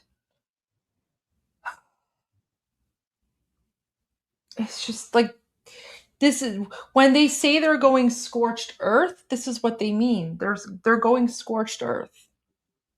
They're murdering Iranians, they're committing war crimes against Israel. Armin, they went after Diego Garcia. Do you know what that means? Did you hear about Whoa. that? No, when did that happen? When I was away? No, that happened earlier today. We never got an opportunity to go to that because there's just been so much news. But yeah, they went after Diego Garcia. And Armin, this is huge. This is huge. Oh, by the way, also Armin, you haven't heard about this as well, but the FBI also foiled a death threat and bounty against me. Well, not foiled, but they exposed it. Yeah, I've literally been now. The FBI spoke about me in an affidavit, in like American court. Yeah. Remember when I told you about the death threat I got from that hacker group? Yeah. Yeah, so that's now officially a part of like US jurisprudence because the FBI used that information to go after a whole bunch of Islamic regime websites and shut them down. And the death threat that I got via email was part of that. Oh yeah. It's a shit show, Armin. It's a shit show. Honestly, I haven't even talked about that yet because there's so many other things going on. There's so many other things going on that like that's not even like, the death threat against me and the fact that like the FBI used the email that I received to like go after and shut down Islamic regime websites. I haven't even spoken about that yet. But yeah, it's like they're going scorched earth on everyone. Oh, I don't know, guys. I don't know if I'm safe. I actually don't know if I'm safe because you know what? This is how messed up the situation is in Canada. This is how messed up the situation is in Canada. I have, if I want to like, speed dial someone in the FBI, I can do that. If I need to contact someone in the FBI right now, I can do that. I'm not even an American citizen. I don't even live in the United States. I'm in Canada, right? But if something happened, I could text message or speed dial someone in the FBI right away.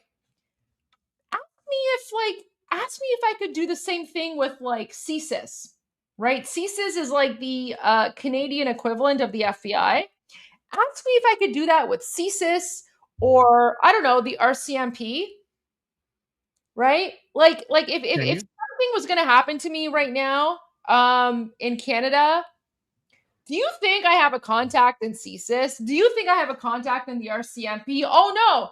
If like a bunch of terrorists were going to break through my door right now and shoot me in the head on, live stream, I don't have someone that I can contact.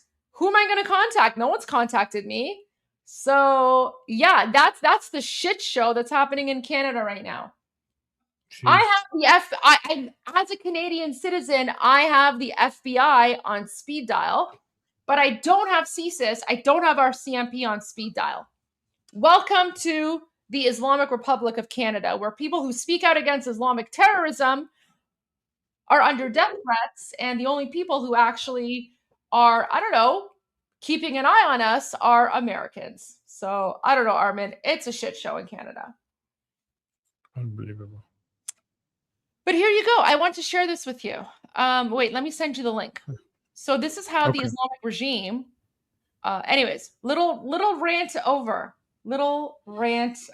So I was gonna ask you, are you safe? But I asked it in a private chat, so I'm glad other people because I didn't know if I can ask you. I'm as safe as I can be, but I mean, I don't know. Who am I going to call? CSIS? Because CSIS is too worried about posting garbage messages of, Islamophobia. With your Islamophobia. The same people who are complaining about Islamophobia are going around trying to chop my head Really, off. CSIS bothers about Islamophobia. CSIS bothers about Islamophobia. CSIS put a post out about Islamophobia. I don't know, man. Armin, What? Maybe I need to move to like, maybe I should like claim asylum and go to the United States, because when our Secret Service is posting about Islamophobia, like تو سر کانادا که اینقدر آشغال شدن. Move to the US, maybe, huh? I know. I think I need to. I think I need to. Like, it's insane. It's literally insane. We got 3 beautiful Israeli messages in the chat. Can I read those really quickly? Yeah, go for it. Somebody said, "Don't apologize. We know very well who's to blame." Thank you so much. And then we got, as an Israeli, this is a cost we're willing to pay to gain our biggest ally back. As an Israeli, this is the cost we are willing to pay to gain our biggest ally back. Am Israel Chai Javisha. Oh.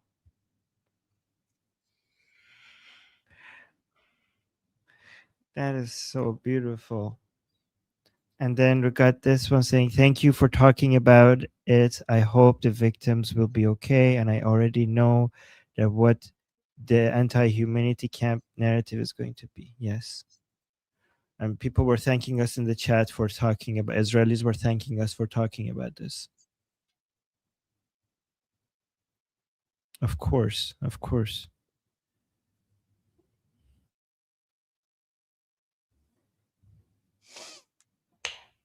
Why don't you share the link? There we go. I just saw it. Sorry, I didn't see it before. Armin, this is a game changer. This is a game changer. Oh, what is this? Okay, put it on screen. Speaks for itself. So remember, a few weeks ago, Arokchi said that the ballistic missiles for the Islamic regime only go to 2,000 kilometers. But today, earlier, they fired missiles at Diego Garcia ranging 4,000 kilometers. So the Islamic regime basically proved that they have missiles that can go as far as the United Kingdom. So the Islamic regime can pretty much target any European city, and they proved that today. So which means they were lying the whole time. They were literally lying the whole time. When Arokchi a few weeks ago was like, "Oh, our ballistic missile program is only 2,000 kilometers," they were lying. And we told you guys, we warned you, they're lying about everything. If this does not wake up Europe, I don't know what else will. So he's pointing out that on February 25th, 2026, Arokchi, the foreign minister of the Islamic Republic, said, "We are not developing long-range missiles. We have limited the range below 2,000 kilometers." And just on March 20th, 2026, Iran fires missiles at Diego Garcia ranging 4,000 kilometers, Wall Street Journal. Goldie, if this does not wake up Europe, I don't know what else will. I honestly don't know what else will.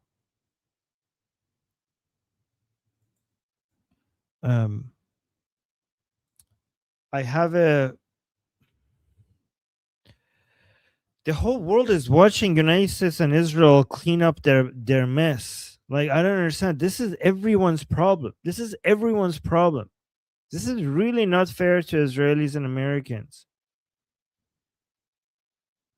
This is really not fair. Like, something needs to change, because, guys, we're going to have a lot of other conflicts coming in the future, especially China. And if the whole world is just sitting by and just watching United States and Israel to pay the price for this, it just doesn't make any sense. This is what they brag about, like, "Oh, America doesn't have free healthcare, doesn't have free education, and we don't."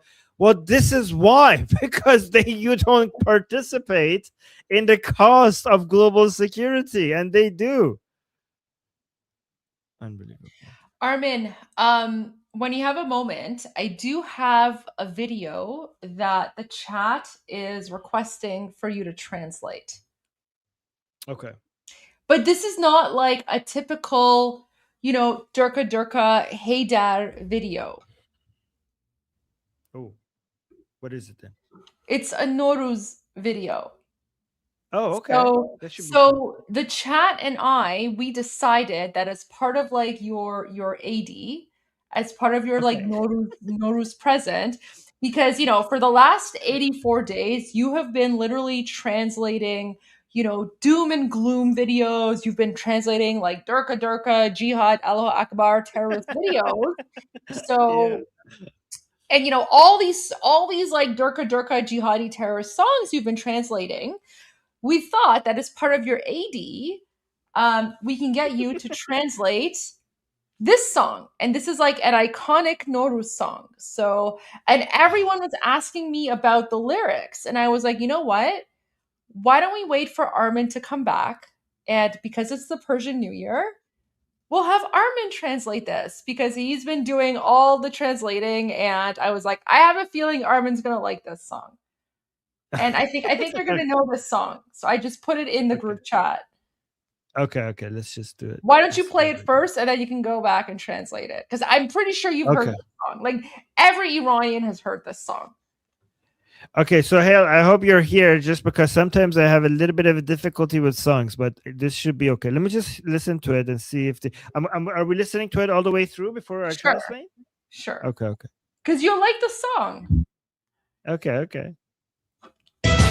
آمد از نفس زیبای بهار بهاران خنده زد بر سبززار رنگ نوروزی رسید از آسمان از سفر آمد پرستو نغمه خوان باز شد چشم بنفشه بر بهار زرد و نیلی در کنار چشم سان وقت اگر خواب است بیدارش کنیم عاشقانه باز بیدارش کنیم عاشقانه باز بیدارش کنیم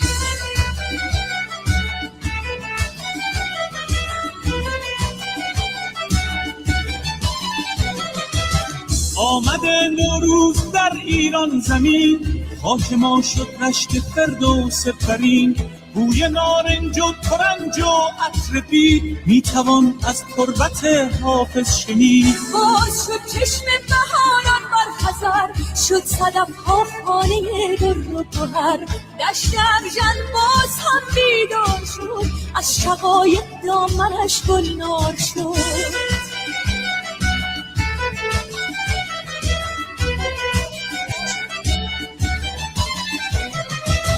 حاسدت آمد که مهمان آمده بوی نرگس های ایران آمده خاک من ای قبلگاه عاشقان نوبهارانت همیشه جاودان رودهایت پرخروش و بیقرار کوههایت سربلند و استوار بند ما همه از خاک توست کار و کود ما ز خاک پاک توست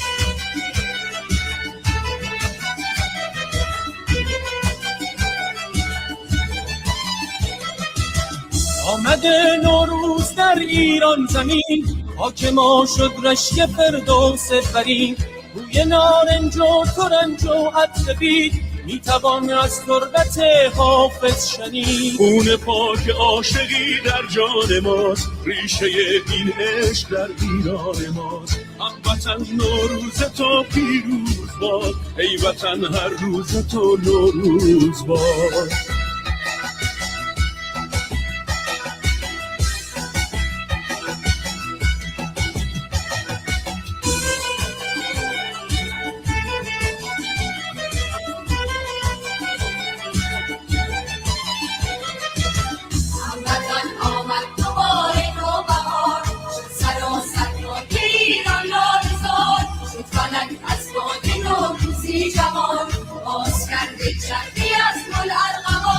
آسمان برداشت زیر ابروی عشق پر شده دنیا ز عطر و بوی عشق وقت اگر خواب است بیدارش کنیم عاشقانه باز دیدارش کنیم عاشقانه باز دیدارش کنیم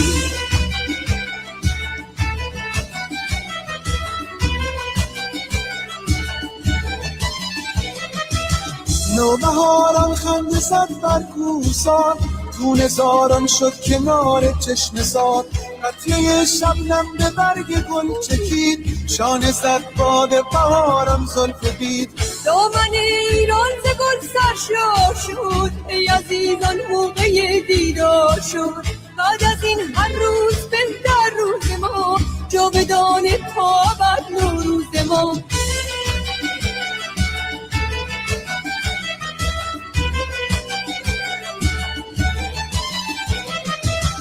آمده نوروز در ایران زمین خاک ما شد رشک فردوس برین بوی نارنج و ترنج و عطر بید میتوان از تربت حافظ شنید خون پاک عاشقی در جان ماست ریشه این عشق در ایران ماست هموطن نوروز تو پیروز باد ای وطن هر روز تو نوروز باد. All right, Armin, you got to translate now. What did Armin, you do? that's just, that's my AD to you. That's my AD to you. You can't say anything. That's my AD. Nuruz and Firuz. What year were you born again? What year were you born again? 1983. Yeah, I was 85. I'm still your older sister. Whatever. Yeah, So, yeah. yeah. You know, that's your 80 from your older sister, even though you're older than me. But I still feel like I'm older. I'm older on the inside, so that's your 80. I can't highlight it. Can I highlight it? No. I mean, if you want to, but then you got to translate the song. Okay, I will. Okay, guys, look at this. Goldie gave me like a $400 super chat. Oh, Goldie. Oh, you're thank you. That is so sweet. Oh, you're so love kind, you, Armin. Goldie. Everyone go support Armin's chat. Oh. I don't know what to say, Goldie. I'm lost for words. You're amazing. You're the best. You know what? You know what you can say? You can translate that beautiful Persian Nowruz song. Okay.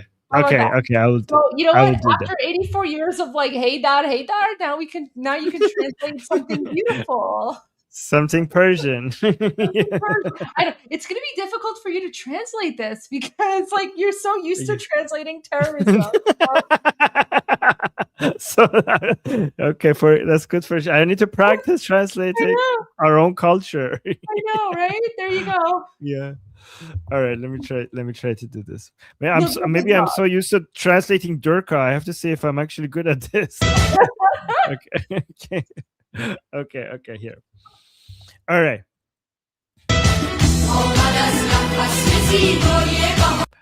آمد از ره فصل زیبای بهار. So the beautiful season of spring has arrived from its path.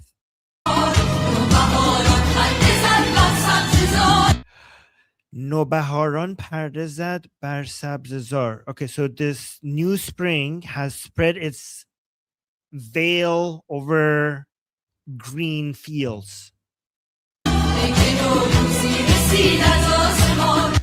پیک نوروزی رسید از آسمان. The messenger of Nowruz has arrived from the skies, from the heavens, basically. Here it means from the sky, from the heavens. از سفر آمد پرستو نغمه خوان is like the so what is parastu in English? It's a bird. I don't know what bird is parastu. Sparrow. Sparrow. Oh, sparrow. Okay, the sparrow bird has returned from its journey singing its melodies.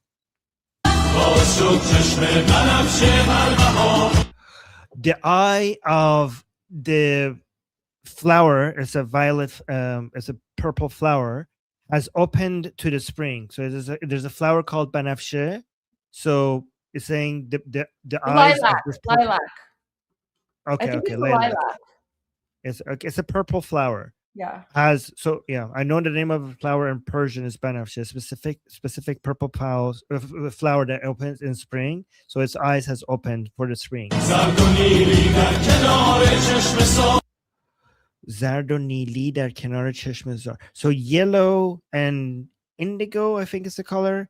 So these colors bloom beside the spring-fed stream. So basically all the colors of spring, flowers and everything right next to the stream, they're all opening up. They're all blooming.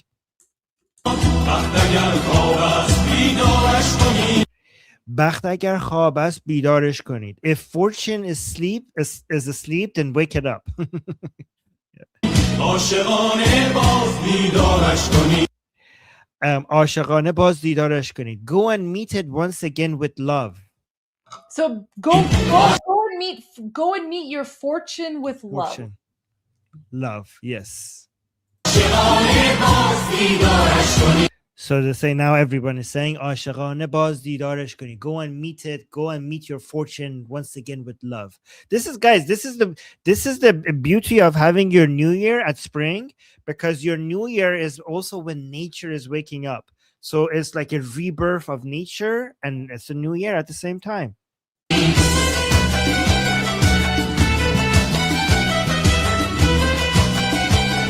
Guys, you see how poetic the Persian, like, is so, like, art. It's not just that it's poetic, but it's like very much mixed with nature. Like, one thing that you notice about Persian poetry is that it's very much like, it's very obsessed with nature and everything that it's in nature.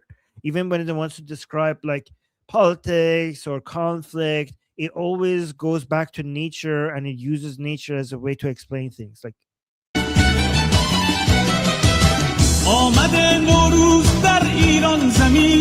Nowruz has come to the land of Iran. Nowruz has come to the homeland, to Iran. Nowruz has arrived to our land, Iran.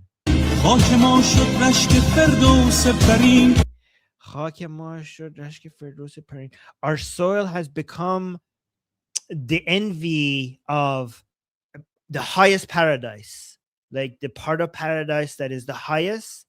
So our soul, this is, guys, look at how, now that I think about it, look at how beautiful this is. So it's saying, like, if you go to heaven, if you see the best part of heaven, which is Firdaus, our land, our soil has become the envy of that. So here Iran is better than the best part of heaven. Oh wow, this is so cute. This is so beautiful. Okay, yeah. Okay, wait, hold on. Let's see. Play this one again. Yes, the best part of heaven. Our land is, our soil is better than that. Isn't that beautiful? I love that.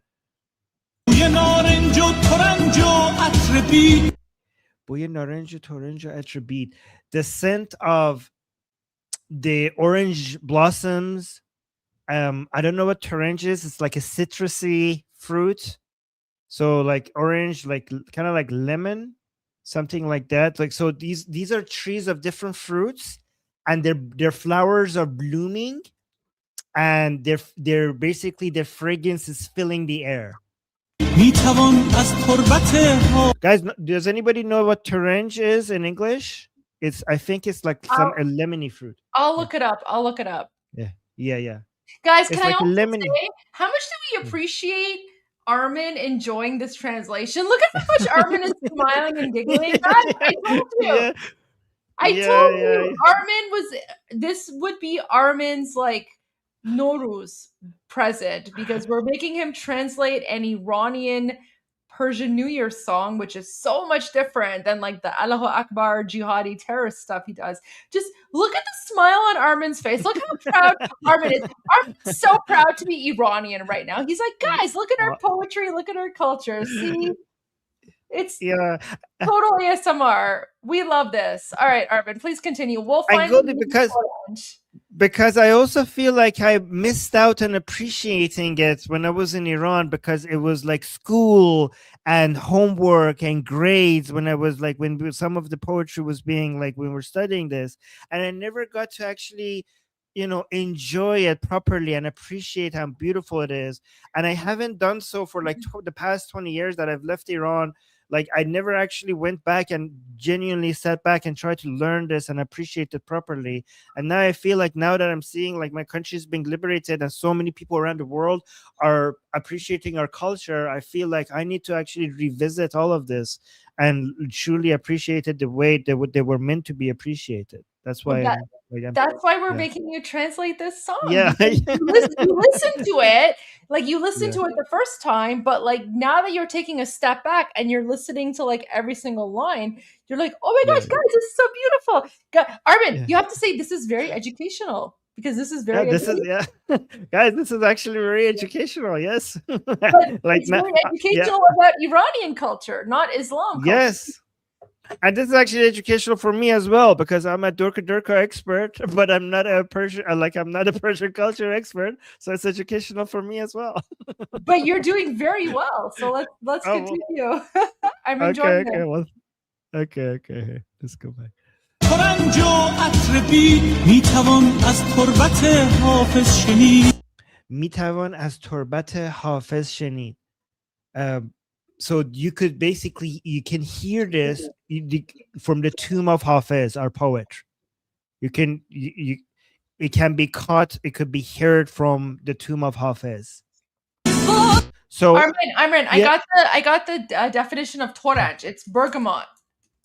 I don't know how to pronounce it in English because I know Toranj, but it's bergamot. I don't know. In shekliye. Wait, let me just share this really quickly. I don't know. It's like the orange with like the weird like skin on it. So let me just share this really, really quickly for you. In toranj dige. Yes. Yeah. So you know like we know toranj, but yeah.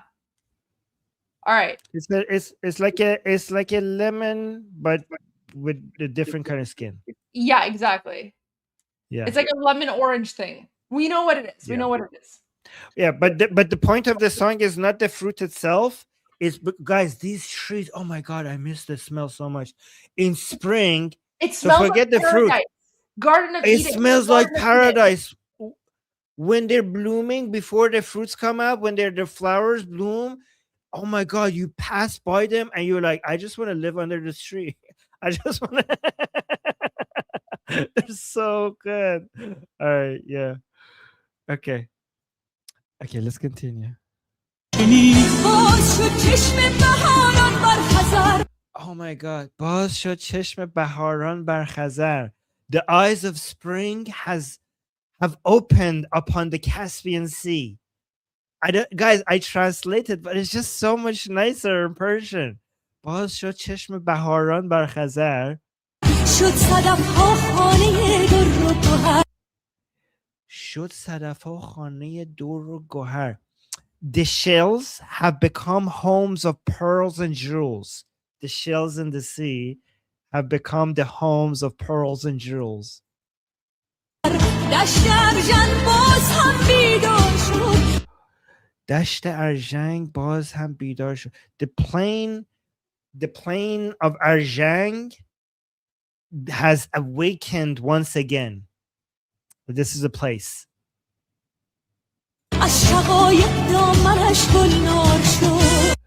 Okay, its lap has turned. It has been filled with the flowers of shaqayiq. Again, shaqayiq is another type of flower. I don't know the name of these flowers in English, but I'll translate it for you right away. Poppy. It's poppy. I just checked. Okay. It's the poppy. Oh, you're muted. Yeah. Okay. Yeah, it's poppy. I also see anemone, but yeah, it's poppy. Shaqayiq is poppy. Yeah.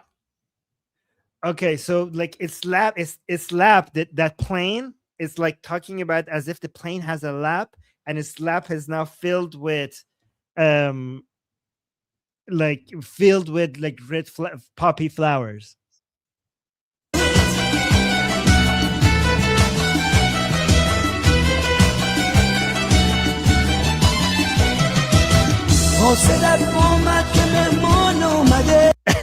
I love Guys, Andy, by the way. I love Andy. You know Andy from Andy and Kurosh? Oh no, I don't know. I don't know the names. Sorry. You're I haven't been involved. Oh, sorry. Oh no. Oh. You don't know Andy? I haven't been following like LA pop music, Iranian pop music. I haven't followed that. I'm sorry. Okay, but Andy is like 1980s, Oh. 1990s pop music. How do you not know Andy from like the 1980s, 1990s? He was like Andy Kurosh. Yeah, and you. Okay, yeah, I don't know. I don't know That's names of okay. That's okay, celebrities. Armin. You know what? We will forgive Armin because Armin was in occupied Iran when Andy and Kurosh were. But no, Goldie, that's not an excuse. Everybody other than me knew every one of these people. Everybody around me. No, that's Yeah. fine. That's fine because you were more focused on, your own issues School. than you were focused on school and other things. So don't worry. We forgive you. Yeah, Goldie, my ranking in the concours for Tehran University was around 1,000. So you don't get those numbers if you're following other things other than school. You know what? I would rather you rank higher in concours than know about Andy and Kurosh. So you're fine. Okay. Okay. Well, thank you. Sorry, guys. Sorry, I was like, I'm not good with celebrities. But yeah, it's fine.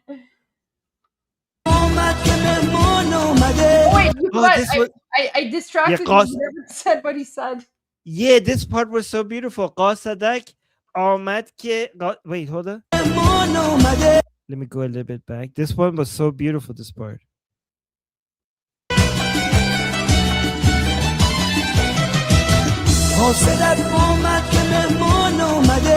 قاصدک آمد که مهمان اومده. Guys, wait, listen to this. The dandelion seed just arrived to say a guest is coming. Right. So guys, this is a mixing of what happens in spring in nature and among people. So during spring, during Nowruz, what we do is we go visit each other. People like that. That's the time where people go into each other's home, and you have guests, and that's why you do the spring cleaning, because you're going to have so many guests for Nowruz, and people visit each other, and you're going to have so many guests. So that's what happened among us people. And in nature, you have the dandelion like just floating around everyone. So they're mixing it together to say the dandelion seed arrived to bring the news, to tell you the news that the guests are on their way. Okay, that's so beautiful. Guys, compare this with the Durka's Haydar stuff. Isn't this beautiful? Isn't this like a culture worth celebrating? All right. Oh, Bouye Nargis Haye Iran umede. So the scent of Iran's Nargis flowers. And you know what? I'm just going to say the name of the flower in Persian, okay? The scent of because I don't know what the English name of the flower is. So the scent of Iran's Nargis flowers have arrived. Let me I could look up Nargis really quickly. Nargis. Oh, Nargis is it's a white flower. That's all I'm going to tell you.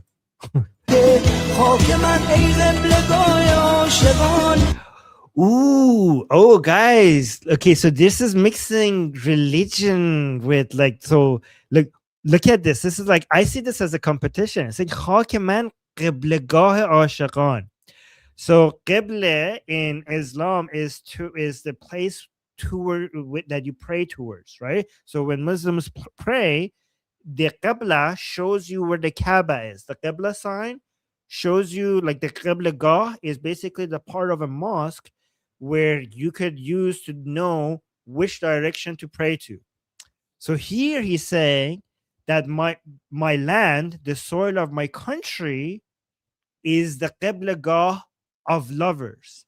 So people in lovers, okay, they pray towards my land. They don't pray towards Kaaba. They don't pray towards the Kaaba. This is the direction that we pray to, our land. Guys, by the way, I think the Jews will very much appreciate all of this. Oh, that's Nargis. Thank you. This is the Nargis flower that Armin was speaking about right here. Yes. These are the beautiful Nargis flowers. Yeah. Yeah. These are the narcissus flowers. Yeah. And guys, you could see there's so much love for the land, for the soil. And I think the people who relate to this the most are Israelis, because just like Iranians, Israelis, it's not just patriotism as as this concept that lives in the air. The love for your country is very much tied to the love for the land itself. They're very connected. A lot of other countries, it's not really like that. It's the country, and you have the country as a concept, and you have the people, but then you also have the physical land itself. Just like for Israel among Jews, Iran, the land itself, the soil itself is sacred. And that's why they treat it as a sacred thing. Oh, are we going to... We are. So we need to take like maybe a 30-minute break, Armin. And then when we come back, we need you to continue just finishing the translation for the song. And then you can head out for the night, because everyone in the chat is really enjoying your translation. They're enjoying your vibe. They're enjoying your smiles. And they really appreciate that you're translating something from, Persian to English instead of like Durka Durka to English. So, thank you. Yeah. Well, thank you for giving me the chance to do that. I didn't know I would be enjoying this so much. So thank you. Well, that's why we're really enjoying it as well, because, we're like, you've been translating like Durka, jihad, terrorism, garbage, nonsense for the last 84 days. So your AD is translating a beautiful Persian song to English. And I knew you would enjoy that. So, well, thank you, Goldie. well, you can thank the chat as well, because this was like, so when you were in your discussion group, I played this song and I was like, should we because I was going to translate it. And then I was like, you know what? Why don't we get Armin to translate as like his AD? Because it's such a beautiful song. It's all about like Iran and like Persian poetry and things like that. And the chat was like, yeah, all right. All right. Okay, wait. So 2C is live. So guys, we're going to come back in about 30 to 40 minutes. And then Armin's going to continue translating the rest of the song. And we'll see you then, guys. All right. All right. See you guys soon. See you soon.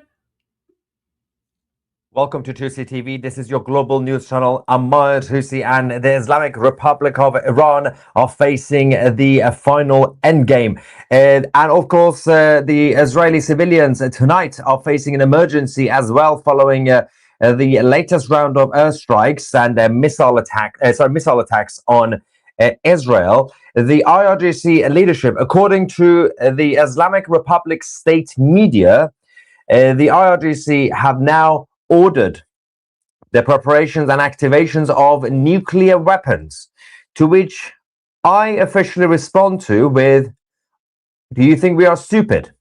Now, first things first, if they want us to believe that they have nuclear weapons ready to go, I highly doubt that. We're going to obviously go to the IRGC state media and what they're ranting about.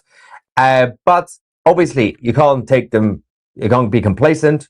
You have to obviously be on standby. But as we speak, nuclear sites are getting hit. Their senior scientists and those with actual expertise have already been eliminated and assassinated over the last few months by the IDF anyway. They do have highly enriched uranium, but it is highly unlikely that they will be prepared to actually fully build it and activate it. Now, we're going to talk about all that. We're going to also go live to Israel following the latest huge attack on civilians. Before we begin, it is the second day of Persian New Year. So if you are an Iranian, of course, Happy Persian New Year, or Nowruz Piruz. You can join 2CTV Plus today using our promo code Nowruz, NOWRUZ, to get 20% off annual memberships of 2CTV Plus. You can only use this code on our website on 2c.tv.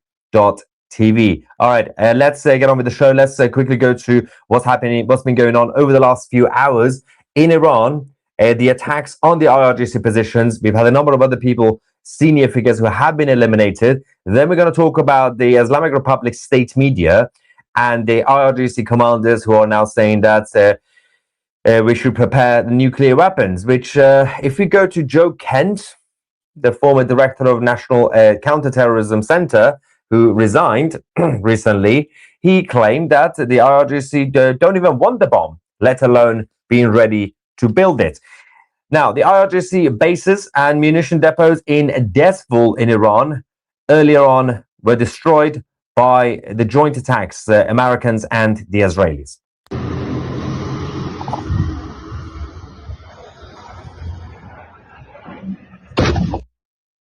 Also in Najafabad, around Esfahan, we've had key centers belonging to the Ministry of Intelligence of the Islamic Revolutionary Guard Corps have been also destroyed.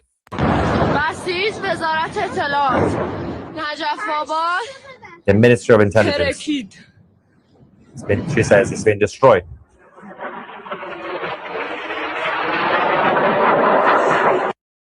Now, more bases around Desful and the IRGC base that we showed you have also been obliterated over the last few hours. Let's go to the next footage.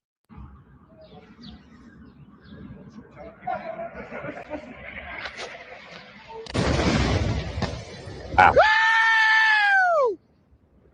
That was insane. Oh, they're excited.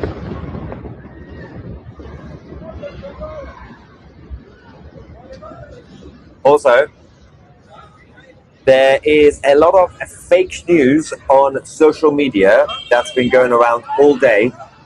And one of the things that we do on this channel is, of course, expose the fake news and crazy stuff that you might see on social media. You have to be always careful. The head of the police, the overall police of the IRGC, General Radon, there were rumors that he was eliminated yesterday. He's been killed, and we know it with absolutely no evidence. Yeah, we cannot confirm that. There is not only confirmation. Usually you don't need a confirmation first. You need the actual indication, because the Islamic Republic take a few days to confirm these things. But there's been no verifiable indications to suggest that Radon has been killed. But on social media, people have been spreading that rumor. I understand people get excited. Of course, the IRGC are getting hammered, but it's probably best to be more accurate rather than spread fake news. So we can't verify that. Now, the Islamic Republic earlier on attacked Israel, and they claim that they hit the nuclear site in Dimona. But one of the problems with that was that the ballistic missile landed in civilian areas. We now have mass casualty and an emergency, but it did not hit or destroy any sort of nuclear facility.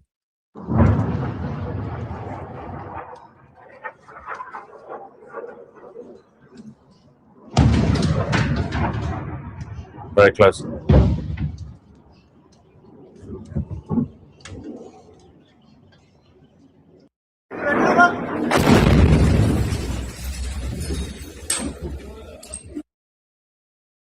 Now, we're trying to get some more information about the situation in Arad, because significant damage has now been caused to several residential buildings. No IDF base or nuclear site or government base, anything like that. So they directly hit this southern Israeli city, the civilian areas, and we have the latest footage from there now.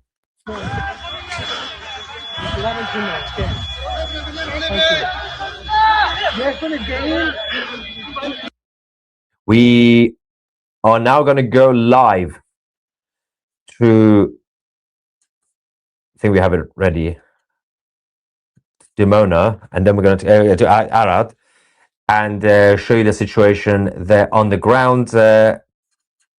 But stay with me for a second. Just double check this, and then we're going to give you guys all the details about this. Emergency has been declared. Now, this is now live from southern Israel. I don't know if we have sound as well. Yeah. So that's one of the residential buildings that's been destroyed by a ballistic missile from Iran.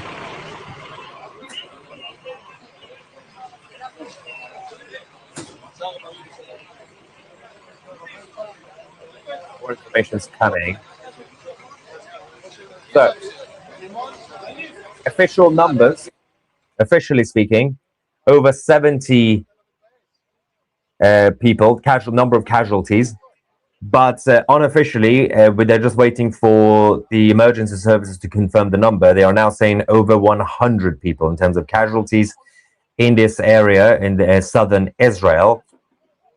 It doesn't look good, of course. The murderous regime in Iran, despite a lack of leadership, despite a lack of infrastructure, all they have left now is a bunch of terrorists who are currently moving around and hiding across the country. It's a massive country, a mountainous country.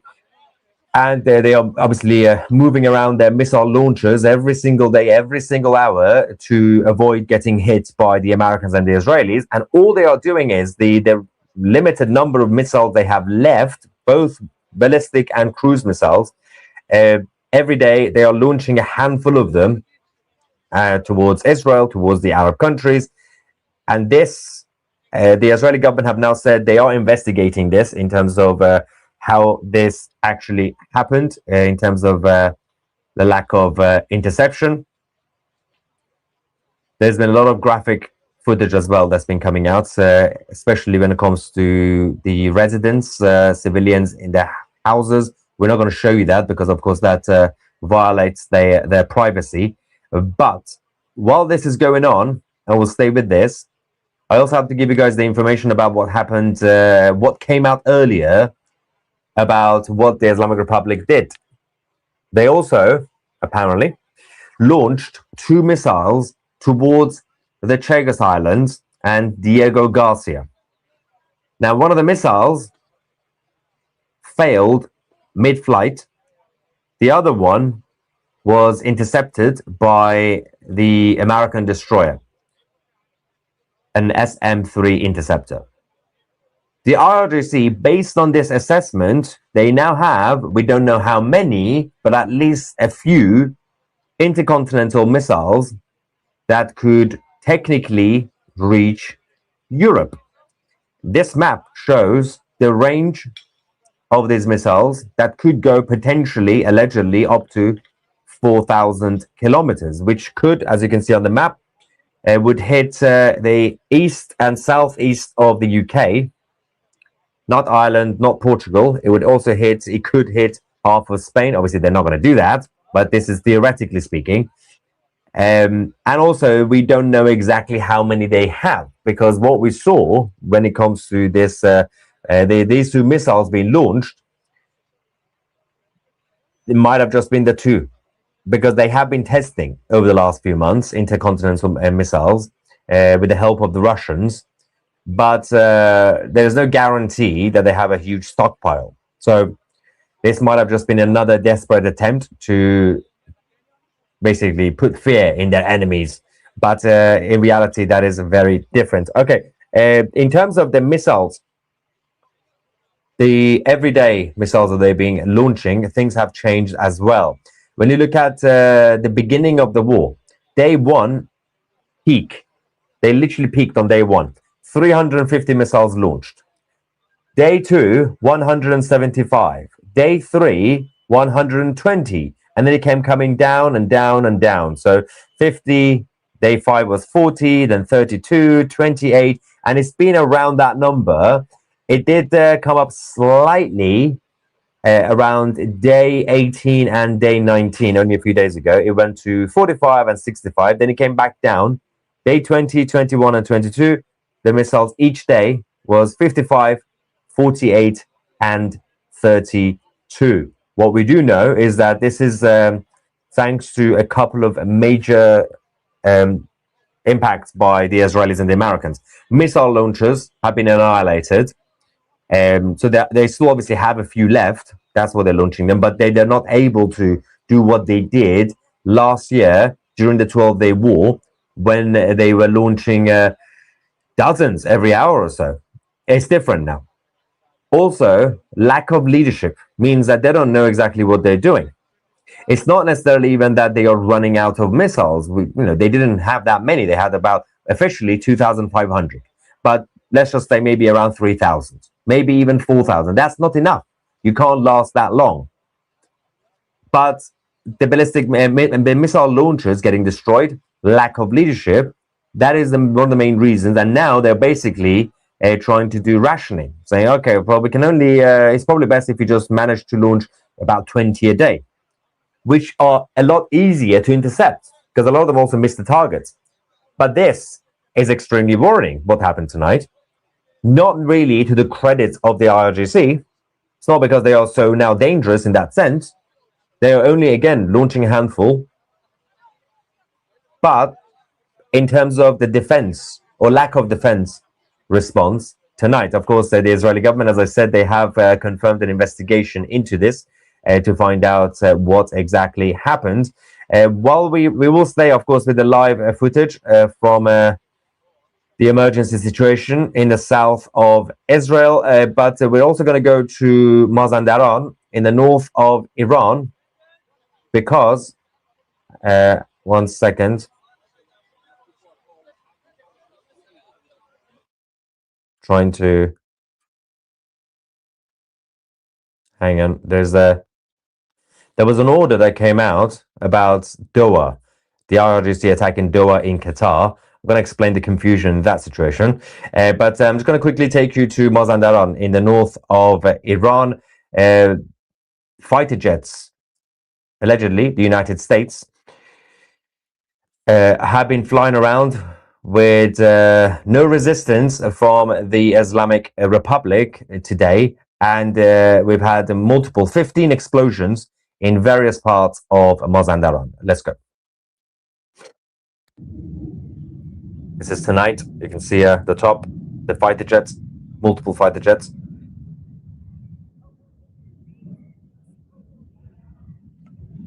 There were also the launches that they did and the IRGC's air defense system, which was not effective as usual. And then we're going to talk about the Islamic Republic state media and their claim that the IRGC have given the order to prepare and activate their nuclear weapons. It's an insane claim, of course, because they think we are idiots. But we will still have to, of course, be objective and report from their side as well. But I'm not just going to report this side of the conflict. We also have to show you guys what they claim and what they say. They have said, I'm going to show you the footage from the media. Over the last few days, they've gone completely insane. Their state media is just completely, it's not just normal propaganda, it's fantasy propaganda. Because propaganda is part of war. But when it becomes fantasy propaganda, you're just coming up and making up random things, is laughable. So they have now said that we have to order the preparation and activation of nuclear weapons. They also said that we have entered a new stage. Iran will be recognized as a global superpower. That's literally what they said. We must act to build or acquire a nuclear weapon. Basically, we have to find a way. We have to find a way to get this nuclear weapon. Not really sure what that means when it comes to either build it or acquire it. How are we going to acquire it? Do you have it? Do you still have to complete it? Or are you going to borrow it from someone? Make up your mind. Let's go to the Islamic Republic state media. های مرتجع منطقه بگیریم و تنبیه بشن و بدانن هژمون منطقه و قدرت منطقه کدوم کشوره و من مردم عزیزمون تبریک بگم. مردم ما بدانن که ما بعد از این وارد مرحله جدیدی شدیم در تاریخ ایران به عنوان یک قدرت بین‌المللی و یک ابرقدرت جهانی شناخته خواهیم شد و تاثیر این جنگ قطعاً به نظر من تاثیر جنگ 8 ساله ما بیشتر خواهد بود. من اگر اجازه بدید به عنوان اولین کسی باشم که افتخار داشته باشم با رهبر بعدی بیعت بکنم و همینجا اعلام بکنم درخواستی که مردم دارن اینه که ما بریم به سمت ساخت سلاح هسته‌ای و یا بسازیمش یا این سلاح رو تهیه بکنیم. Okay, to be fair, in his offense, I just listened to it back in Persian. The direct translation is more ridiculous. The direct translation is either we build it or acquire it. But in reality, in Persian, it's sort of like double talk, so double speak. He basically repeated the same thing. When he said acquire it, for him, it's the same meaning as building it. It's sort of like either we build it or get it or something. It's like that. But yeah, when you translate into English, it says, yeah, or we just acquire it some other way. He means build it. But again, they think we are idiots. How? Your actual senior scientists who are in charge of it are no longer around. The rest of them are not at work. And your nuclear sites are continuing to get attacked. A lot of them have been damaged already. You have claimed that you've moved your highly enriched uranium. You've clearly just moved it and decided to hide it somewhere. It's not in a place where you can actually somehow send your intern junior scientists to it and say, okay, now go build it. It doesn't work that way. Now, but obviously people are going to get terrified of this. You can't take them, you can't be complacent. Yes, you still have to take them seriously because they might do something crazy. But I'm not afraid. And what this does is this just literally accelerate the plan. This puts more pressure and urgency, creates urgency, not just for President Trump, not just for Prime Minister Netanyahu, but the Arab countries, the Crown Prince, MBS in Saudi Arabia. They are all on standby. They're all on their toes, ready to act. And you're just giving them more reasons to do it. It's not just Israel that's terrified of a potential nuclear weapon. Saudi Arabia are also terrified. So they are going to do all they can to stop this. Obviously, without having direct inside knowledge of what they are doing, my educated guess is that they don't have it. They're not ready. They're just talking nonsense, like everything else. But obviously, those who are in the intelligence services, they have to do their work to make sure whether they are talking nonsense or not. Quickly go back to the situation with the IRGC leadership as well. And then we're going to take you back to south of Israel. Firstly, another elimination, another day. We had the IRGC leader, Saeed Arajani, who was the commander of the IRGC's Aerospace Forces drone unit. He has now been killed. This man was literally in charge of the drone program, the launch of it, obviously, not in terms of the building it, the operation to launch drones towards neighboring countries and Israel and the US bases. He was killed, guess where? Because this guy was an idiot. He was sleeping at home in his house in Ramsar, which is in the northern parts of Iran. Did you really think it's not that important for the Israelis or the Americans to find him and kill him? He was actually at home in his bed having a nap. The rest of the IRGC leadership was slightly smarter than him. They're not at home. Why would they go home? Everybody knows where they live. He died like a dog in his bed. The Americans are happy because they were going to spend about $10 million on this. They don't have to. A $10 million reward was offered by the US State Department for any information on him. Now he's dead. So probably maybe they can give their 10 million to the fighter, the pilot, the fighter jet pilot that carried out the strike. So the insanity of this man, so arrogant, thinking, yeah, of course, I could just go take a nap. They're not going to hit my home, right? Everything's fine. Now, we mentioned the Arabs, especially Saudi Arabia and obviously UAE as well. They've been busy over the last few days, being very bureaucratic. They've had a lot of meetings. They've had a lot of summits, emergency meetings with the rest of the Persian Gulf Arab countries.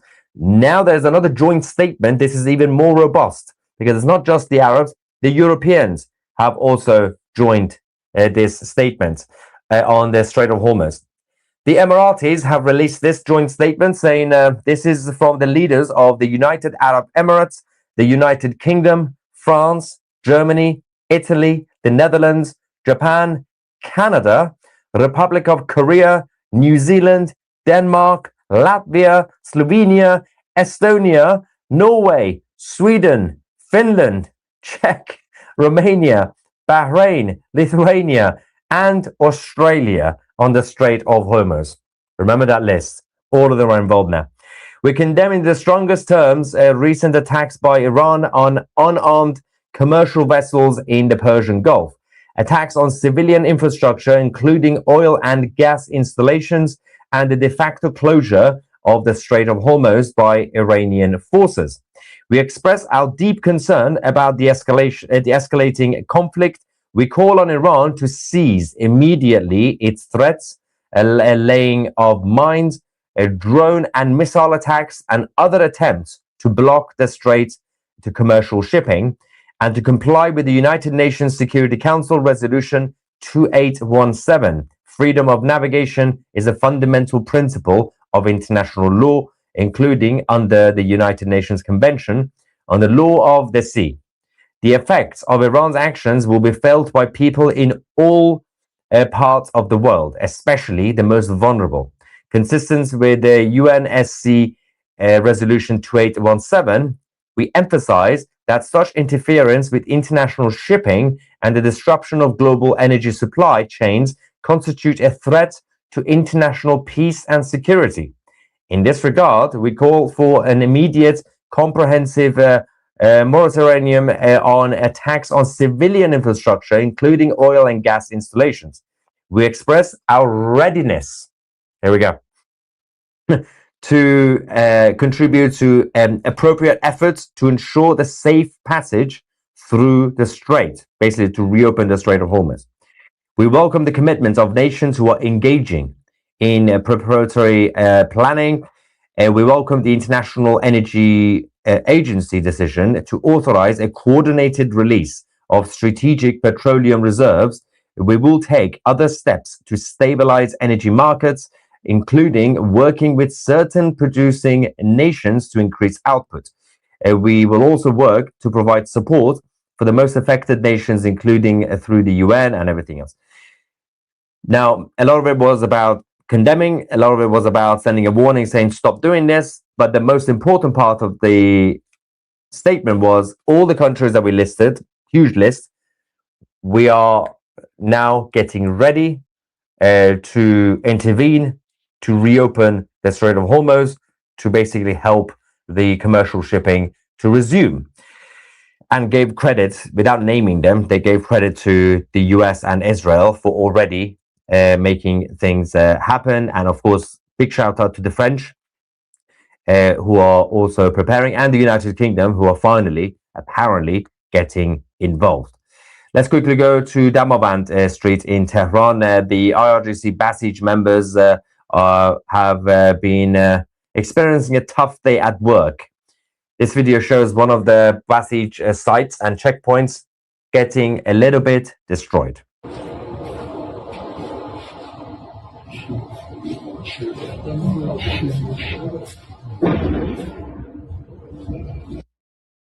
There's also Bushehr in the south of Iran. Bushehr, remember this name, remember the city, because I'm going to give you an update. We, as 2CTV, we are in touch with the Immortal Guard in Iran. Now, the Immortal Guard are the Iranian people, the Iranian civilians, who are now freedom fighters fighting under the leadership of Crown Prince Reza Pahlavi. Their job is to pull the final trigger. When the time is right, they will be out on the streets. They will be liberating the cities in Iran. We have some intel. I was talking to one of the members of the Immortal Guard earlier today. Some concerning updates, but also some hopeful updates. But let's go to Bushehr. Remember this city. This is earlier on, the Americans hitting the IRGC naval positions.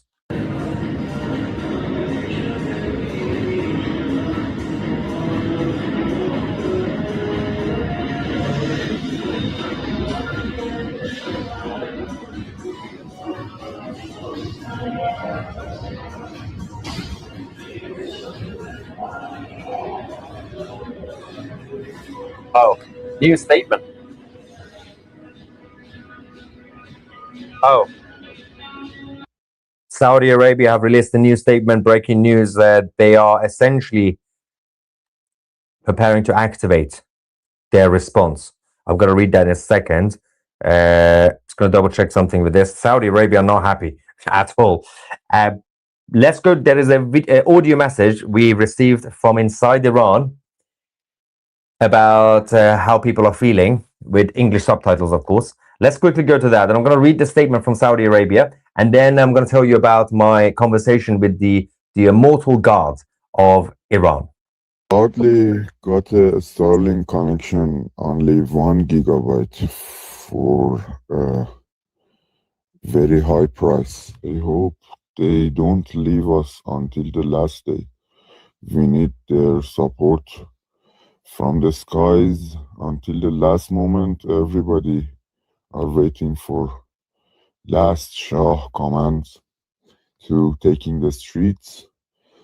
But right now they have still guns in their hands, and that's why we need their support from the skies until the last moment.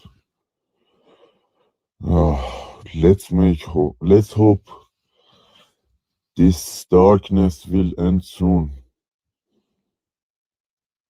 I think we are closer than ever today. Stay hot, brother. There's a message from inside Iran. I was also speaking to a couple of people tonight when we got the update about the IRGC making the announcement on their state media about their so-called nuclear weapons, which I'm still laughing about because I can't take that seriously. I literally can't. I don't know what they're talking about. Oh, we are ready to activate our nuclear weapons. You can give the order. I don't think you have anything. I genuinely don't think you have anything. Also, if they have anything, we got CIA and Mossad agents on the ground right now. The moment they find out if the IRGC are about to do something weird, even like some sort of tiny, untested nuclear warhead, untested, we don't even know if it's going to work, even if they have anything, and I don't think they do, they're going to stop it anyway. But let's quickly read this statement from Saudi, and then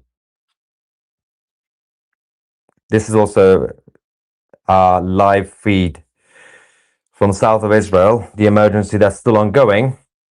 The Ministry of Foreign Affairs renews the Kingdom of Saudi Arabia's condemnation of the blatant Iranian attacks against the kingdom, the states of the Gulf Cooperation Council, or GCC, and a member of Arab and Islamic countries. The continued targeting by the Islamic Republic of Iran of the Kingdom of Saudi Arabia, its sovereignty, civilian objects, civilians, economic interests, and diplomatic premises within the kingdom constitutes a violation of all relevant international conventions, the principles of good neighborliness and respect for states' sovereignty, the Beijing Agreement, and the United Nations Security Council Resolution 2817. It also contradicts the principles of Islamic Brotherhood and the values and tenets of the Islamic faith that the Iranian side continuously invokes, thereby confirming that such statements are not reflected in its actions.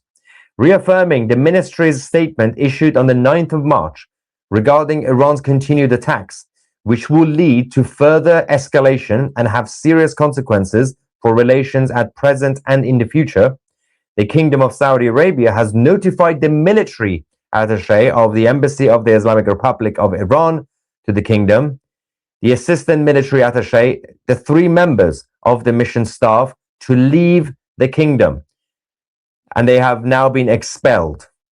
They are required to depart the kingdom within 24 hours.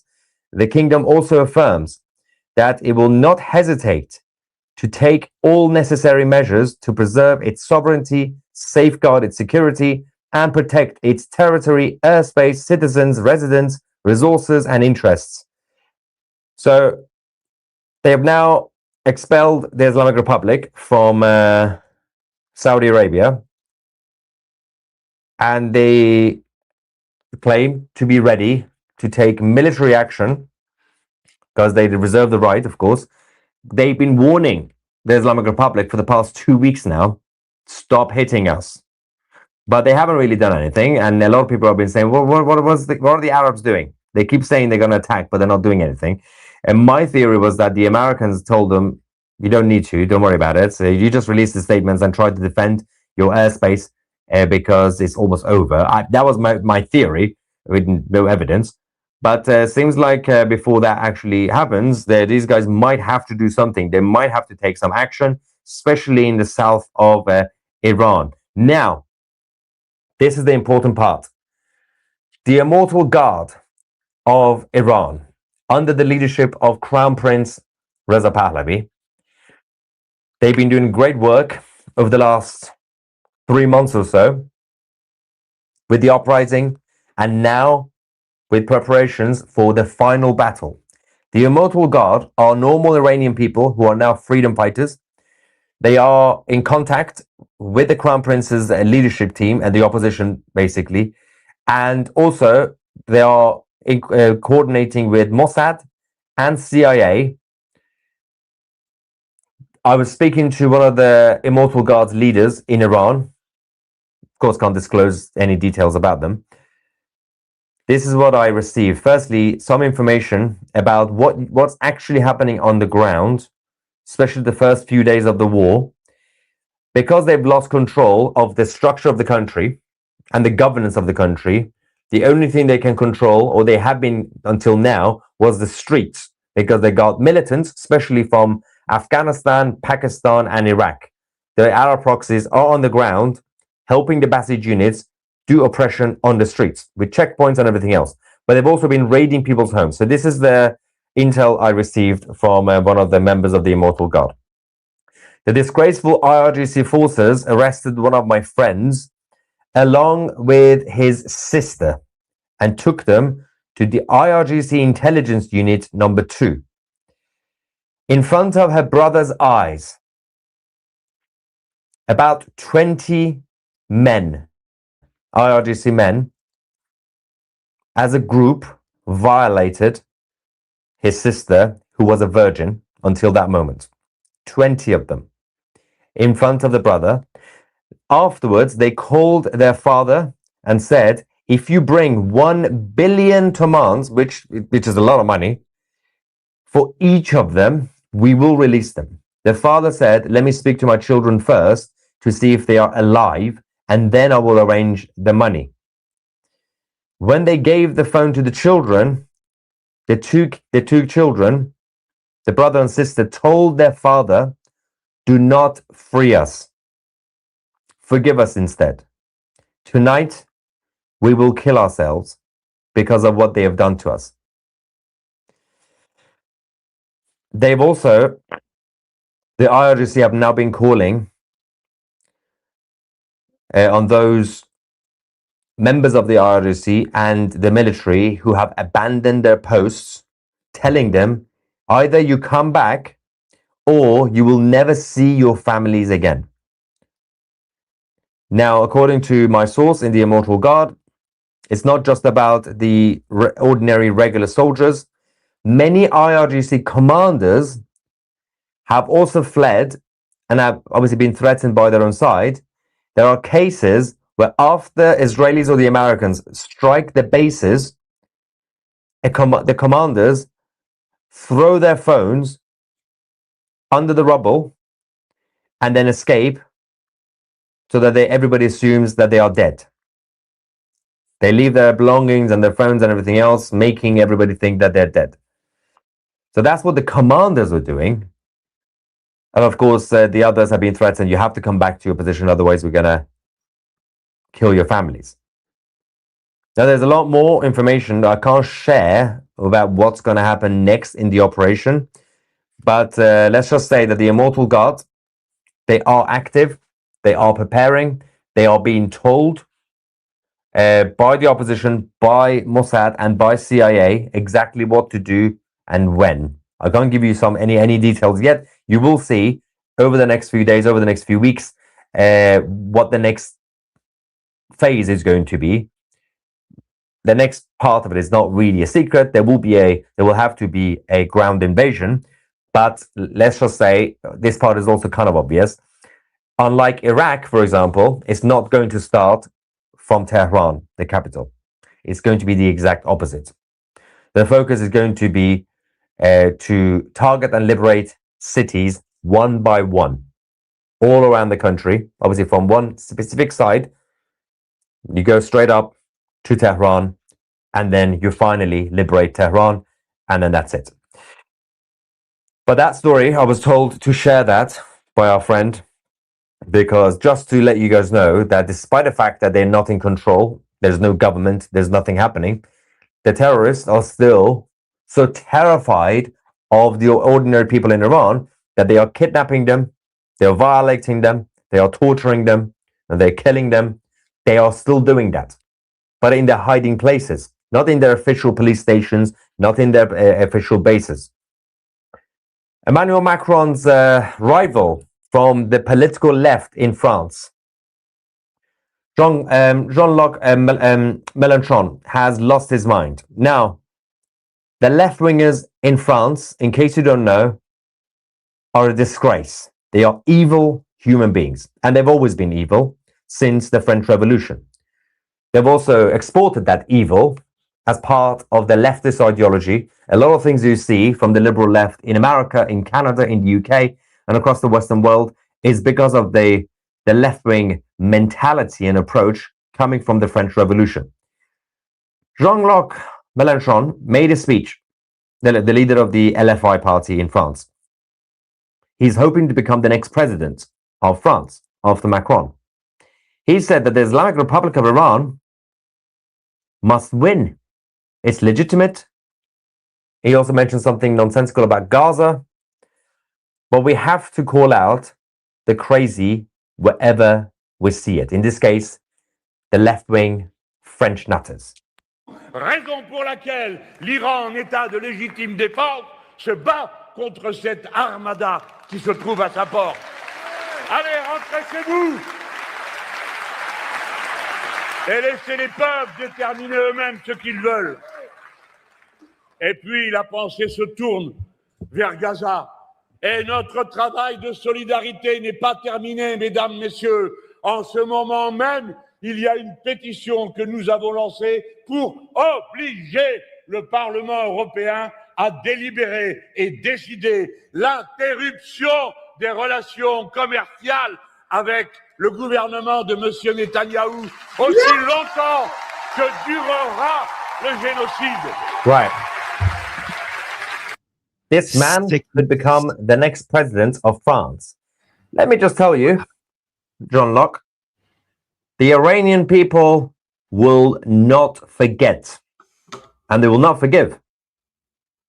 President Trump will not forget. The world is watching France right now, and it's not really about Macron anymore for once. It's about these guys. Let's quickly go to an update we've received from the US Central Command on the latest from Operation Epic Fury. Hi, I'm Admiral Brad Cooper, Commander of U.S. Central Command, here for my fourth update on Operation Epic Fury. On day 22 of combat operations, U.S. forces continue to take bold action and remain on plan to eliminate Iran's ability to project meaningful power outside its borders. Just 2 days ago, the U.S. Army launched the longest field artillery strike in Army combat history using precision strike missiles. The strike took out Iranian military infrastructure, demonstrating the U.S. military's unmatched reach and lethality. Iran has lost significant combat capability over the last 3 weeks. We are taking out thousands of Iranian missiles, advanced attack drones, and all of Iran's navy, which they use to harass international shipping. Their navy is not sailing, their tactical fighters are not flying, and they've lost the ability to launch missiles and drones at the high rates seen at the beginning of the conflict. Our progress is obvious. U.S. forces maintain air superiority over Iran's skies, having now flown over 8,000 combat flights. Our air crews are performing exceptionally across the fight, from tankers to fighters and bombers, to land-based and carrier-based aviation doing a superb job. Tankers are extending our reach so that we can keep constant pressure on the enemy. Fighters and bombers are delivering precision strikes against our primary objectives, and our pilots across the board are dynamically hunting threats as well, finding and eliminating targets in real time. So far, we've struck over 8,000 military targets, including 130 Iranian vessels, constituting the largest elimination of a Navy over a 3-week period since World War II. My operational assessment continues to be Iran's combat capability is on a steady decline as our offensive strikes ramp up. While U.S. forces continue to sustain overwhelming offensive firepower, I want to recognize our air defenders mounting a coordinated defense against Iran's attacks.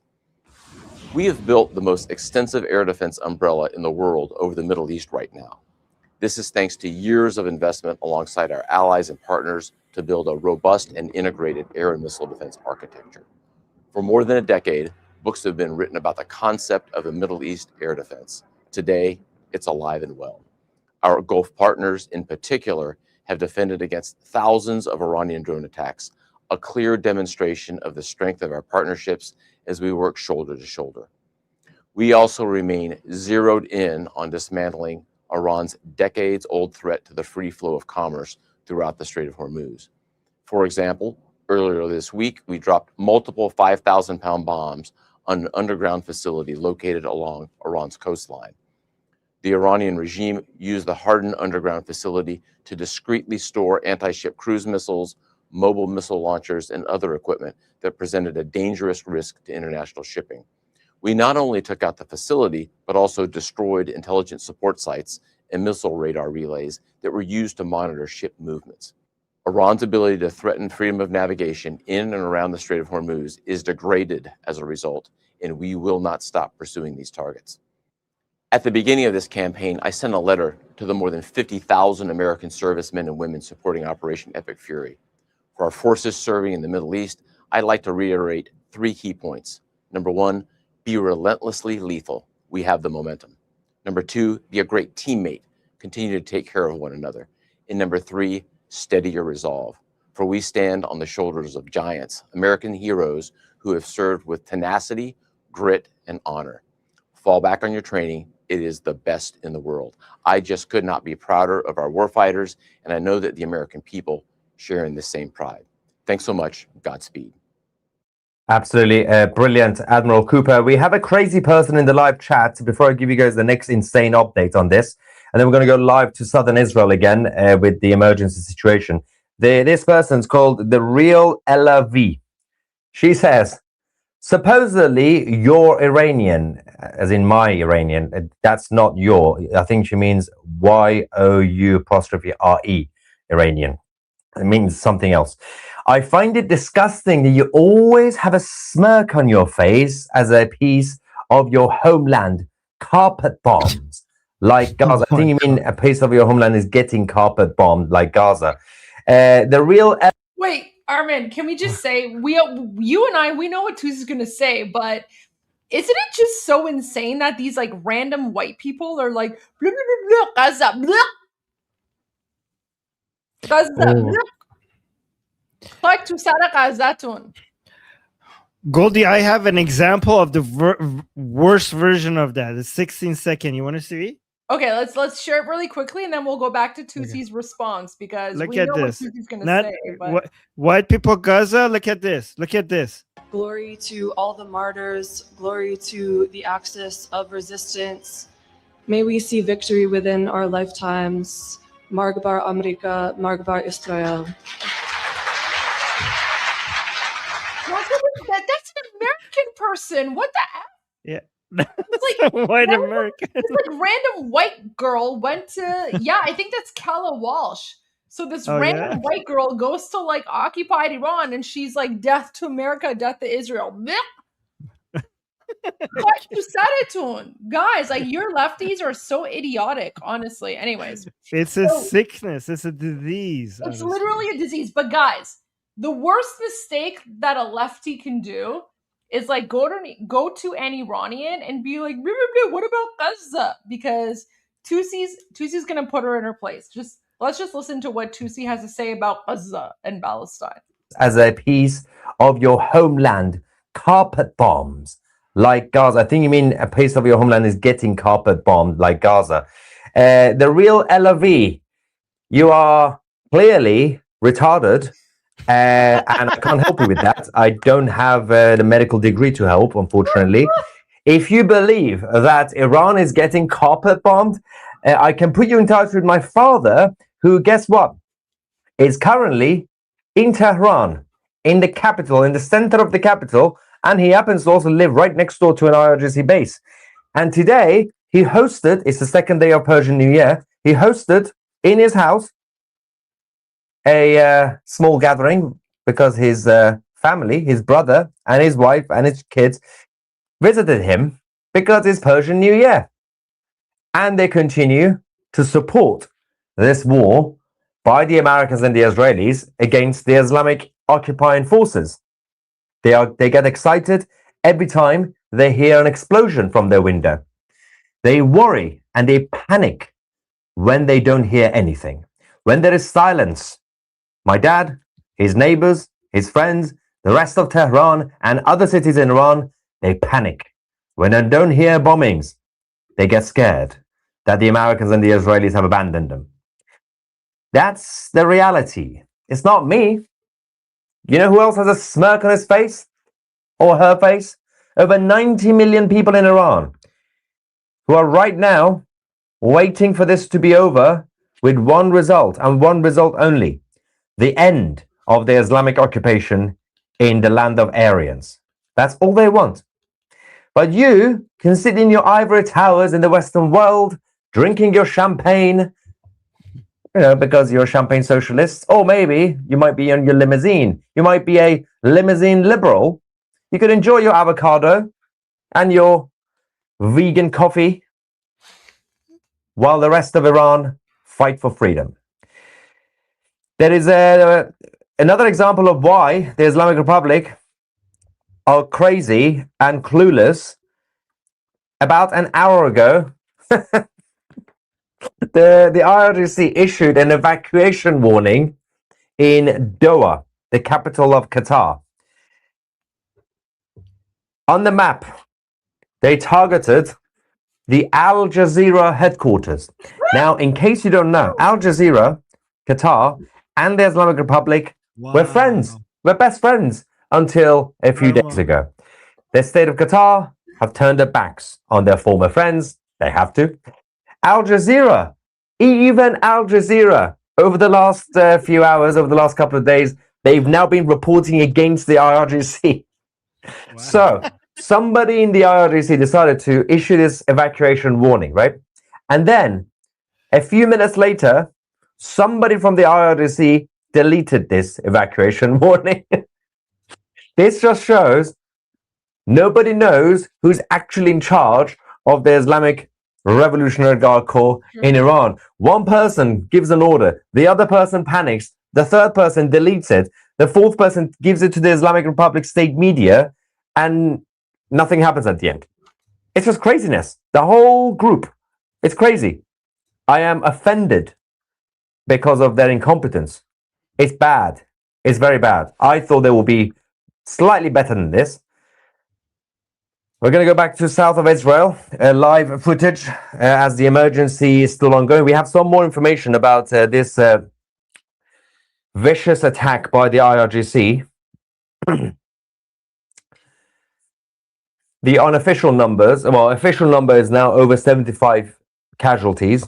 The unofficial number, which will be verified, is over 100 casualties in the south of Israel following this missile attack. Casualties or injured? Among those who are injured, according to open source intel. I think by casualty he means injured, but okay. I define casualty differently. Like for me, casualty is people who've lost their lives. So I think he means injured, yes. I think he means injuries because I don't know. Like casualty to me means death, but I've been monitoring Israeli media and there's no death. So I think he just means injured. A 6-year-old boy has been seriously hurt after being thrown from a third-floor window by the blast. A woman in early pregnancy is now on a ventilator. Her condition is now stable and her life is not in danger. So that's good news. We don't know about, of course, the baby. And there will be more info on this. I think there is a statement that's going to come out soon. Yeah, now. Okay, so apparently, Armin, casualty means both injured and like people who've passed away. But I don't like that word because it's not specific enough. So like, why can't they just say injured versus like passed away? Because casualty also means death. So I don't like that. I don't like that. Saying over 120. This is the official estimate now. It's moved on from 75 to 120 casualties in terms of those who've been injured. They are trying to figure out if anybody is under the rubble or anything like that. They're still trying to search for more people. And security officials are now reporting that each of the incidents, if the missile had landed just a few meters to the right or left, it would have ended completely differently. We also have a statement by the Israeli Defense Forces spokesman saying, "My heart is with the residents of Arad and Dimona tonight. Emergency forces of the Home Front Command and other rescue and emergency units are operating on the scene now and carrying out rescue operations. From here, I send wishes for a speedy recovery to the injured.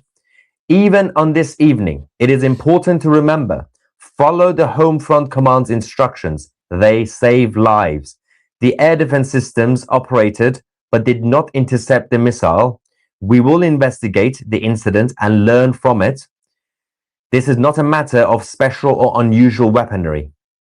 Please do not lend a hand to rumors. Follow the official announcements from the IDF spokesperson and the Home Front Command. We will continue to act to protect Israel's civilian security." So according to the IDF, number one, you're not dealing with anything crazy, any new missiles or weapons that you haven't seen. The alerts went off, the siren. So I'm not really sure why there were still people. Again, depending on how close a shelter is to where you are, it really depends on your apartment building and where exactly what floor you're on as well. There was a couple of videos that we saw that there were people still sitting in their living room, and there were two women that we saw, and the window obviously crashed. So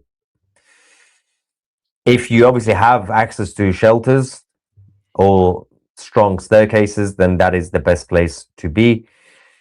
I saw the IRGC supporters at Russell Square took my son to British Museum. Then we saw them yell Ayatollah was a dog at them. Good. Sorry for trolling you yesterday with the Mollah joke. Oh, that was funny. Don't worry about it. That's good. Wait, if Iran says it has no nuke, how can they prepare nuke? They suddenly have nuke, apparently. Again, I didn't believe them when they were saying we don't want nuke before. And I don't believe them now when they say we are preparing nuke. You can try to prepare nuke. I still don't think they're going to be able to do it. They don't have the expertise anymore. They don't have the capabilities anymore. And I don't really care what the Islamic Republic state media want to continue to broadcast with their statements. Oh, we're going to acquire a nuclear bomb. Well, fine. The Americans and the Israelis continue to hit your nuclear sites. Good luck. Is there a possibility to use nuke? No. Again, I'm saying it. Okay, Armin. So I think Tusi's just going to the super chats, and we've shared this.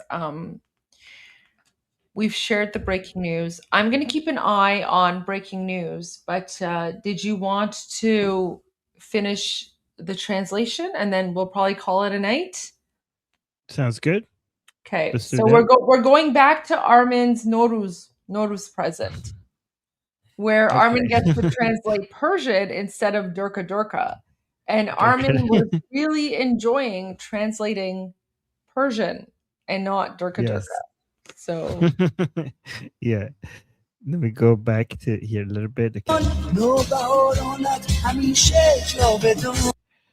No Baharanat. Oh yeah, like the line before it, we already translated that one. Khakeman. Yes, okay. So no Baharanat Hamishe Javedan. May your new springs be eternal. Oh guys, Javedan is basically, you guys know Javid, right? Javedan and Javid are connected. So Javedan is something that is eternal. Javid is when you wish or want something to be eternal. Javedan is something that is eternal. So when say no Baharanit, so your new springs, may your new springs, Hamishe Javedan, be always eternal.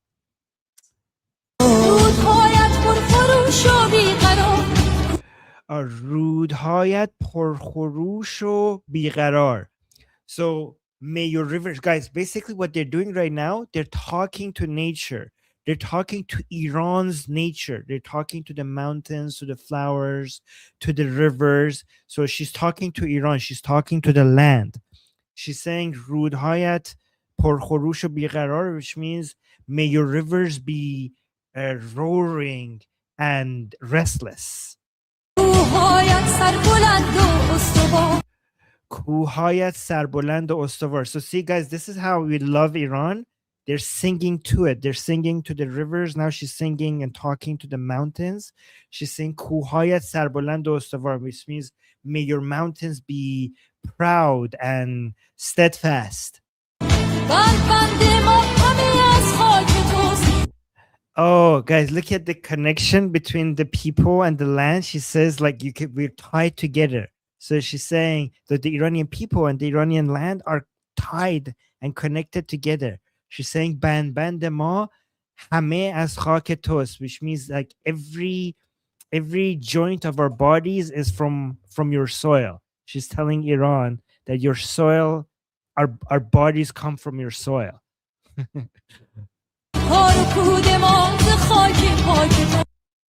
تار و پود ما از خاک پاک توست.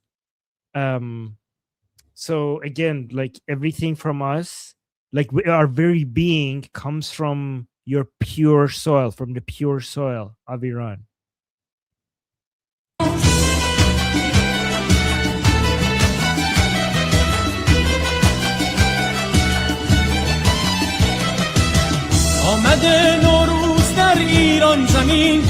So Nowruz has come to the land of Iran.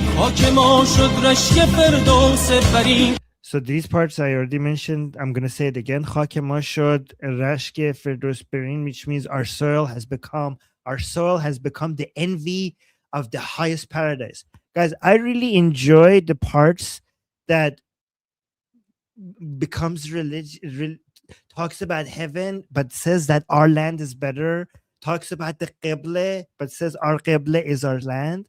So it's basically these religious metaphors, but then it goes to the skies, but then it comes back on earth. It comes back, instead of going into the heavens, it comes back as like it prefers our soil, our land, this world, our the land that is underneath, it prefers it over the heavens, over the skies, right? So Armin, it's like, so you love it because as an atheist, right? Like yes. but this is a beautiful thing. Like they talk about, religion or heaven or whatever, but then they say the current land in Iran is better than heaven, is better than religion, right? So basically what they're saying is that Iran is heaven on earth. And as an atheist, you love that because you're like, I don't need religion because I'm already in heaven, right? So that's what we're all fighting for. We are fighting for heaven on earth because Iran was our paradise prior to 1979, and that's what we're fighting for. We're fighting to reclaim our paradise. Yeah, Goldie, because in Islam we always hear about the dunya versus akhirah. Like in the Quran, dunya is this world and akhirah is the afterlife. And the Quran keeps telling you that the afterlife is everything is about the afterlife. And the dunya is a delusion, it's worthless. You have to throw it but away. Armin, that's why they're so savage. That's why these like jihadis are so savage, because they're like, oh, well, Yes. dunya doesn't mean anything. So let's just like durka Right. murder everyone. Let's like abuse animals. Let's kick dogs. Let's murder people. Let's rape women because dunya, who cares about dunya, right? Like it just goes to show you Right. how savage these people are and their weird jihadi ideology, which has nothing to do with Iran. Exactly. As an atheist, I always been advocating for focusing on this life rather than afterlife, the life that we have, and over our life, and basically life over death, as I see it. And when he says "Khake ma shod, rashk Ferdous Berin," he's saying our soil. Like, so basically, they're focusing on Iran, on this life that we have, instead of the heavens, instead of Qibla. So he's saying our soil has become the envy of the highest paradise, the best part of paradise. Our land is better than that. which basically means, in simple terms, Iran is heaven on earth. And I agree with that. Iran, without the Islamic regime, Iran is heaven on earth. It's a beautiful country. Yes.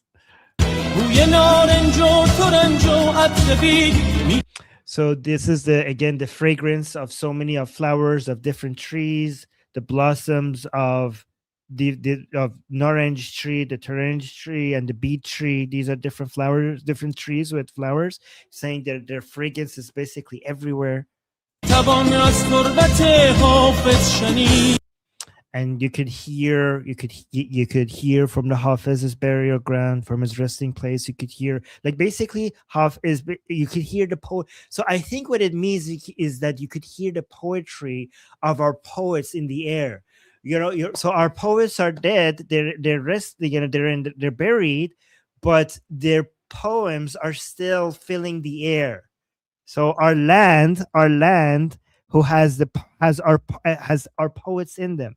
The bodies of our poets are in our land, and their poems of Hafiz is filling our airs. So guys, our land is not just where our nature and our bodies come from, but our land is also the keeper of our poets, and you could still hear their poetry filling the air. خون پاک عاشقی در جان ماست. The pure blood of love, is in our souls.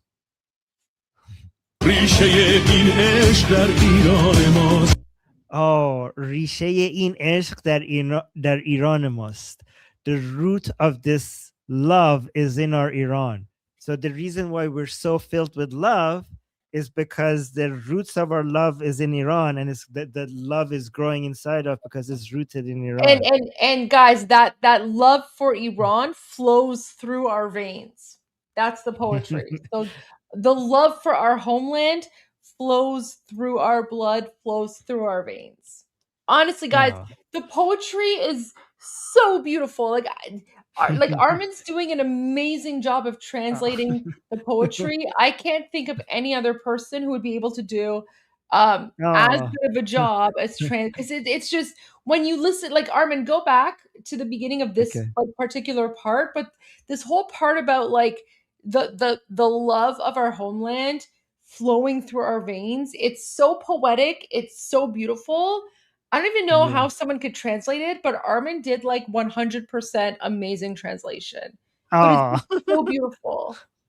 Oh, okay. Let's listen to here. تربت حافظ شنید خون پاک عاشقی در جان ماست ریشه این عشق در ایران ماست خون پاک عاشقی در جان ماست ریشه این عشق در ایران ماست. The root of this love is in our Iran. Like, what poet do you know says that? The root of this love is in our Iran.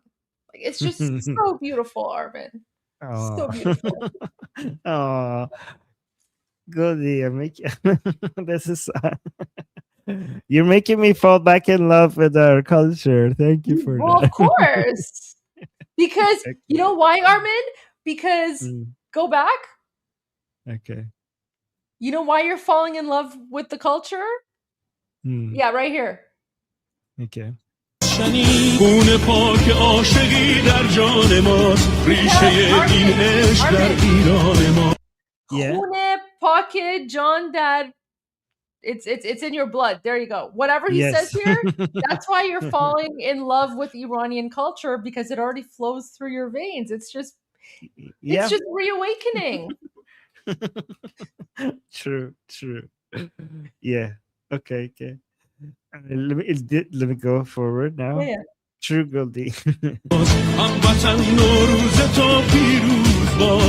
Oh, Hamvatan Noruz to Piruz bad.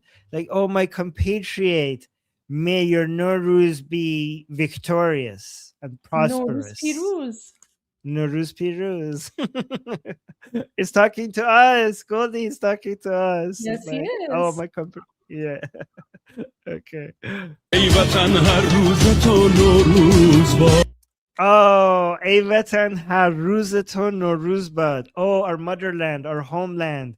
May every day of yours be a Nowruz. So every day be Nowruz. Okay.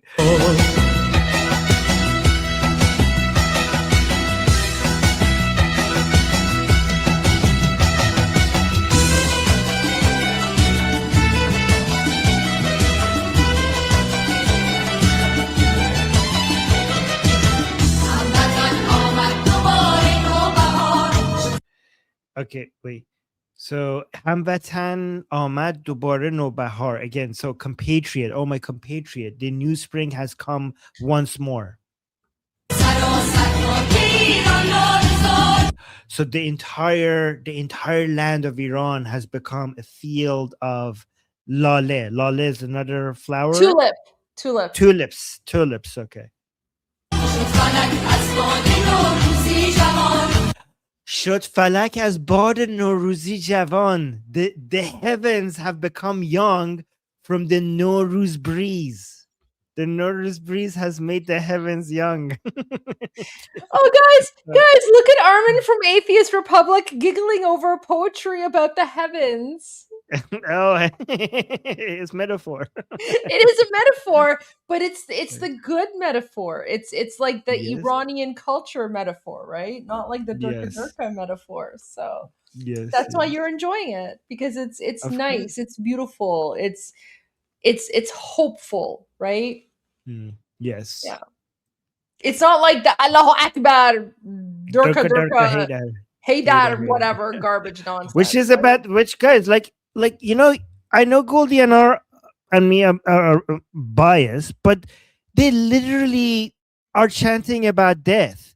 Like they're Durka. Like we're not like, sometimes like, are we exaggerating? And then I listen to the Durka, like they're celebrating dying. They're celebrating death. Like we're not exaggerating. And then I listen to this. This is about life and nature and, you know, I don't know. Love. This song is about life. You're right. Life, nature, love. It's about how like the world is renewing, flowers are growing, everywhere it's like fields of tulips, right? When have you guys ever heard of like a Haydar, Durka, Allahu Akbar song where they're talking about fields of tulips? It doesn't happen because it's a totally different culture, totally different ideology. We Iranians, we are a culture of light, of love, of laughter, of spring, of renewal. We have been occupied by a demonic jihadi death culture of like Durka bombing and evilness, right? And that demonic culture belongs in hell where it came from. It belongs in hell where it came from.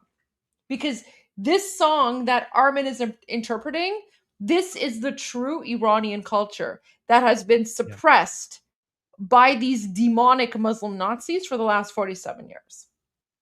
And if that's Islamophobic, I don't care.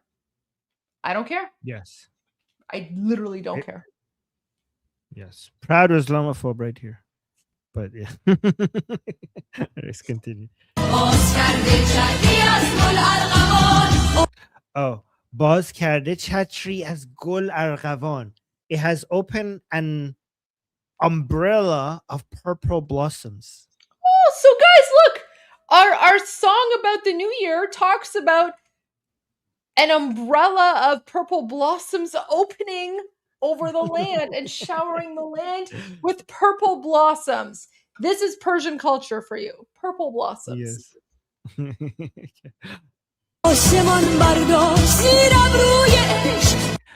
Oh, آسمان برداشت زیر ابروی عشق. The sky has arched its bow of love. Is it zir abru, like arch, like a arch and you know? No. It's I think it's the thing.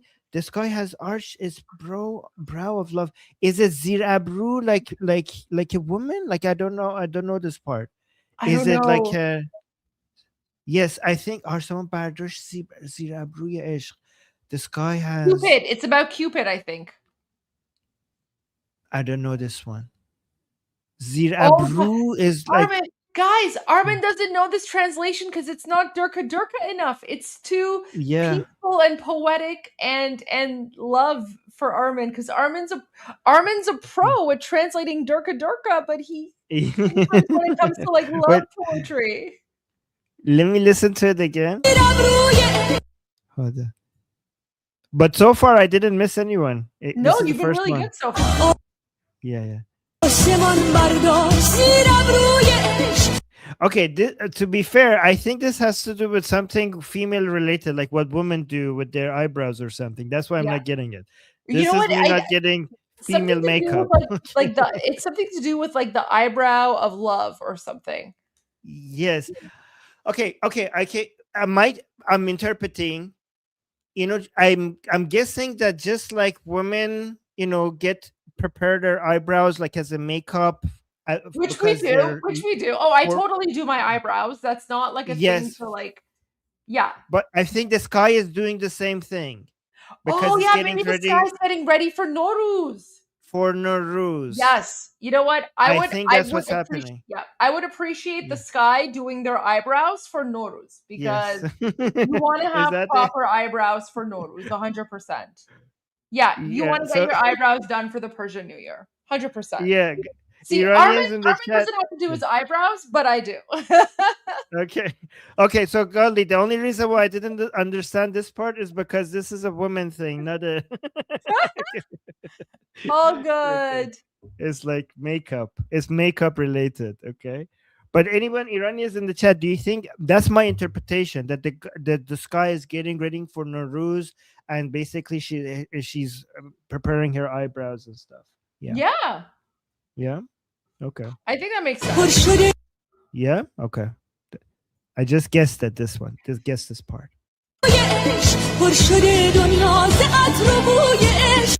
پر شده دنیا از عطر بوی عشق. The whole world is now filled with the scent and the fragrance of love.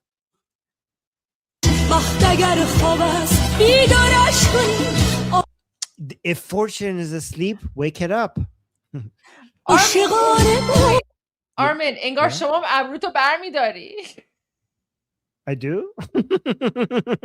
That's news to me. از کجا فهمیدی؟ میری بند میزنی ابروتو؟ No. I don't know. I'm just responding to the comment there. Oh, okay. The most I do is I brush my hair. That's the max that's the maximum I'm willing to do for the show. I shower and I brush my hair. That's it. Okay, oh, actually, I put some oil in my it's hair. okay. Armin band nemizane. It's okay. Armin band nemizane. Should I? Wait, what are you saying? Do I need to? Like, am I? No. He was just saying Armin. Wait, what did he say? It was just a funny comment. It was cute. It was like Armin abru bar midare. I think he's one of your followers. He's had the best comments all day. He or she. It's been pretty funny. So there you go. Okay. Well, if you think I need it, I'll do it. No, I don't think you do. But you can ask your chat. Okay. All right. Like continue. عاشقانه باز دیدارش کنیم Oh, so they're referring back to the fortune. So they said if fortune is asleep, wake it up, go and meet it once again with love. عاشقانه باز دیدارش کنید. And now everybody's saying the same thing. Go and meet your fortune once again with love.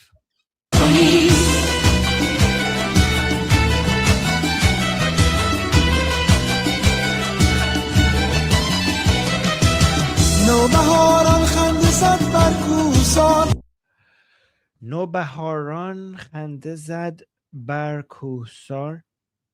Yeah, so the new spring smiled and laughed upon the mountains, the mountainside. So the new spring came and is basically smiling upon the mountains. پونه‌زاران شد کنار چشمه‌زار پونه‌زاران شد کنار چشمه‌زار. چشمه‌زار. پونه‌زاران شد کنار چشمه‌زار. So there is a field of something have bloomed by the spring. So there's again, this is another type of plant that I don't know what this plant is in English, but this plant is blooming right next to the springs. قطره شبنم به برگ گل چکید قطره شبنم به برگ گل چکید. So what is shabnam? What is that drop of water? Dew? Dewdrops. Dew, okay. A drop of dew dripped on the flower petal. شانه زد باد بهاران زلف بید شانه زد باد بهاران زلف بید. The spring. Okay, شانه زد باد بهاران. Okay, the wind from the spring combed the hair of the tree. Bead is like the willow tree, isn't it? The willow tree. Mm-hmm. Yes. So the spring wind. Oh, this guys, look at this. So you could say that the wind went through the tree, but the way instead he's saying the spring combed the hair of the willow tree. Isn't that amazing? So and guys, willow trees are very significant in Iranian culture. The willow tree is known as the tree of love. The willow tree is known as the tree of lovers. Yes. So yeah, that's why they're saying the wind combed the hair of the willow tree. Willow tree. Yeah. The spring wind. Yeah.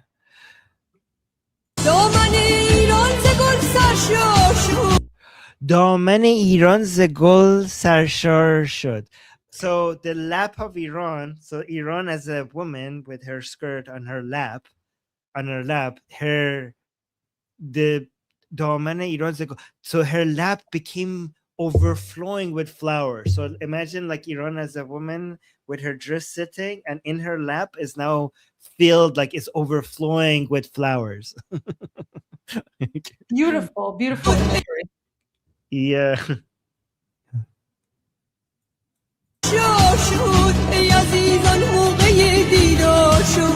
Oh, dear ones, it's time for visiting. Guys, because it's spring, like Nowruz, it's the time for us to visit our friends and families and meet with each other and become like guests and parties and stuff. So he's saying, oh, dear ones, it's time for visiting. It's time to go and meet people.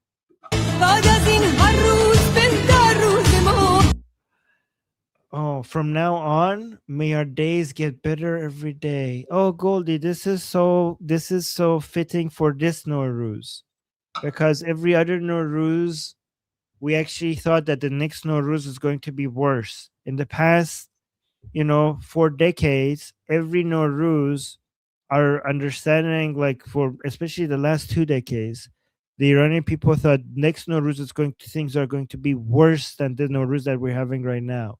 But this after 40 years, guys, this Nowruz is the first Nowruz where Iranians think that the next Nowruz is going to be better. So this line here is so fitting for what we're this specific Nowruz. He says, let me listen to it again. جاودان تا بعد نوروز Oh no, I need to go back more. Here. گل سرشار شد ای عزیزان موقع دیدار شد بعد از این هر روز بهتر روز ما بعد از این هر روز بهتر روز ما. From now on, may our days get better every day. No, I hope so. جاودان تا بعد نوروز ما Oh, guys, Javedane is related to Javid. So this is about something being eternal. So Javedane ta abad Noruzama. May our Noruz be eternal forever.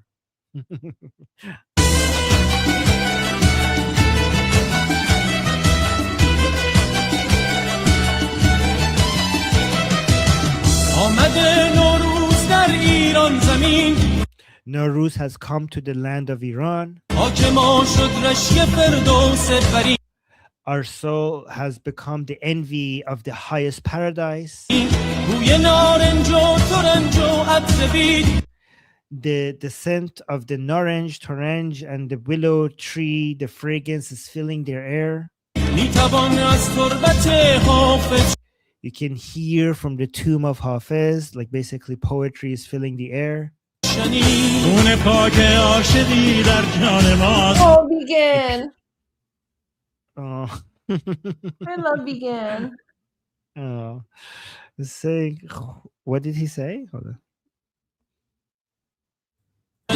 خون پاک عاشقی در جان ماست خون پاک عاشقی در جان ماست. The pure blood of love is in our souls and it's in our life. ریشه این عشق در ایران ماست ریشه این عشق در ایران ماست. The root of this love is in our Iran. هموطن نوروز تو پیروز باد My compatriots, may your Nowruz be victorious. ای وطن So again, this is where Nowruz Piruz comes from. Nowruz. So hamvatan Nowruz to Piruz bad. So my compatriot, may your Nowruz be victorious. پیروز باد ای وطن هر روز تو نوروز باد Ey vatan har roz to Nowruz bad. Now, first it talked to the Iranian people. Now it's speaking to Iran itself. It says, Ey vatan, O motherland, har roz to Nowruz bad. May every day of yours be Nowruz. Oh, Goldie, that was beautiful. I'm really happy you translated that for us because that was a beautiful song. And I'm glad that you were able to share that with everyone. Oh. Oh, thank you for making us go through that. That was very enjoyable. I didn't actually expect myself to. I'll be honest, I didn't expect to enjoy it this much. I didn't. Now but I did. This was so much more fun than I realized it would be. Well, you know what? Your Mm. laughter was infectious, and everyone in the chat really enjoyed your laugh. So, Oh, thank you guys. Thank you. I really think like I missed a big part. Like I'm so jealous of so many Iranians that know poetry, that could read poetry, and I feel like the school system in Iran did me wrong, made me like not really relate to these things, and I feel like I missed a big part of my identity and my culture by not being in touch with all of this. So it's okay. According to the chat, Armin, you're a sensitive gangster, and you will translate a lot of Durka, but now that we know that you're very good at translating Persian poetry, we have a lot more songs and Persian videos for you that we're going to make you translate. Okay, Goldie, can you send them to me ahead of time so I could figure out the stuff that I didn't like? We want to see your live reaction because your live reaction is more fun. No. Okay. Okay. Listen, I promise. I won't send you anything difficult. I'll send you pop songs. I'll send you pop songs like this one. Okay. Because some poetry is difficult, and I don't want to like. Oh no, I'm not going to send you Shahnameh or anything. I will send you Persian I'll send you Persian pop songs. Okay. Fine. But we can't have you cheat. We want your live reaction. No pressure. No pressure. Listen, I have more songs I can share with you, but they're fun. Like you're very good at translating them. Well, thank you. But Armin, look at this. This is a more recent Truth Social from President Trump. And he posted this like 10 minutes ago. If Iran doesn't fully open without threat the Strait of Hormuz within 48 hours from this exact point in time, the United States of America will hit and obliterate their various power plants, starting with the biggest one first. Thank you for your attention to this matter, President Donald J. Trump. Except, Armin, they've already been attacking all the power plants. They already attacked Natanz today. Oh, Natanz. Well, Natanz is more like nuclear. There's the and the ones, the energy, the ones that they attacked, like they haven't they haven't attacked the infrastructure. So what, Goldie? What do you think this is referring to? Like they're gonna, what do you think they're gonna hit next if they do, if he follows through with this? Well, power plants refers to the nuclear power plants. So. Oh. And Armin, did you not see the videos where they were attacking Natanz today? Yes, I thought he's already doing that. That's why I'm thinking that maybe he's talking about, energy infrastructure. But that's not a power plant. That's not a power plant, right? So that's where I'm like, I don't know. Armin, honestly, like, I think President Trump no, and like, guys, electricity plants are not called power plants. Listen, I think any industrial facility that produces or transfers energy could be a power plant. I mean, it could be, but here's the thing. President Trump has already said that the Islamic regime are lunatics. He said that yesterday. He said they're lunatics and you can't reason with them, you can't negotiate with them. So I think what's important to remember here is that President Trump has realized this message is not for the Islamic regime. This message is for the rest of the world. You know the saying, "Bedar migi ke divar beshnave"? That's what this is. Because President Trump already knows that, like, he could attack whatever. Wait, are they called? People are saying so energy plants are called power plants. Okay, so like President Trump could be referring then, if Americans are saying that electricity plants and everything are called power plants. So anything that produces or transfers, Okay, so I mean that very well could be what it means, but you have to remember President Trump has also said that the Islamic regime are lunatics. And Armin, he's also said that like if they were going to attack anything, it would take 10 to 20 years to rebuild, and he doesn't want to do that. So Armin, this message is not for the regime, because President Trump has already said, we don't know who's in power. We don't know who's in charge. Their leaders are all dead. Everyone's all dead. They're all dead. This is for the rest of the world. Why? Because, Armin, the rest of the world gets their energy from Iran. So President Trump is pretty much putting the rest of the world on notice that you better shape up and start acting. That's what this is. Also, Goldie, I think here's the thing. I'm going to have an unpopular opinion. Okay. Yeah, go for it. I think that if it comes to President Trump and Prime Minister Netanyahu attacking some actual energy infrastructure that is going to really hurt, like not the Islamic Republic, but also after. If that is what's needed to get rid of the Islamic Republic, I think I think I think I am speaking on behalf of many, not all Iranians, but many Iranians, that if that's what is required to get rid of the Islamic Republic, whatever the cost is, it's not as high as the cost associated with having the Islamic Republic to continue ruling over Iran. There's nothing more damaging to Iran more than the Islamic Republic continuing to be in power in Iran.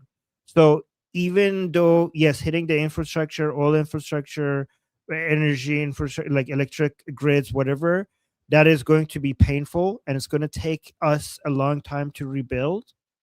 It's worth it if that is what is needed to get rid of the Islamic Republic. It's still, the benefits outweigh the cost. That's the way I see it. I mean, that's not an unpopular opinion, Armin. That's actually okay. That's actually a very popular a very popular opinion among Iranians, and there has been a lot of commentary about Zirsacht in Persian. And like let me share this image here. So this person put this message out March 10. Okay. تمام زیرساخت‌ها فدای یک تار موی کیان. که I can't translate that, but like all the infrastructure sacrificed for a single strand of Kion's hair, who didn't taste the blandness of the dragon because you were too busy building infrastructure. So guys, Kion Pir Falak is an 8-year-old boy who was murdered by the Islamic regime 3 years ago. 3 years ago. And he was the future of Iran. He was such a smart little boy. And he was murdered 3 years ago.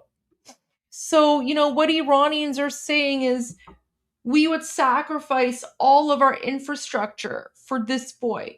Why? Because Iranian infrastructure is our human capital. Iranian infrastructure is our children. Right? Look at this one. I'm embarrassed that they forgot about you and are talking about infrastructure. Right? So Armin, your opinion is not unpopular. Because infrastructure is not our future. Our people are the infrastructure. Our people are the future. You can rebuild infrastructure, but you cannot bring people back. Right? Look at this one. نگران زیر ساختان. زیر ساخت من تو بودی کیان. Right? So he's saying they're worried about infrastructure, but Kion, you were my infrastructure. Right? Someone that was murdered by the Islamic regime. So look at this one.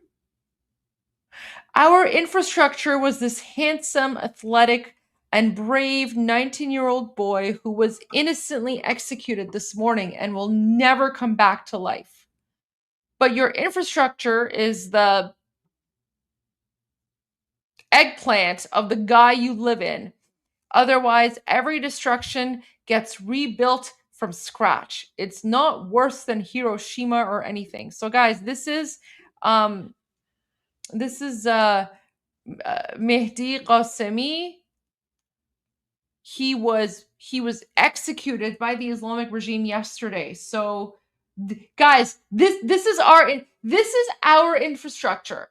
The future of Iran, these young innocent Iranian people, these are our infrastructure, okay? Look at him.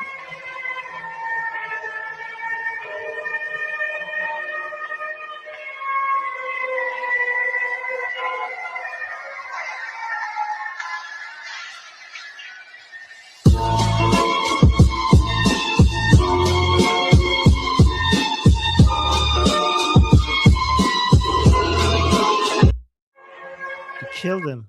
They killed killed him. They killed him yesterday. They hanged him. Right?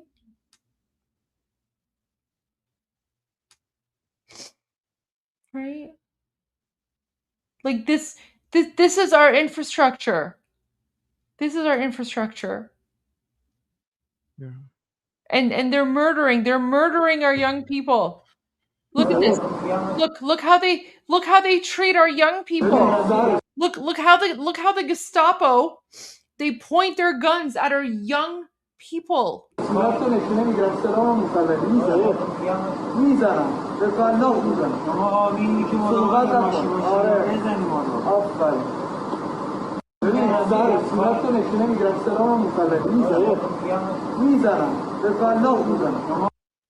So yeah, you know what, Armin? You're absolutely right. It's not a popular opinion, but Armin, if it comes down to it, what Iranians are saying is that we will rebuild. We will can rebuild. We can rebuild our infrastructure, but we cannot bring back our dead. Yeah. We can't bring back our dead. And we need the United States and Israel to finish the job. We need them to finish the job, because if they don't finish the job, the Islamic regime is going to murder even more Iranians than ever before. Right? But you know what, Armin? You know something that gives me a lot of hope about all of this? You know what gives me a lot of hope? Tell me. President Trump is not a politician. President Trump is a developer. He's a builder. And do you remember his Truth Social post from like 1 or 2 weeks ago? He said that when the military operation is over, he's going to help rebuild Iran and make Iran great again. And I cannot think of a better person to help rebuild Iran than President Trump. Because that's literally his life's work, his legacy. And Armin, I'm telling you, all this stuff he says about like 5 years, 10 years, whatever, he's just saying it to like scare the rest of the world. But President Trump already made a commitment. He already made a promise that when this military operation is over, America is going to help make Iran great again. And what's really important here is that it's not about aid. It's not like America's going to send aid money, because we Iranians, like, we don't need aid money. Iran is a very resource-rich country. So as soon as Iran is free, we're going to start those trade. Like we're gonna restart the trade, and rebuilding Iran is going to be beneficial to both the economy of the United States and the economy of Iran. So I'm very excited. I honestly, I could not think of a better person to help rebuild Iran than President Trump. And Israelis as well, especially with their, of course, Israelis. Yeah. And you know, Armin, Goldie, one thing we're going to need a lot is like like Israel with their desalination technology and their water management, because we're like, without, like, we're going to have a huge drought problem. So that as well. Yeah. Oh, 100%. And we were already thinking of like different names for places in Iran. So we were thinking of like Amulinzi Highway, Hegseth Highway. We need like a Trump Tower in Tehran. Trump Tower in Tehran for sure. Palestine Square, Goldie, needs to be renamed to Israel Square. Oh, Palestine 100%. Square. Palestine Square is going to be Israel Square. We need and the countdown clock that they have for how much Israel has to live needs to be set to 0 and go up instead of down, to show how long Israel has continued to live after the fall of the Islamic Republic. Oh yeah, absolutely. Or I mean, maybe we could change it to a countdown clock for Palestine. We could just say this is how much Gaza. We could just say this is how much Gaza has left to survive before it just becomes a parking lot. Oh wow. Goldie knows. Wow, Goldie. Oof, okay, that's oh my god. I mean, well, I'm just saying, like they've had a doomsday clock. They've had a doomsday clock for Israel for 47 years. Why can't we have a doomsday clock for Gaza? Gaza, right? Like well, I mean, but Goldie, just to be clear, that's Israel's policy. Like Iran, we're not gonna tell what we're not gonna say what Israel's going to do. I mean, we're not gonna turn Gaza. We could make our own doomsday clock because all of these like Gaza, but Armin, all these Gaza jihadis are literally attacking Iranians right now. Look, you saw what they did. They one of them brought a knife and they tried to stab Iranians. Yes, but Goldie, Gaza is not going to be turned into a parking lot. It's going to be part of Israel, and it's going to turn into a major tourist destination right across the water. Well, I still think it should be turned into a parking lot, so then everyone can just drive park in Gaza and then just go to like Tel Aviv, right? That's how I see it. No, that's a good land to turn into a very good tourist destination with hotels and resorts and restaurants and pubs and dancing. If once Gaza is part of Israel, you could turn it into something really beautiful. It's really good land once it's part of Israel. Yeah, that's true. Yeah. Okay. All right. Yeah. All right. Yes. I'm saying turn it into a parking lot because you don't know what's below there and you don't know what these jihadis are doing. So just like, I don't know, send them back to Egypt or Jordan where they belong, right? Like half of them are Egyptian, half of them are Jordanian. Like send them back to like whatever country they came from and just like, just the land belongs to Israel. I mean, yeah, Iranians, guys, we're even more radical. Listen, the two-state solution was Israel and Jordan. Because ask yourself, why does Jordan exist? Jordan is Palestine. Exactly. Jordan is Arab Palestine. Jordan is literally one of the fakest countries in the world. It was created for the two-state solution. But then you had like some random Egyptian man named Yasser Arafat, who just wanted to make billions of dollars. So he just started the Palestinian cause. But yeah, guys, Jordan is Palestine.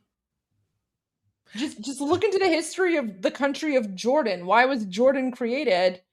And then why was... Anyways, there you go. There you go.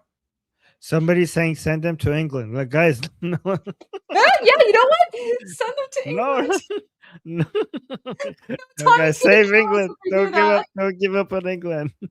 Oh man, I don't know, man. England's kind of a lost cause. So. No, keep fighting, patriots of the UK. Don't give up. Keep fighting. Yeah, there you go. Anyways, we're gonna end the show here. But Armin, thank you so much for the translation. Thank you. Thank you for Thank you for making me go through that. That was really beautiful. Well, absolutely, because we needed someone to translate our Nowruz songs. So there you go. All right, guys. Thank you so much for. Unless Armin, you have breaking news, but no, I don't. I mean, I have some updates, but they're not breaking news. I could. Listen, we could do it tomorrow. It's up to you. I mean, because it's getting late, and I know you have to leave. Yeah, I don't want to keep you longer, so you can share the updates if you want, or if not, no, we'll do it them for tomorrow. It's not. Okay. It's not like urgent. All right. Yeah, because we want you to spend some time as well with your family because it is Persian New Year. So, guys, everyone, thank you for joining us for day 84 of Iran Revolution Live with your wonderful and amazing host, Armin Navabi. And your wonderful and amazing and very amazing and kind host, Goldie And Armin. Thank you so much. All right, guys, we will see you tomorrow. Wait, 84 weeks. How many weeks has that been? 84 days? 12? 12 weeks? Yeah, guys, it's been 12 weeks. It's been like 3 months, pretty much, almost. So there you go. 84 days. Yeah, like 12 weeks or something. All right, guys. Yeah, we'll 70 see you plus tomorrow. 14. That's 12. There you go, 12 weeks. So, guys, we will see you tomorrow for day 85 of Iran Revolution Live. I'm Israel Chai. Long live America. Javid Shah, Payande Iran. Javid Shah, Payande Iran. See you guys tomorrow. And you. Nowruz Piruz. Piruz. آمد از نفس زیبای بهار بهاران خنده زد بر سبززار بنگ نوروزی رسید از آسمان از سفر آمد پرستونم به کار باز شد چشم بنفشه بر بهار زرد و نیلی در کنار چشم سار وقت اگر خواب است بیدارش کنیم عاشقانه باز بیدارش کنیم عاشقانه باز بیدارش کنیم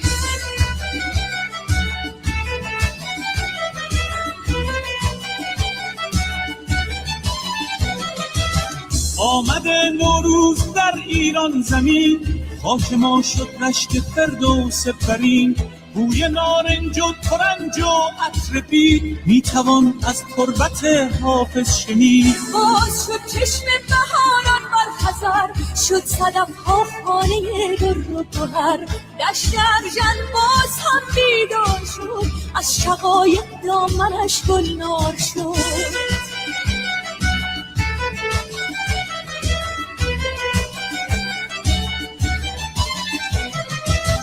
حاسدت آمد که مهمان آمده بوی نرگس های ایران آمده خاک من ای قبلگاه عاشقان نوبهارانت همیشه جاودان رودهایت پرخروش و بیقرار کوههایت سربلند و استوار بربند ما همه از خاک توست کار و کود ما ز خاک پاک توست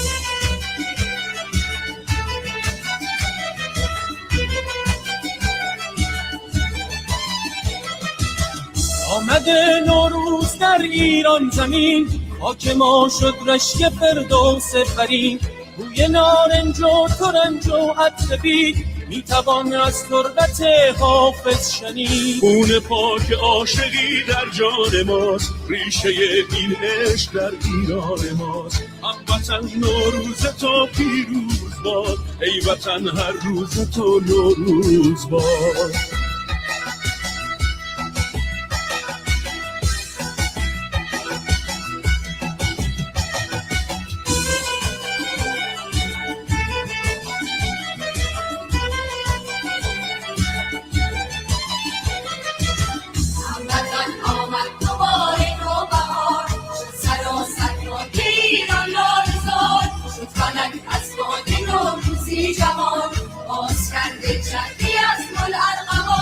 آسمان برداشت زیر ابروی عشق پر شده دنیا ز عطر و بوی عشق وقت اگر خواب است بیدارش کنیم عاشقانه باز دیدارش کنیم عاشقانه باز دیدارش کنیم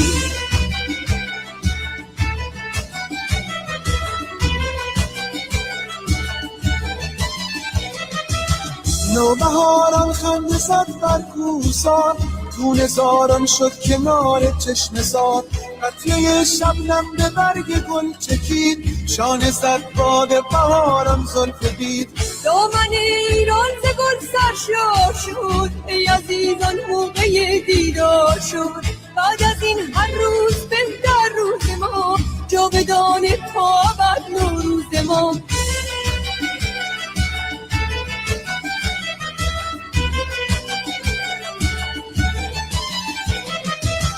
آمده نوروز در ایران زمین خاک ما شد رشک فردوس برین بوی نارنج و ترنج و عطر بید میتوان از تربت حافظ شنید خون پاک عاشقی در جان ماست ریشه این عشق در ایران ماست هموطن نوروز تو پیروز باد ای وطن هر روز تو نوروز باد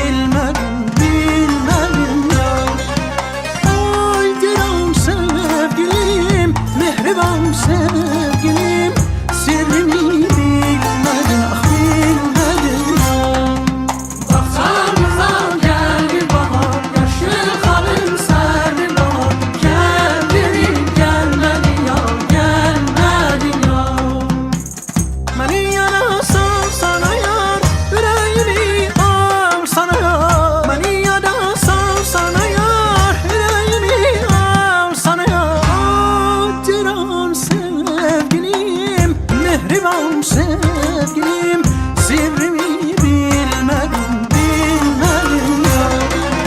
Ay diram sevgilim Mehriban sevgilim Sirrimi bilmedin bilmedin Baksana geldi bahar Yaşı kalın serdi bahar Kendini gelmedin gelmedin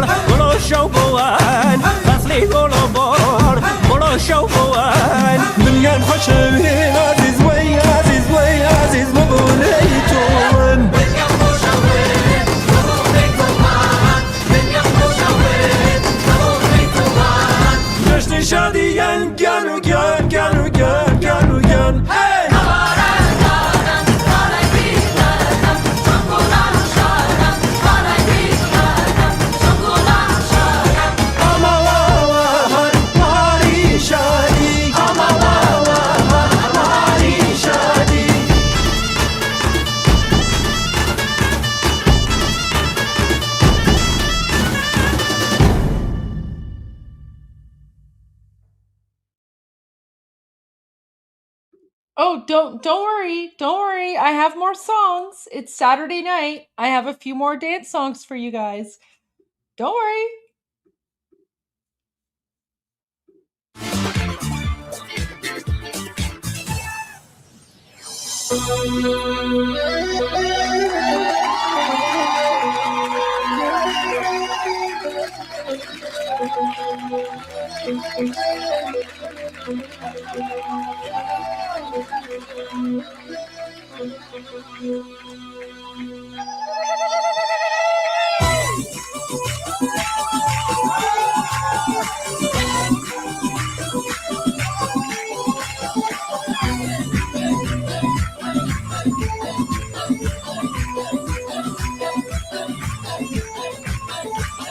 برای دیدن تو بیدارم تو بیام از سفر میام اومده بر در بزنم که اومدم بی خبر میام تا سر بذارم روی سینت تا که باور کنی نفس گیره برام بی تو دیگه زندگی بی سبر دلاغی من فدای اون چشم میخوام اینو بدونی که میمیرم برات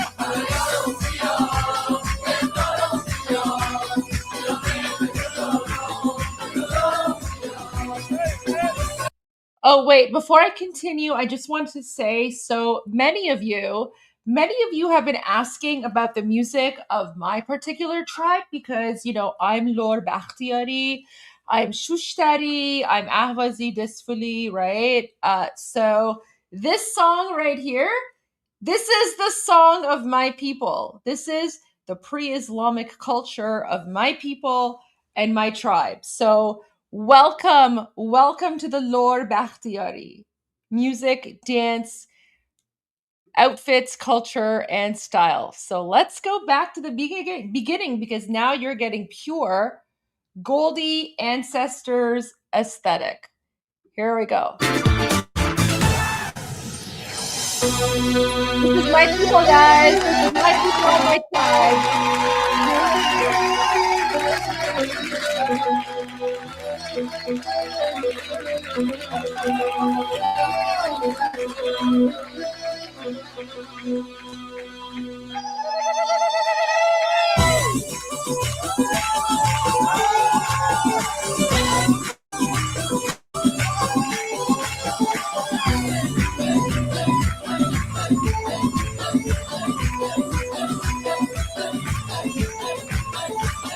برای دیدن تو بیدارم تو بیام از سفر میام اومده بر در بزنم که اومدم بی خبر میام تا سر بذارم روی سینت تا که باور کنی نفس گیره برام بی تو دیگه زندگی بی سبر دلاغی من فدای اون چشم میخوام اینو بدونی که میمیرم برات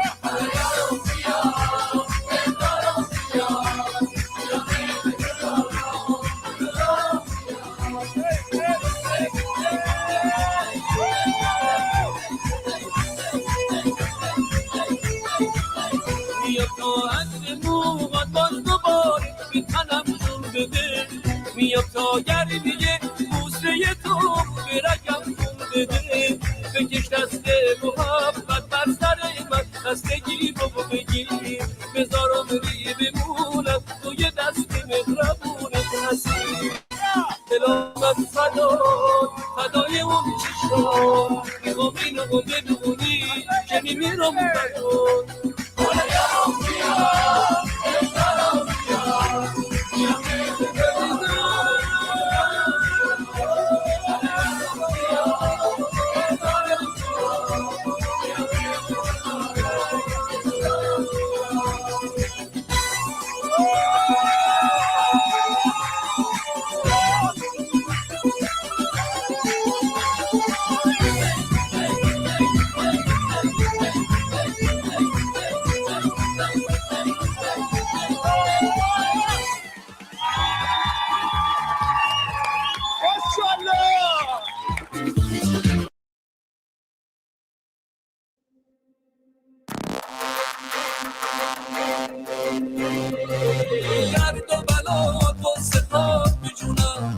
بیشتر از این چشم رات بمونم درد و بلا قهات بجونم نزا بیشتر از این چشم رات بمونم مجنونم مجنونم عاشقونه میخونم مجنونم مجنونم بی تو من نمیتونم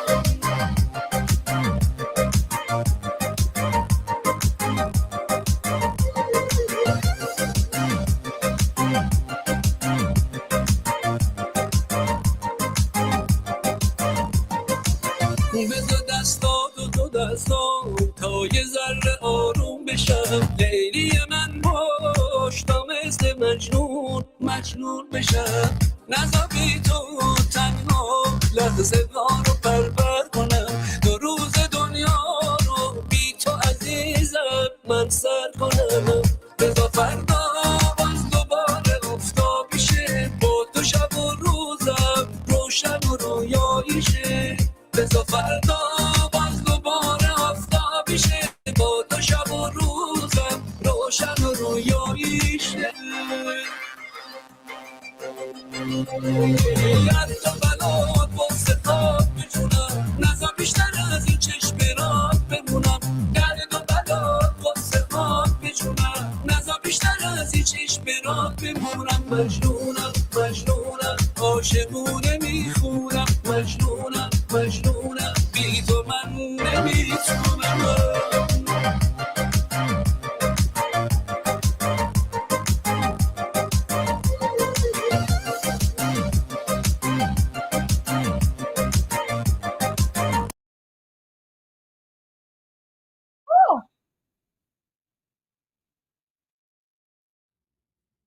Oh no! I totally shared the wrong screen before it was done.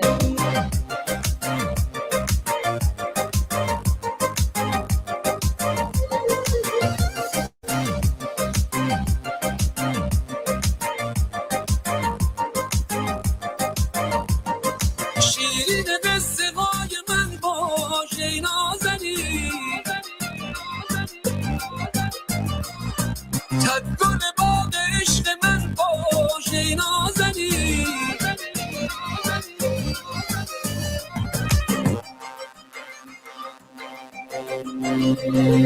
درد و بلات واسه خواب بجونم نزا بیشتر از این چشم رات بمونم درد و بلات واسه خواب بجونم نزا بیشتر از این چشم رات بمونم مجنونم مجنونم عاشقونه میخونم مجنونم مجنونم بی تو من نمیتونم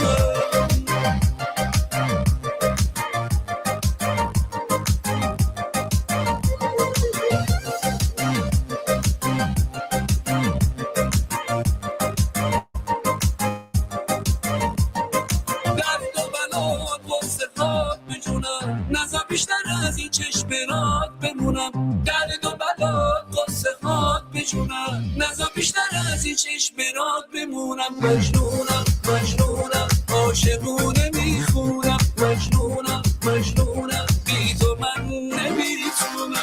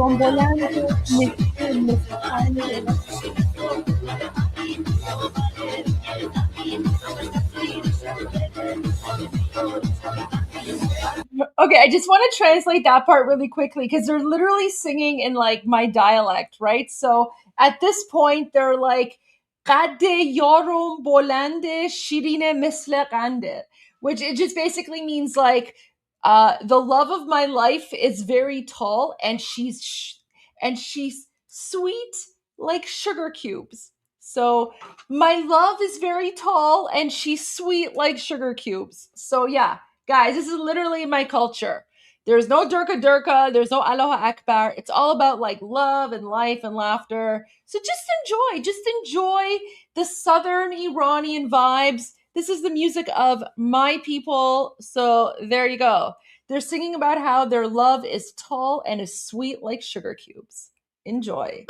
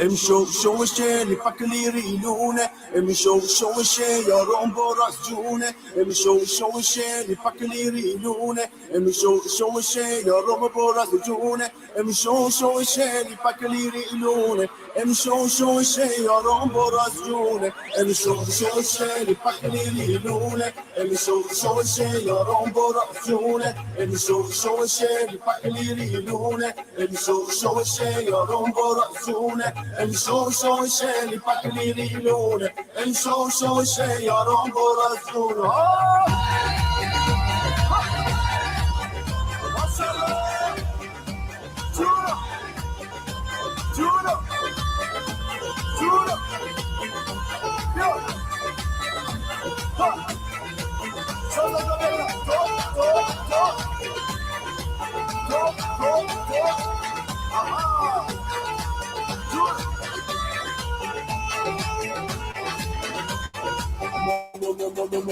سخرم مو برشتم که دیشانم نوشتم آیه کسی بیام شفر برام مانه نشتم مو سخرم مو برشتم که دیشانم نوشتم آیه کسی بیام شفر برام مانه نشتم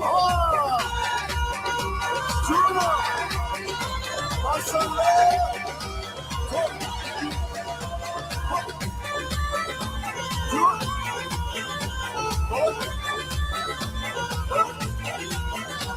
آیه مفرمایی چش حسنی به دختر آوازیه آیه مفرمایی چش حسنی به دختر آوازیه توی بازار سبزی موتون دیدم خراج نازی گردن بلوری مثل بلوری سینه اناری گردن بلوری مثل بلوری سینه اناری عاشقت شدم خود میدونی ندارم قرار آخ و سختم مدرشتم که دیشانم نوشتم Ay fastidio, así que hermana, disponible en el esto. Ay fastidio, así que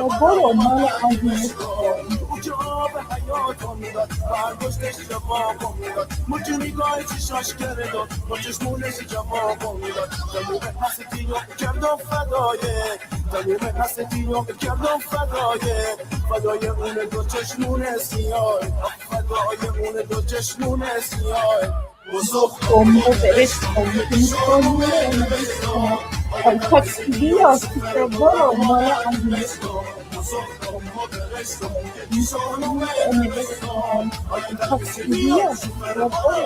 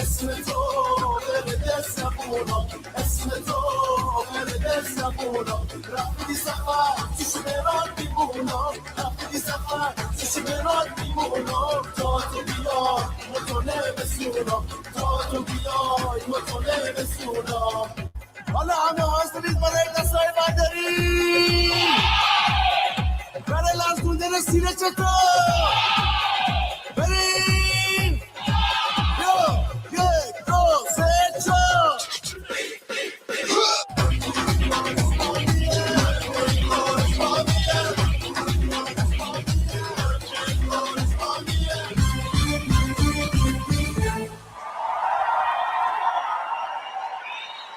All right, guys, there was a little bit of intro into Iranian culture and music before Islam turned our country into a 7th century Islamic hellhole governed by Sharia law. So, guys, literally everything and anything that you think about, like the Middle East, it was literally invented by the Iranians. The music, the dancing, the drums, like the Middle Eastern vibes, all of that. The architecture, the aesthetic, the clothing, the music, it's all Persian. But it's pre-Islamic tradition. And then unfortunately, when the Islamic regime took over and they turned our country into a 7th century Islamic hellhole, everyone forgot that when you think of the Middle East, it's actually Persia. Because now when people think of the Middle East, they think of like, Allahu Akbar, right? Like Jihad Durka Durka. Yeah, that's not the Middle East. The Middle East is Persia and the Persian Empire because 3,000 years ago, 4,000 years ago, the Middle East was Persia. The Middle East was Persia. So every single thing you can think of when it comes to the Middle East, it's Persia. Except everything that you think you know about the Middle East, none of it has anything to do with Islam. Everything has to do with pre-Islamic Middle East, which was Persia. And now you know.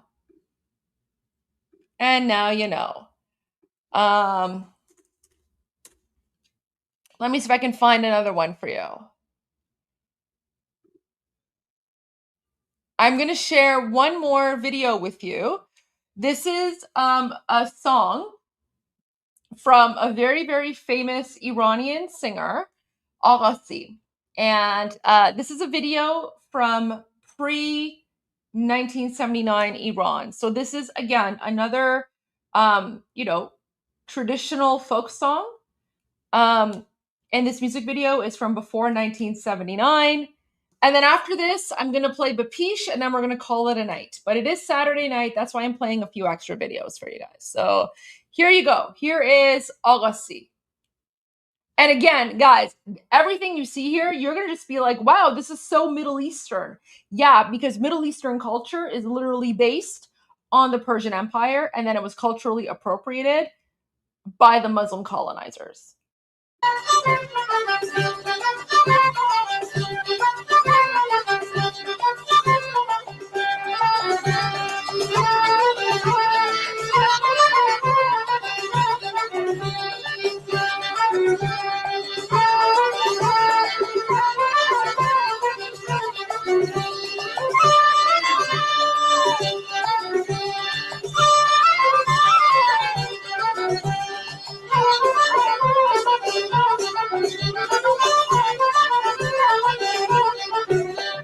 لب کارون چه گل بارون میشه وقتی که میشینم دلدار تو قایق ها دور از غم ها میخونن نغمه خوشی کار هر روز و تنگی غروب تو شهر ما صفا داری لب شهر پای نقلا خوشی با چنگونه و ساغرونی میشه با شادی و غم زمانی چه خوب و قشنگه چه گلبارون میشه وقتی که میشینه دلدار تو قایق ها دور از غم ها میخونن نغمه خوشوی کار.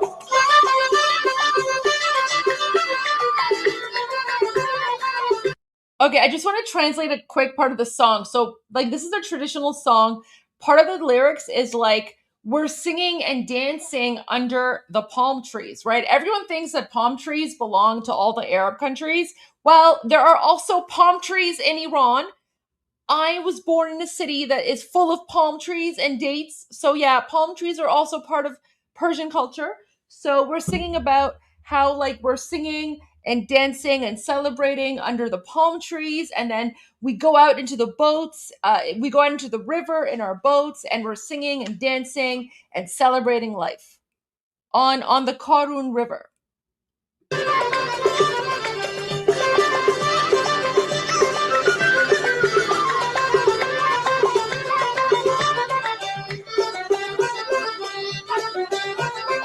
چل چراغ آسمون پیدا میشه در پلتانی میشه خوابا میشه دست دست دخترون احوازی میان بیرون. Oh, did you hear that part? He's singing about, so he says دخترون اهوازی. So دختر means girl, and then Ahvazi is the city of Ahvaz. So he's talking about the girls from Ahvaz. That's literally me because I was born in Ahvaz. So yeah, دخترون اهوازی. That's me, and that's all of the other amazing Ahvazi girls who are watching right now. All of my Lord Bakhtiyari Ahvazis, where are you? All the Ahvazi women. Love you all.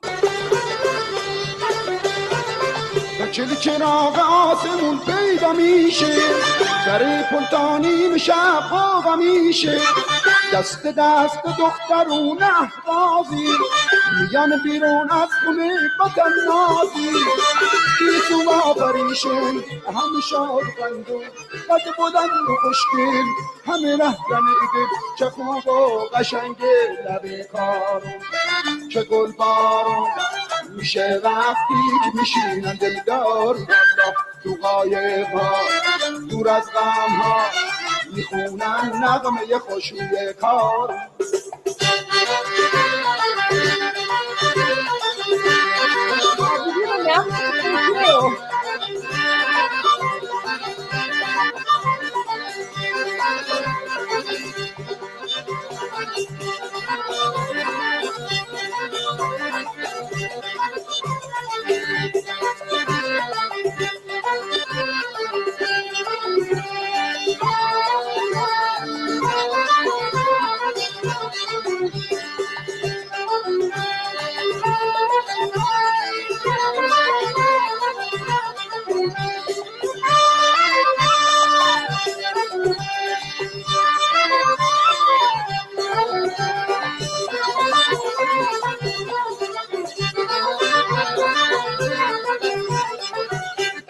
لبه کارون چه گل بارون میشه وقتی که میشینن دلدار الله تو قایق ها دور از غم ها میخونن نغمه خوشوی کارون.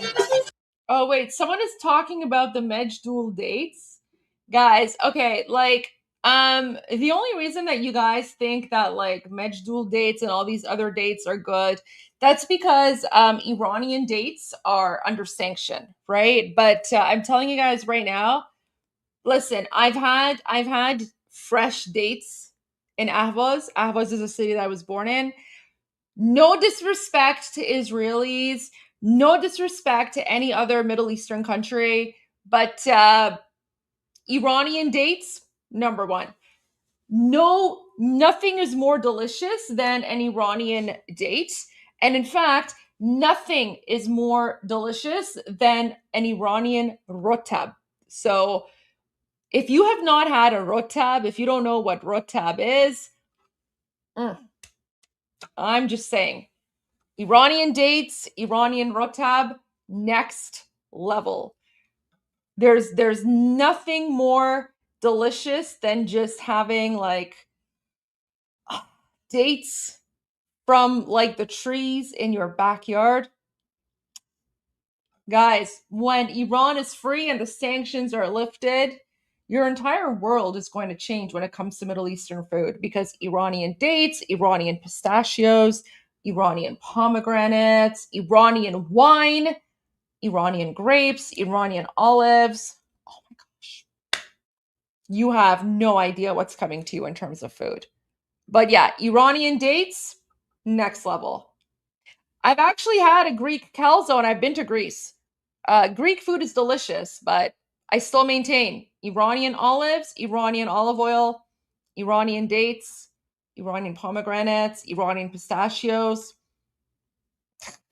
Not even comparable. I'm sorry. I may be biased, but it's not even comparable. هر روز تنگ غروب تو شهر ما صفاداری لب شد پای نخلا خوشی با چنگونه و ساغ رومی میشه با شادی و غم زمومی چه خوب و قشنگه چه گل بارو میشه وقتی که میشینم دلدار الله تو قایق‌ها دور از غم‌ها میخونن نغمه خوش میره کار.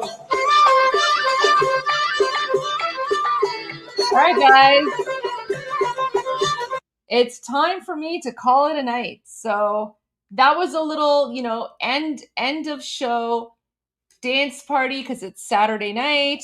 We'll see you guys tomorrow for day 85. As always, I'm Israel Chai. God bless America. Payanda Iran and Javid Shah. See you guys tomorrow for day 85. غرق انقلاب است.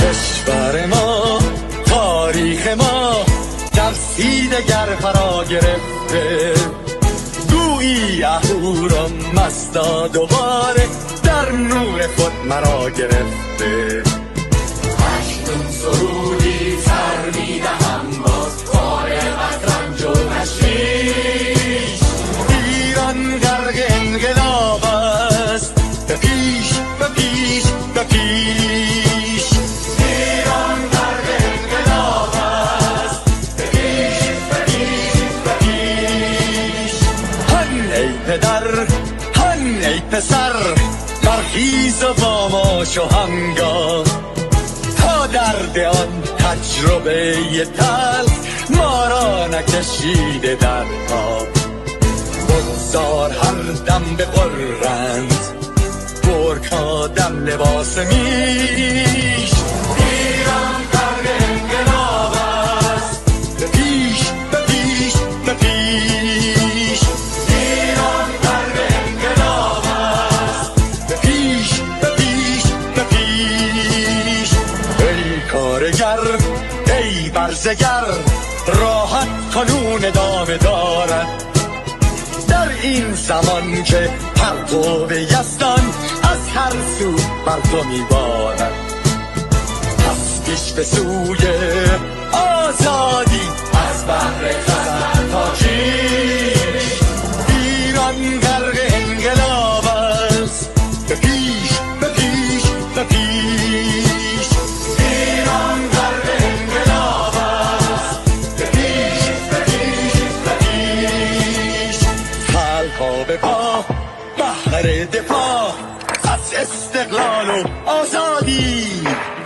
تا بشکنیم پشت ارتجاع پیریزی ویران آبادی تا زنده سازیم سنت‌های ملی از من آلین و کیش ایران غرق انقلاب است به پیش پیش پیش ایران غرق انقلاب است به پیش به پیش به پیش با امید روزی که تمام این دلبشو و انقلاب تموم بشه و ما در روشنایی نور و سعادت مردم کشورمون غرق بشیم نه خارجی نه بیگانه نه مستعارهای ویرانی نه چیر خاران نه کاسه لیسان فقط هم رزمان ایرانی با شرافت میهنی بسازی بهر فرزندان خویش. ایران غرق انقلاب است، به پیش به پیش به پیش. ایران غرق انقلاب است، به پیش به پیش به پیش. مردان بیایید داخل صف ما، اکنون که آغاز رویاست. دشمنان بدانید ما زنده هستیم، بعد از ما هم ایران پابرجاست. آن روح شیطان ما را فریب داد با صد شعار مردمیش. ایران غرق انقلاب است، به پیش به پیش به پیش. ایران غرق انقلاب است، به پیش به پیش به پیش. پرچم ما، پرچم ایران غرق خون شهیدان. روی شانه هامان حمل می‌کنیمش در هر خیابان و میدان. تا ماسک دلقکان را برداریم از روی تسبیح و ریش. ایران غرق